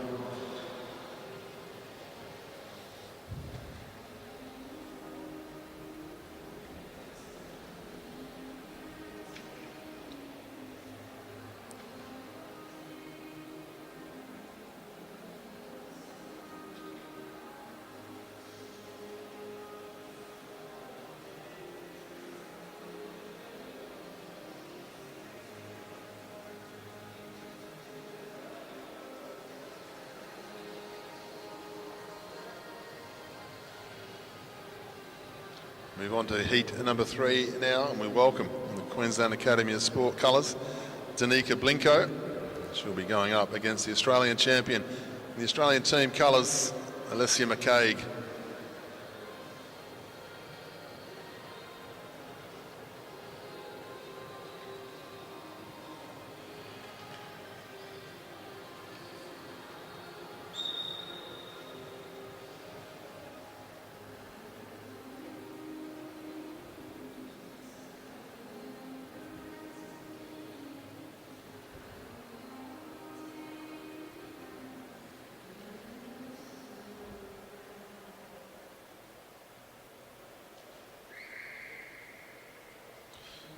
Blinko leads down the back straight, just keeping an eye on McCaig for now.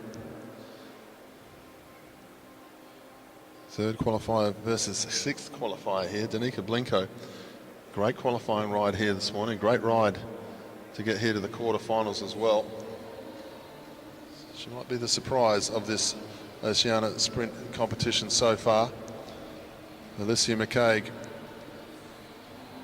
won everything at the National Championships last year.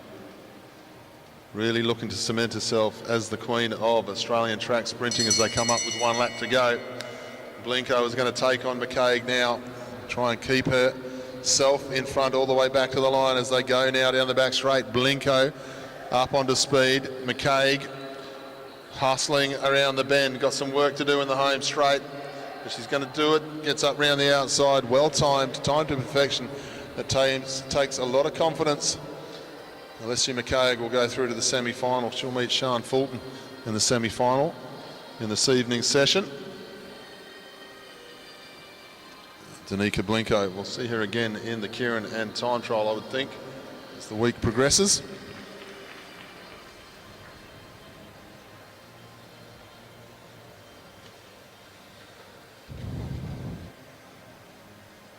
One more heat to come of our elite women's sprint quarterfinals. Sudden death, winner goes through to the semis.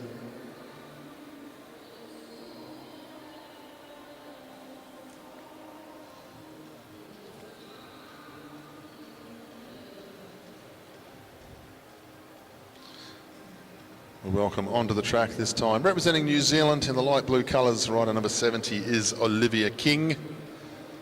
Rider number 99, the Queensland colours, is Sophie Watts.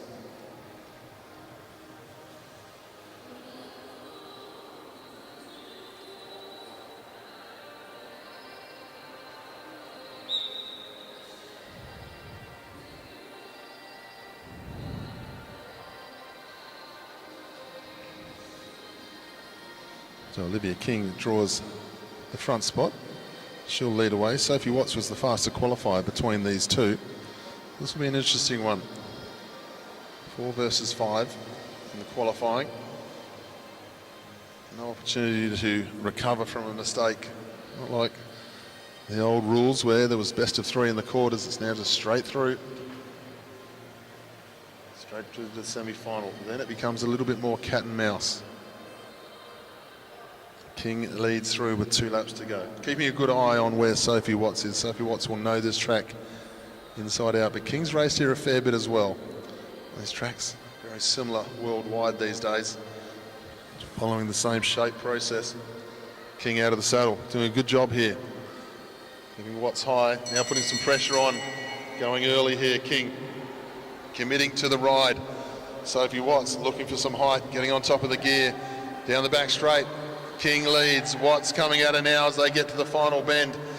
King on the front. Watts, look at the power of Sophie Watts here up around the outside. No problem whatsoever in the end. I don't think there was any problem at all through that final 200. Sophie Watts showing she's got some real pace there. She's going to meet the Olympic champion in the semi-finals here today.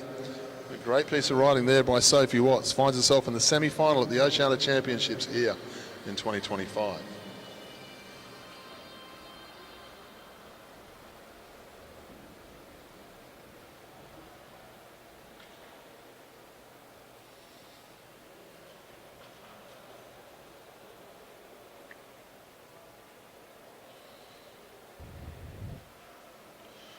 Move on to the elite men's sprint quarterfinals now, and just like in the women's quarterfinals, there is not a bad matchup at all in any of the next 4 heats.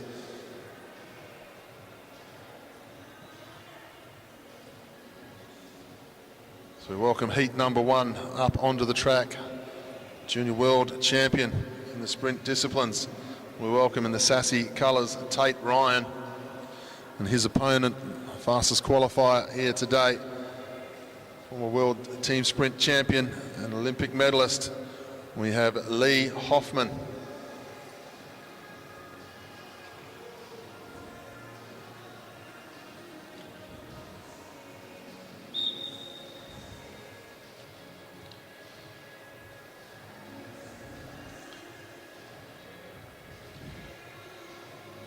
What a great matchup this is. The experienced against the youth here. I won't say inexperienced, he's world champion, Tate Ryan, in the junior categories. Lee Hoffman, without doubt, regarded as the fastest starter in team sprint racing with the Australian cycling team. Already has a world championship in that, silver medal at the Olympics as well. Fastest qualifier here in the sprint championship. It looks a little bit David and Goliath, but it certainly isn't. But what you certainly do have here is the young gun on the cusp of making the Australian team, wanting to cement himself in that top 3 spots for the team sprint, get opportunity. He's going to take on Lee Hoffman. He's trying to work out which way through. There wasn't a way through then. Hoffman covering the track nicely. Ryan is going to attack him from a long way. This is what you want to see. Sudden death riding between these two. Hoffman has a look at Ryan. Ryan couldn't get round. Hoffman too strong at the moment. He's going to have to try something else down the back straight. Hoffman's just going to have to go now because Ryan is going to try all the way to the line. Hoffman into the home straight. Tate Ryan not going to be able to get there. Lee Hoffman shows the few years experience and strength is the difference. But great to see the challenge from Tate Ryan there. 10.23 in the end for Hoffman. Takes out that ride. Goes through into the semi-finals. Well done to both riders.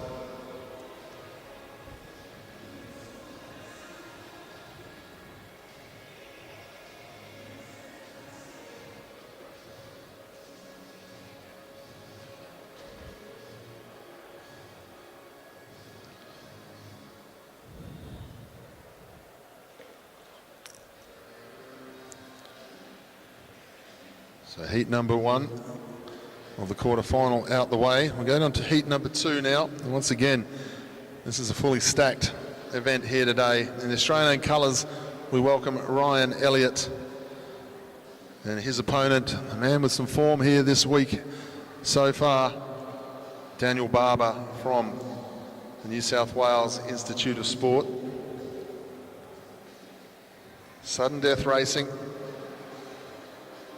The winner goes through to the semi-final. Big afternoon of sprinting.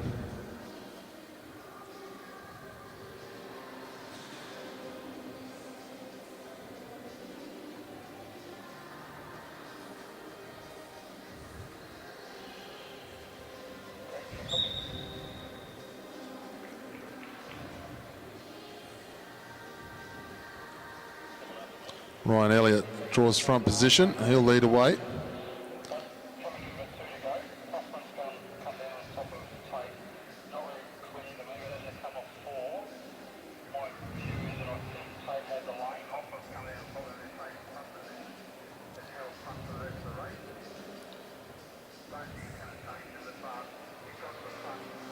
Ryan Elliott, walking pace is all he needs to do down the back straight.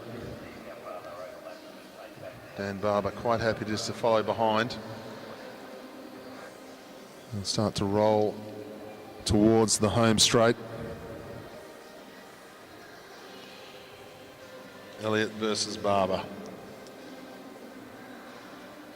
It'll be Ryan Elliott, the fastest juniors in the world, silver medalist already in the team sprint at the World Championships, medalist at the team sprint at the World Championship last year after the Olympics. Daniel Barber, he wants that spot. Daniel Barber wants that spot that Ryan Elliott's got in the team sprint team for the Australian team, and he's going to fight him for it. They come up with 1 lap to go. Barber's on some form here. What can Ryan Elliott do? The Australian colours, they head down the back straight. Barber out of the saddle, getting right on top of the gear now. Puts Elliott on the hip. I don't think Elliott can get up around the outside. He's not going to be able to. Daniel Barber's showing us some stuff here today, which is nice to see. Ryan Elliott misses out that time, but we'll see him again inside 10 seconds for that last 200 metres. 9.99, great piece of riding there from Dan Barber and Ryan Elliott.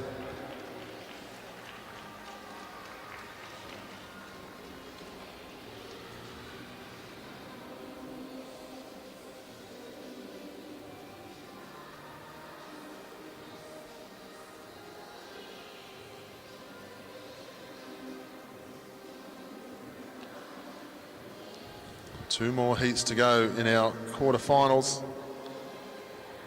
And then we'll move on to the junior women 19 elimination and junior men 19 elimination to round out our day session here. Our evening session will start at 6 p.m. If you're at home in Queensland and you're watching the live feed, welcome. But join us down here at Anna Meares Velodrome. The riders will appreciate the noise in the evening session when the lights go on. We welcome heat number 3 from New Zealand, Sam Dakin, and from Australia, Tom Cornish.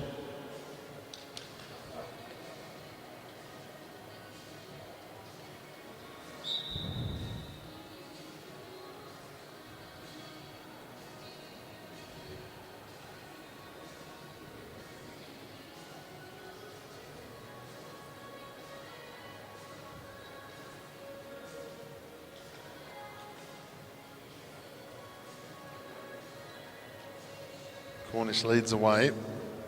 Won't be too much between these. Sam Dakin more of the match race sprinter than possibly Cornish is. Cornish definitely more the 1,000-metre time trialist than team sprinter.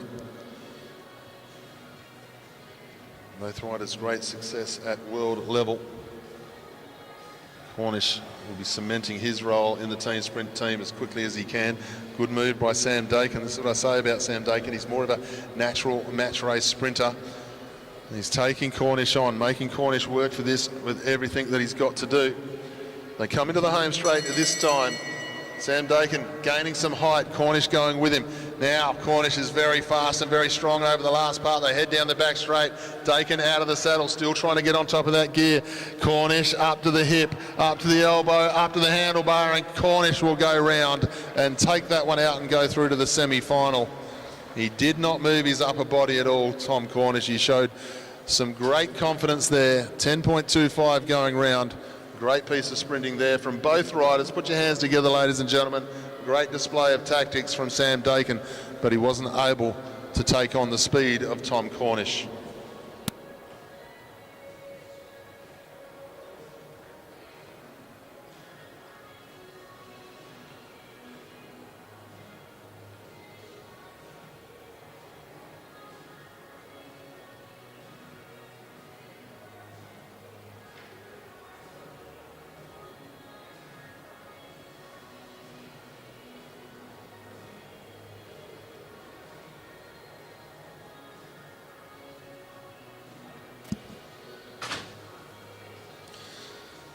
So here we go, one more heat to go of the quarterfinals, and this one's going to be a ripper. The big man from Queensland Academy of Sport jersey, please welcome to the line, rider number 40. This is Byron Davies. The rider who made us all sit up and take notice first thing this morning. First man under 10 seconds was James Brister from the South Australian Sports Institute. Now we talk about riders trying to make their way into that sort of top 3-4 position in the Australian sprint team. These two riders deserve every opportunity. They are so close.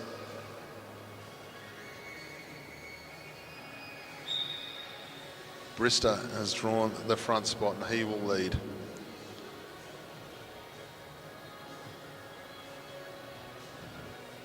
So when you have a look at the Australian team sprint team from the World Championships last year, Hoffman, Ryan Elliott, Tom Cornish, they're the ones who got the medal at the Worlds after the Olympics.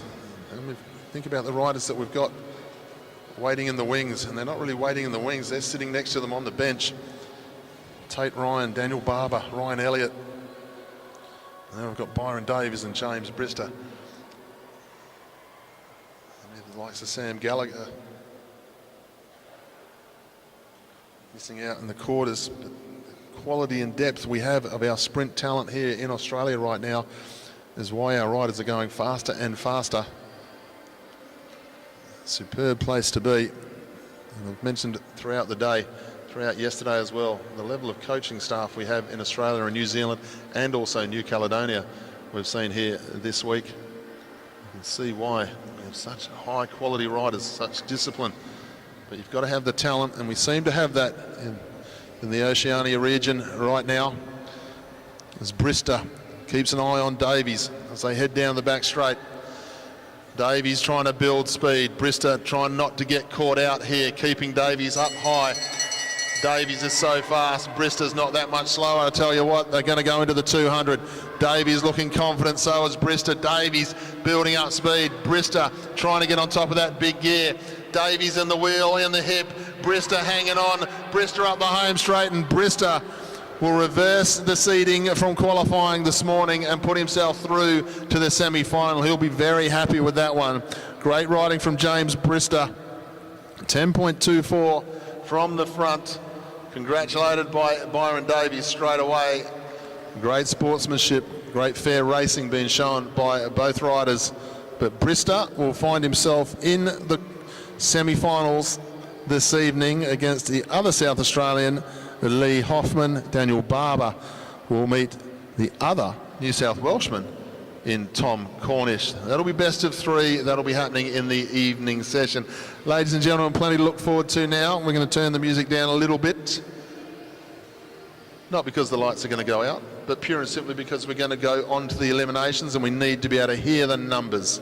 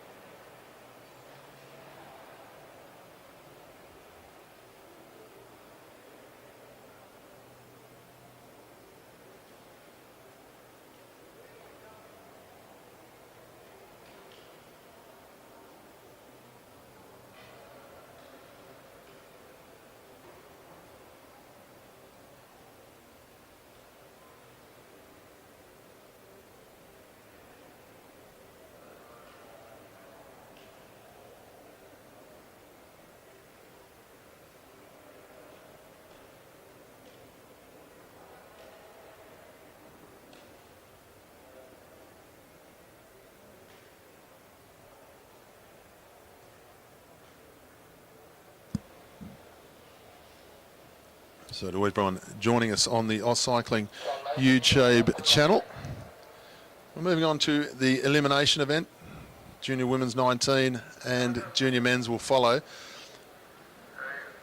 So there won't be as much commentary in this one because here at the track we are using two microphones for one job. We're doing the live venue commentary as well as the live feed, and this one, your commentator, which is me, has to call the numbers out once the commissaire gives them to me. So Sorry if there's not as much commentary and you just tend to hear the numbers being called out, but I'll do the best, and hopefully the action will take care of the possible lack of commentary that I get going in this one. Thank you for joining us. We had over 4,000 people around the world joining us here yesterday, and we've got some great racing still to come.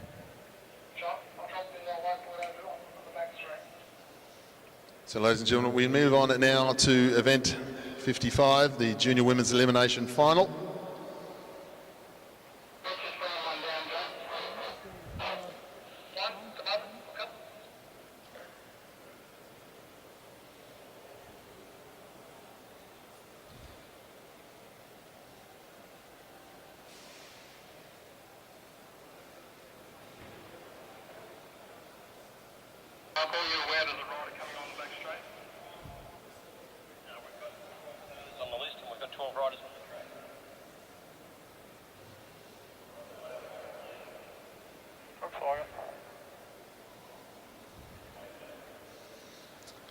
So 12 riders on the start line for this Junior Women 19 elimination final.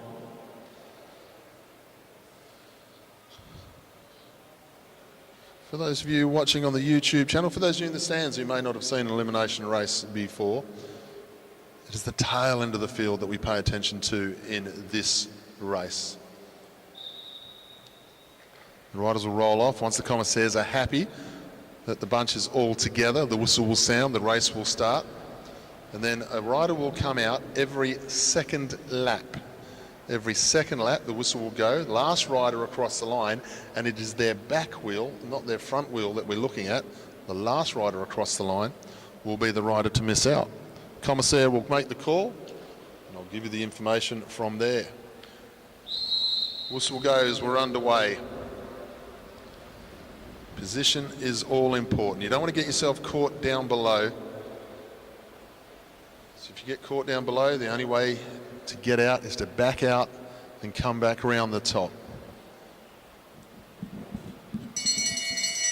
Bell sounds. Next lap round, somebody's going to miss out. You can see the riders towards the end of the field and down the bottom of the track that we turn our attention to see which riders might be in a little bit of strife. We wait for the word from our commissaires.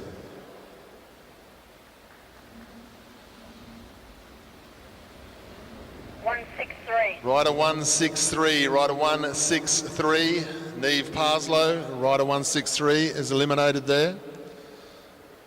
Neve Parslow, first of our riders to go. She felt she was comfortable. All changes in that last 10 to 15 metres before the line. Bell sounds again. We look down to the tail end of the field. We'll see one or two riders just a little bit stuck. Got some work to do to get out of the box down the bottom of the track. You'll see riders just start to get a little bit boxed around.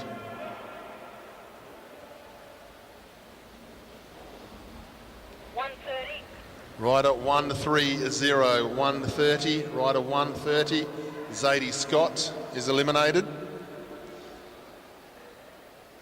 It happens very quickly.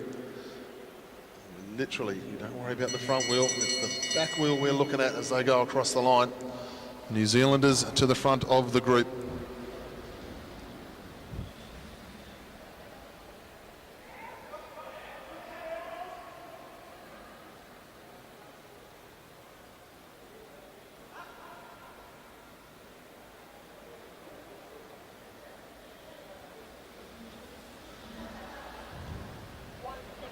Rider 171 is eliminated, Victoria Smith. Rider 171. 171, rider 171, Victoria Smith misses out that time.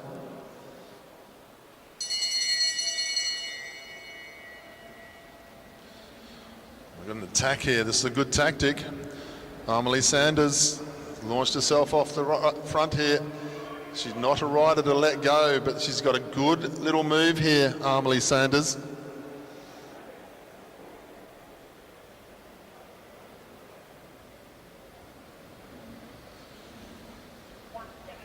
Rider 175, Hannah Payne, rider 175 misses out that time.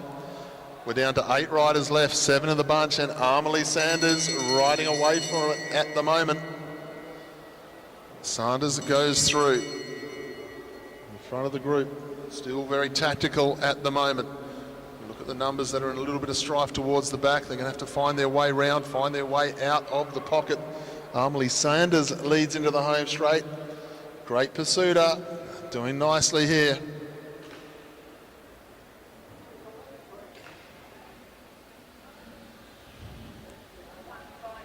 Rider 152 misses out that time.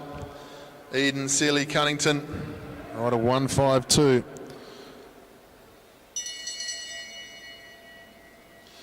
Amelie Sanders making it all her own at the moment in this elimination. It's not an unusual tactic to try and launch yourself off in the elimination. However, most of the time it's not possible, as the bunch will just be going so quick they'll chase. Sanders goes through. We look to the back of the field.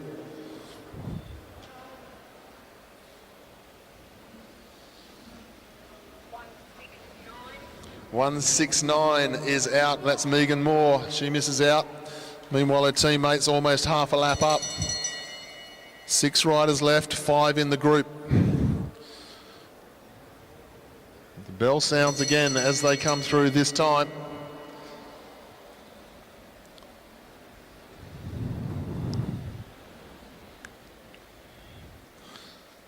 Amelie Sanders, leader in the front straight, riding beautifully, riding fantastic tempo.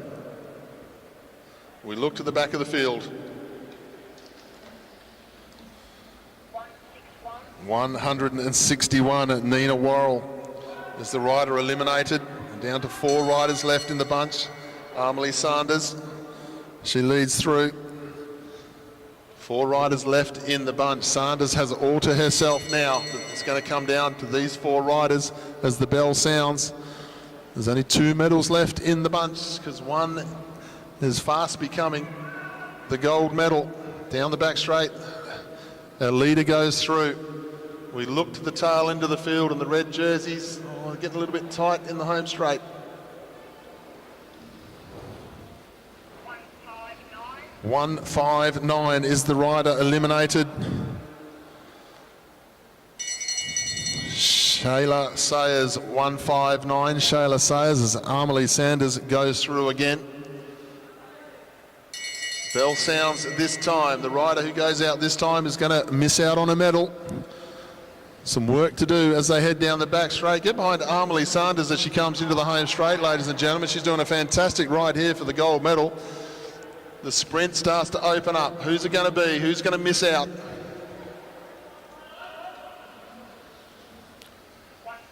Rider 165 is the rider to miss out this time. And that's Anna Dubier. Amelie Sanders goes through. Anna Dubier, 165 is eliminated. Anna Dubier is eliminated.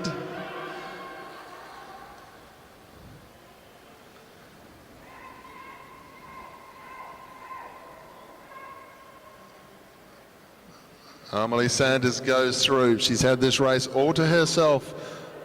This sprint for second and third now. Who's it going to be? The rider going to be out. Rider 166 is eliminated and also takes the bronze medal. That is Caitlin Rose. 1 lap to go now for Amelie Sanders. She's going to win the elimination championship here. A great piece of riding.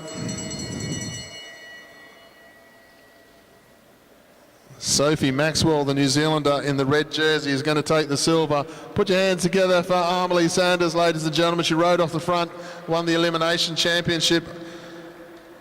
Sophie Maxwell will come into the home straight this time to finish off her ride. Silver medalist, rode a great tactical race. Just didn't go with the breakaway, but silver medal in the Oceania Championship. Well done to Sophie Maxwell.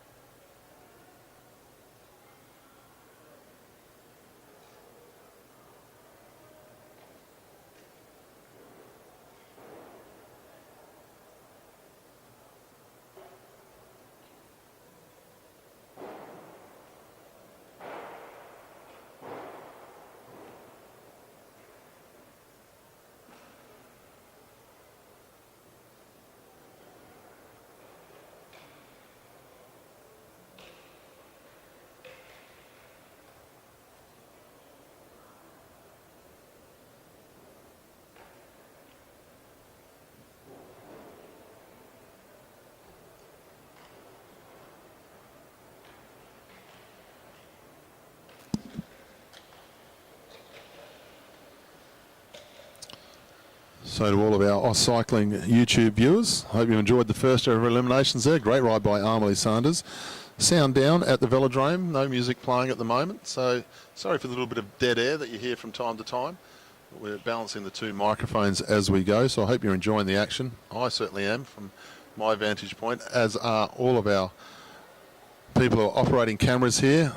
Of course, all the equipment is so far supplied by Aaron Liang, Bear Liang, who also takes care of the Blackline Racing League here in Queensland, and everything is run by volunteers, mums and dads. Riders who aren't racing are the people who are bringing all the action. I'll send some photos through to our cycling later, and you'll be able to see just how many people are here volunteering their time, making sure that this coverage can get to us here for the Oceania Championships. You'll see down on the track now the under-19 men just getting themselves ready. So ladies and gentlemen, we move on now to the junior men's elimination final.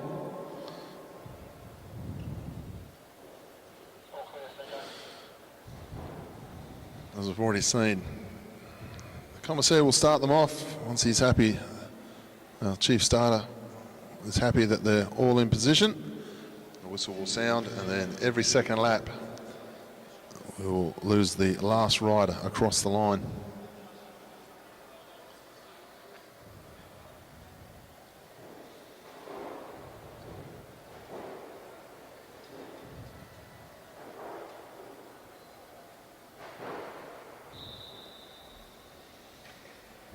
Position is the key.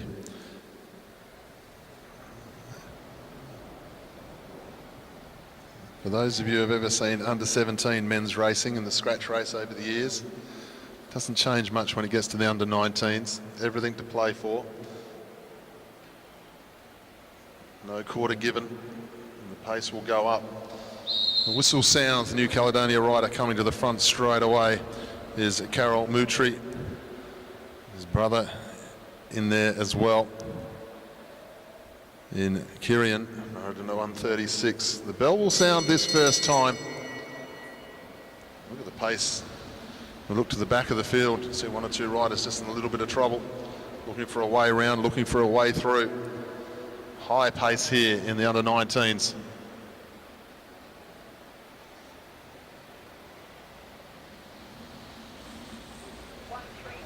One, 3-6, 1-3-6. Kirian Moutry, New Caledonia, 1-3-6, 1-3-6.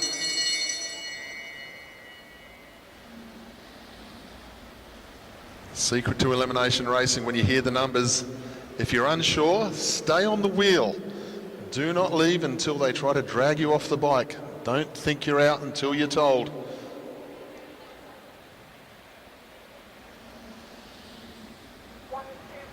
Rider 121, Oliver Clark, misses out that time. Oliver Clark is eliminated. Pace is up at the front of the group. ACT rider setting a nice tempo is Bailey McDonald. McDonald sets the tempo down the back straight. One or two riders looking for a way round. Try not to ride themselves into the box. One or two riders do so though.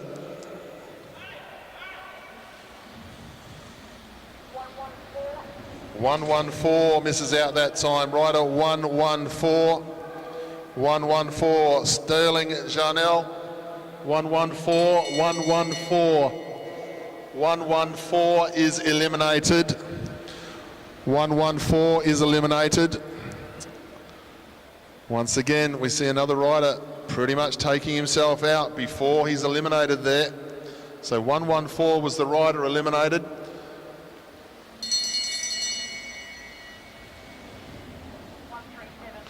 One, 3-7, Jacques O'Neill is now eliminated.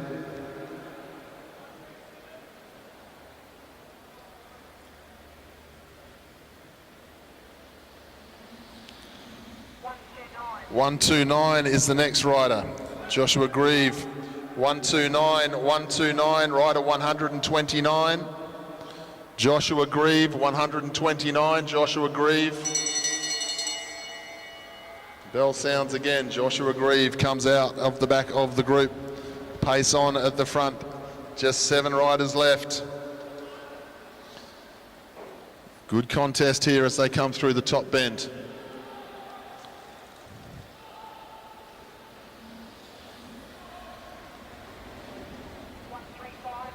One, 135 Mutri.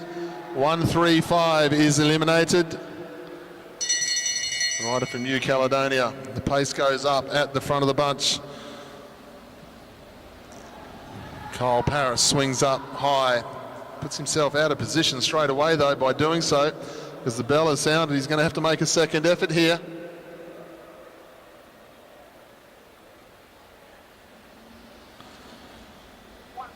.144 is the rider eliminated. 144, Kyle Paris is eliminated.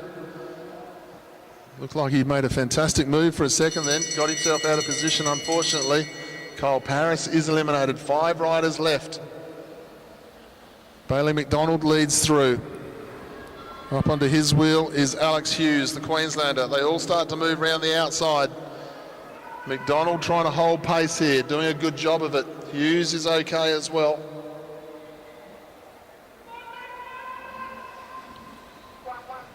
.113, Zachary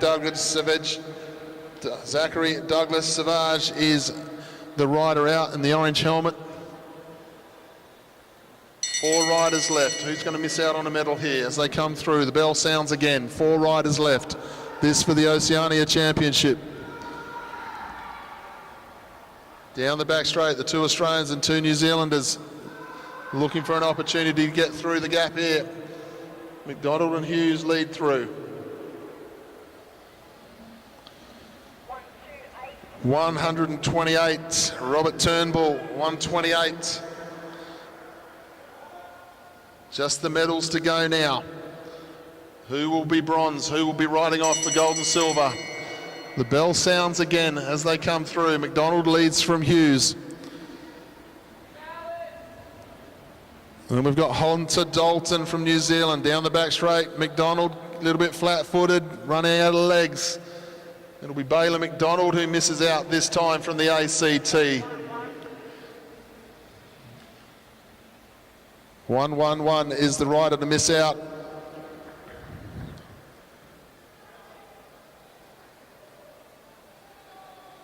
So it's going to be between Dalton and Hughes. Dalton gets underneath. The bell will sound this time. Hughes got some work to do because Dalton's underway. Hunter Dalton, can he hold off Alex Hughes? They go through the 200. Hughes with some work to do down the back straight. Dalton still leading. Hughes trying to come at him now into the home straight. These 2 under-19s, but Hughes too strong up round the outside. Alexander Hughes will take the gold medal in the Oceania Championship. Great racing.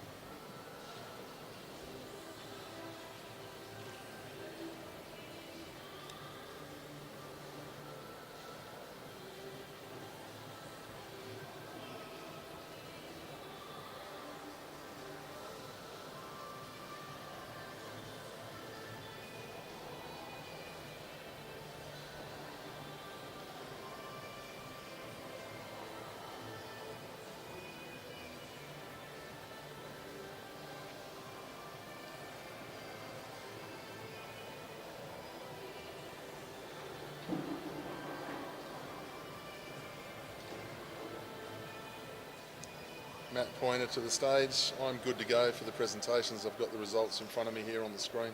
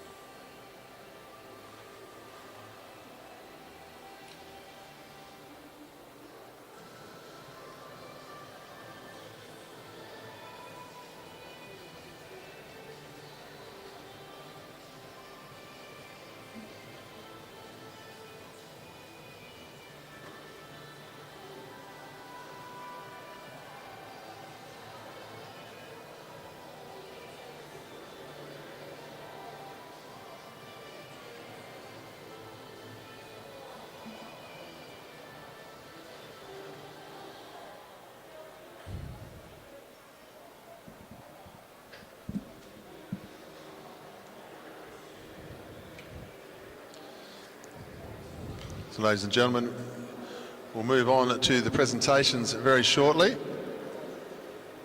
of our junior women 19 and junior men 19. So we can have all the medalists. We've got our junior women 19 ready to go. We're looking for the junior men's 19 division. Top three, could you please drop everything you're doing and get yourselves over to the presentation marshalling area. We'll get underway with the presentations straight away, so you can all get off home to recover before this evening's session.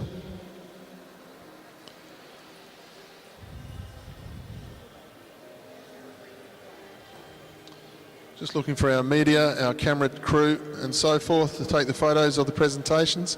We'll be getting underway straight away with the junior women 19 and the junior men 19 eliminations.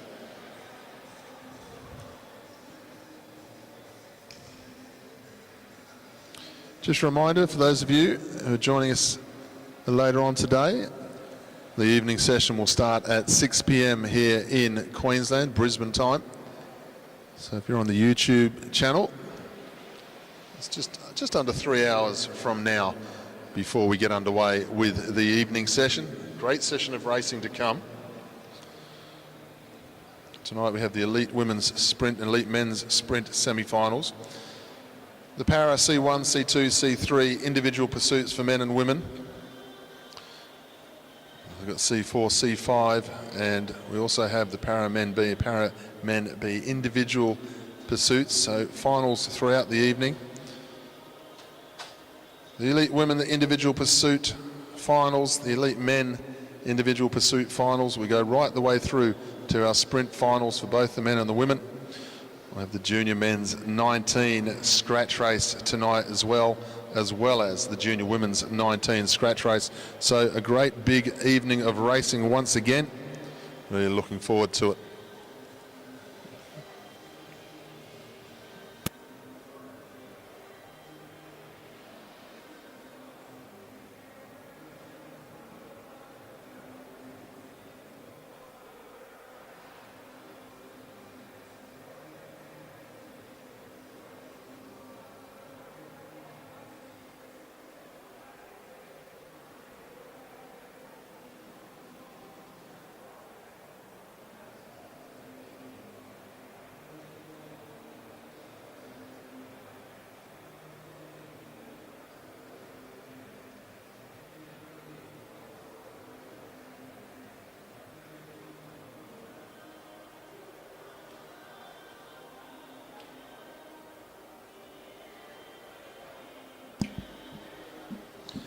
Ladies and gentlemen, I'd like to draw your attention now to the presentation area, and we'll have the junior women 19's elimination medal presentation.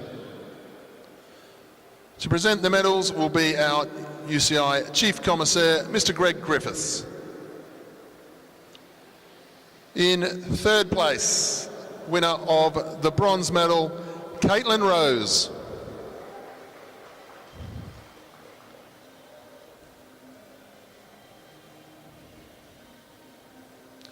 In second place, winner of the silver medal, Sophie Maxwell.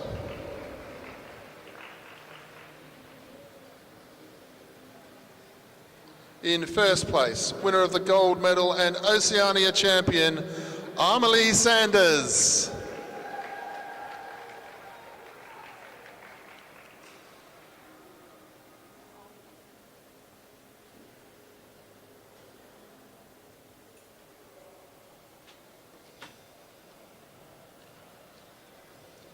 Ladies and gentlemen, please once again show your appreciation for our champion and medalists.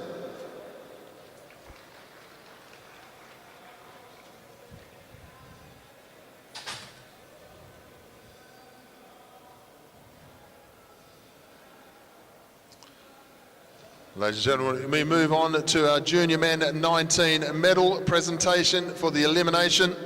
Once again, medals and jersey will be presented by our UCI Commissaire, Mr. Greg Griffiths. In third place, and winner of the bronze medal, Bailey McDonald. In second place, and winner of the silver medal, Hunter Dalton.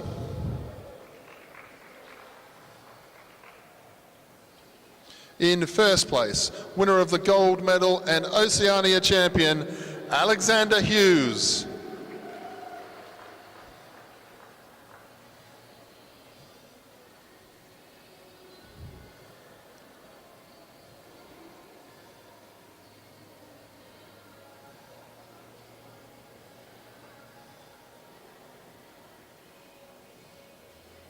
Ladies and gentlemen, once again, please show your appreciation for our champion and medalists.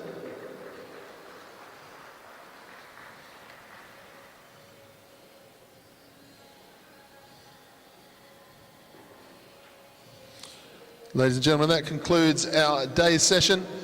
Our evening session will be starting at 6 p.m. We hope you can join us here in the stadium. If you're watching in Queensland online, please take the time to come out to AMV and watch all the action live. When the lights go on, the atmosphere comes up, and we have the Blue Riband sprint events here tonight, along with many other championships to be fought for. Until then, we'll see you at 6 p.m.